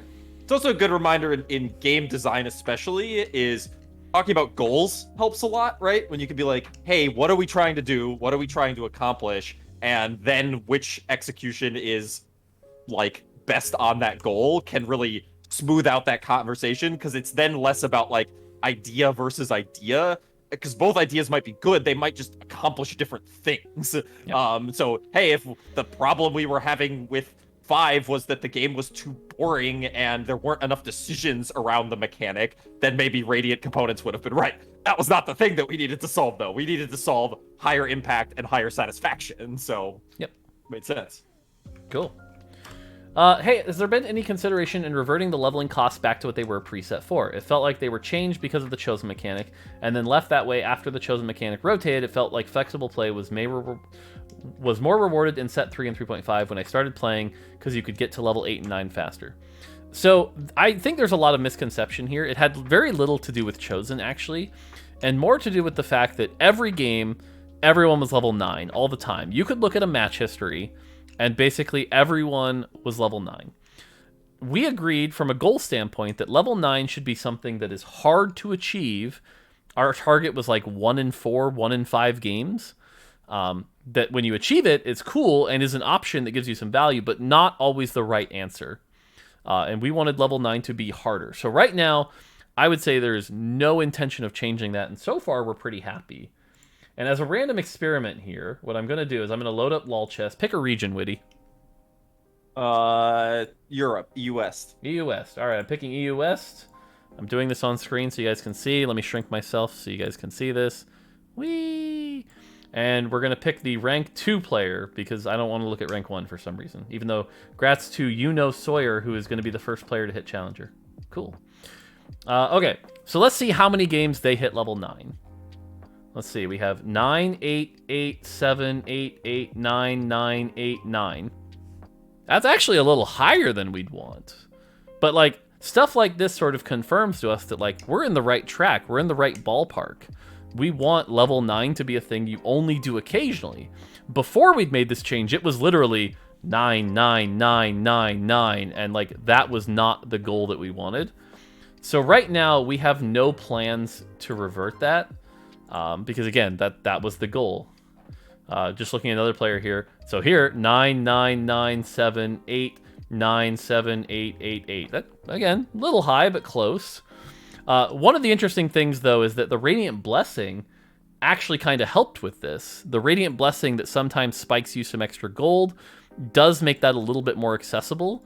And so, in a way, that's been our way to sort of, like, add that option and make it a little more possible. So we're pretty happy with that. But again, I don't think we're ever planning on reverting this for now. Anything to add? Yep. Yeah. One thing to broadly keep in mind is TFT can have a weakness where you can play a game and not know what you did wrong. I think this is one of the few very simple things that players can easily reflect on as a mistake. Is either I didn't go to 9, but I should have, or I went to 9, but that was a mistake. And that's the reason to not just have everyone go to 9 literally every game. Yep. Cool. Here's a good one, and I'll let you take the first crack at this one. Every game has kind of a competitor to them, but TFT doesn't kind of have any right now. How is this affecting development of TFT? Yeah, this is a fun one. It affects it in a few different ways. First, it means that most of our we still talk about competitors, but we're going to talk about competitors in games and strategy games more broadly. That can be very fun, right? Because there's some needs that we're going to serve better than them. There's some needs that they serve better than us. And so we try to see what we can do the best there. It also means that we certainly don't have a roadmap for most things. There is much pressure to bring features that other auto battlers have. That's good and bad, right? It means we don't spend a lot of time being jerked around by, hey, this other game did this awesome thing. We need to follow up on that. But also, wow, where do we even go from here? We use the word experiment a lot because basically any decision that we do is not, how is this going to work compared to a version that's been done before? It's, no one's ever done this before. Let's see how it goes. So I think it's super fun. It's possibly the biggest reason I like working on TFT, to be honest. One of the biggest reasons. But yeah, makes things tough and fun. Yep. Follow-up question. Someone said, is Hearthstone Battlegrounds not a competitor? And I'll take this part. Interestingly enough, in our eastern regions, to be frank, it's not. It's not a competitor. That's not me being egotistical or arrogant. It's just, it's not a competitor. In western regions, yeah, it is actually a competitor. But the difference, I think, is that it has different player needs. I think, to be honest, Hearthstone Battlegrounds is a much better game if you just want to chill and relax and just have fun and see what happens. It definitely has a bit more random elements to it, and that's not necessarily a bad thing. If you want to have that experience, it's totally fine. I have played Hearthstone Battlegrounds. It has a player need that it serves. I think for the player need that TFT is serving, which is a very deep strategic game, I think we're doing really well on that side. And it's not about which one is better or worse. It's about which player need you want. I will also say, like, generally, I don't want to call it a slot machine because I don't think that's a fair comparison, but, like, there are some pretty crazy things that can happen in Hearthstone Battlegrounds that are really fun to watch. And so sometimes I think that leads to, like, better Twitch viewership, even though the game experience isn't necessarily as deep or as skill-based. But again, that's not a knock on Hearthstone Battlegrounds. It's just different player needs. And so everyone will go play the game that they think has their player needs. So yeah, Golden Hogger Pirates was actually what I was thinking of, someone said in chat, where it's just like seeing Dog do the APM of constantly swapping the pirates and then exit the game to not even watch the combat to buy himself more time can be a lot of fun to watch. And there are definitely things on Hearthstone Battlegrounds where I'm like, that's pretty cool, that's pretty neat. And I imagine they do the same. But, you know, it is what it is. So... all right, I think we have time for like 3 more questions. All right, let's do this one. Question. TFT is often compared to poker in terms of how skill expresses itself over a large number of hands. The problem is that in TFT, if you low roll and get a bad hand, you're stuck in a 40-minute game playing for top 4-6, which might feel bad or unfun to people that are time constrained to play TFT. What are your thoughts on this? Is there any thought being given to how making the game shorter or changes to make it so you can still first if you low roll? So here's, I think, one of the big misconceptions that I think we have to solve is the fact that you only view first as a win is an absolute mistake. It is something we're trying to fight hard and something we want to avoid. If you low roll and you get a 4th, you should be ecstatic. You should feel fucking great about that. And if the game's not making you feel great about that, we've screwed up. Because that is supposed to be the level of skill. I find the people who low roll and get 4th more skilled than the people who get first. And so one of the changes we did to help with this that did have some drawbacks, but some very good positives, was the plus 10 LP for 4th place. Remember back when you would get a 4th and get 1 LP? That felt terrible. But if you got 10 LP, it was like, damn, I salvaged that. That feels good. And it was a clear division of win-loss. Now, that being said, people still want to get that first place. But the other fact of the matter is there are 8 players in a lobby. If you only view it that way, 7 players are going to lose every time. And you could play that game perfectly, but there are going to be elements, like 2 players play exactly the same. 1 player gets a slightly better roll. That person's going to get first. You're going to get second. You didn't fail. You just weren't as good in that case. And that's okay. So I think the way to solve this is we need to make sure that top 4 feels good. And so that's the biggest thing here. As far as will we ever shorten the game time? Small amounts, but again, I don't really want to mess with the core experience. Like, I don't want to try to make this a 20-minute game just to shorten game time.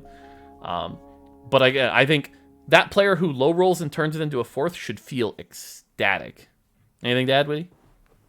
We need to reward and celebrate 4th, basically. It also is important because some of our best mechanics are going to kind of fundamentally deny that every game you can't be playing for first, right? Like, there's gonna be the person who went on a 12-game fortune loss streak and then didn't die, got that win, and they get a free first. Yeah, there's probably nothing you could do about that. I think that experience is fine as long as we're rewarding you for getting that top 4. So yeah, gotta game needs to be about top 4ing. Cool. What are your thoughts on opening carousel? I like the offensive carousel, but tier glove carousel feels really odd to me, especially when it ends up 4 tiers, 4 gloves, 1 belt. Would you consider doing 3 of 3 random components? Are there any other social interactions you want to inject into the game if we are considering removing carousels? This is more my area, but do you want to answer this one? Well, I can answer the second half for sure, because I think this was piggybacking off of even the mention that we might remove carousels.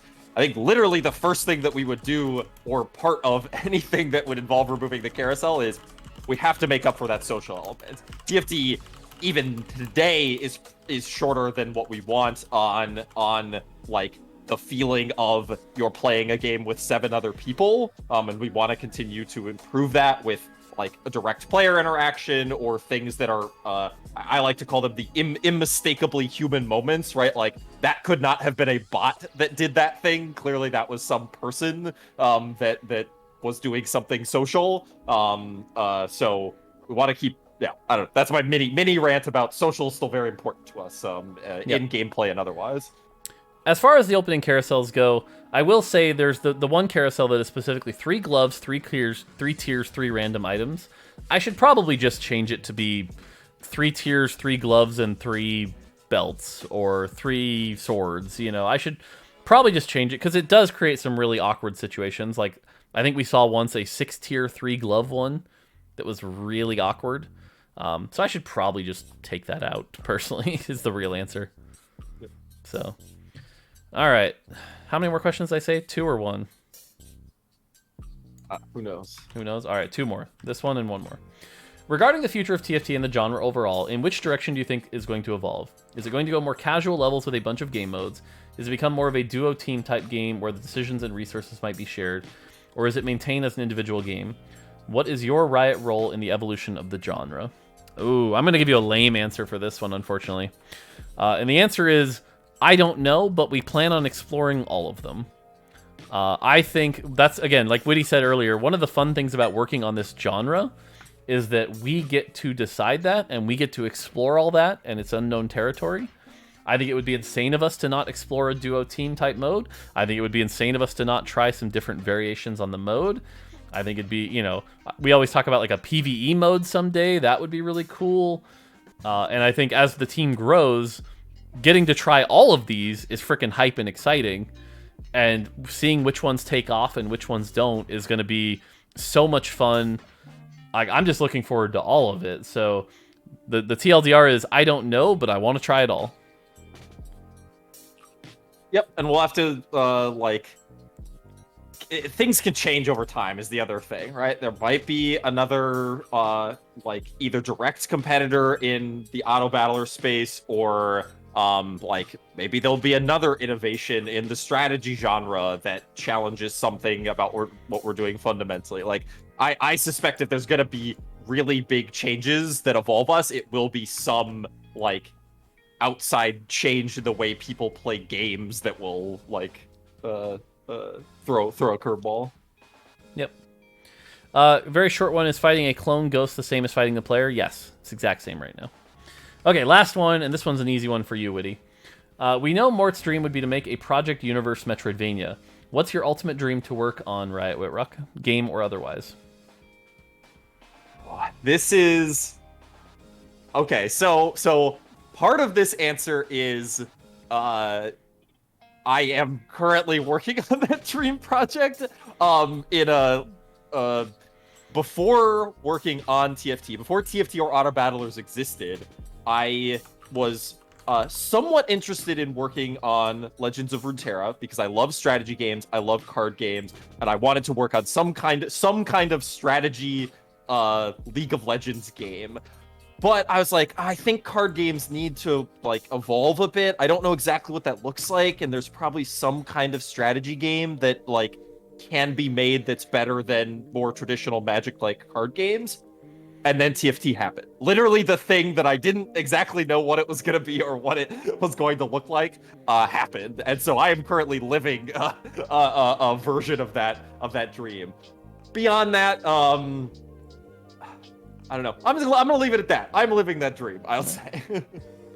Nerd. All right.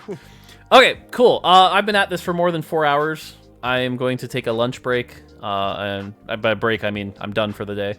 I will be back tomorrow with my normal stream. We'll be playing TFT, doing our usual Q&A, stuff like that. Witty, thank you for joining me. Yeah. Hope you had fun. If you enjoyed this, let me know.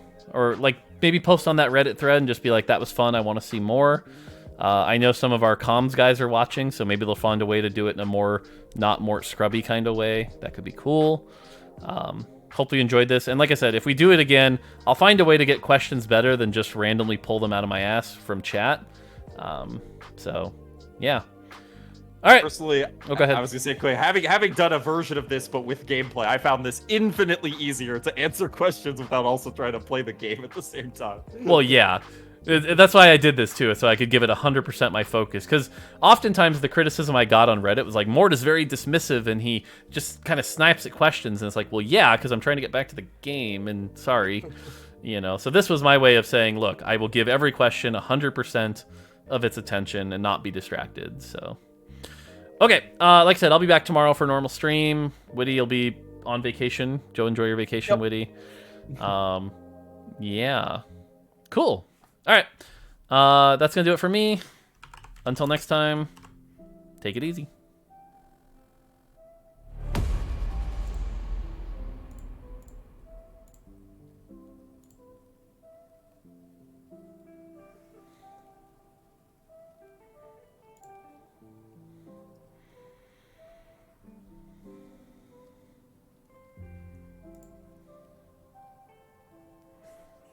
If I were Ray.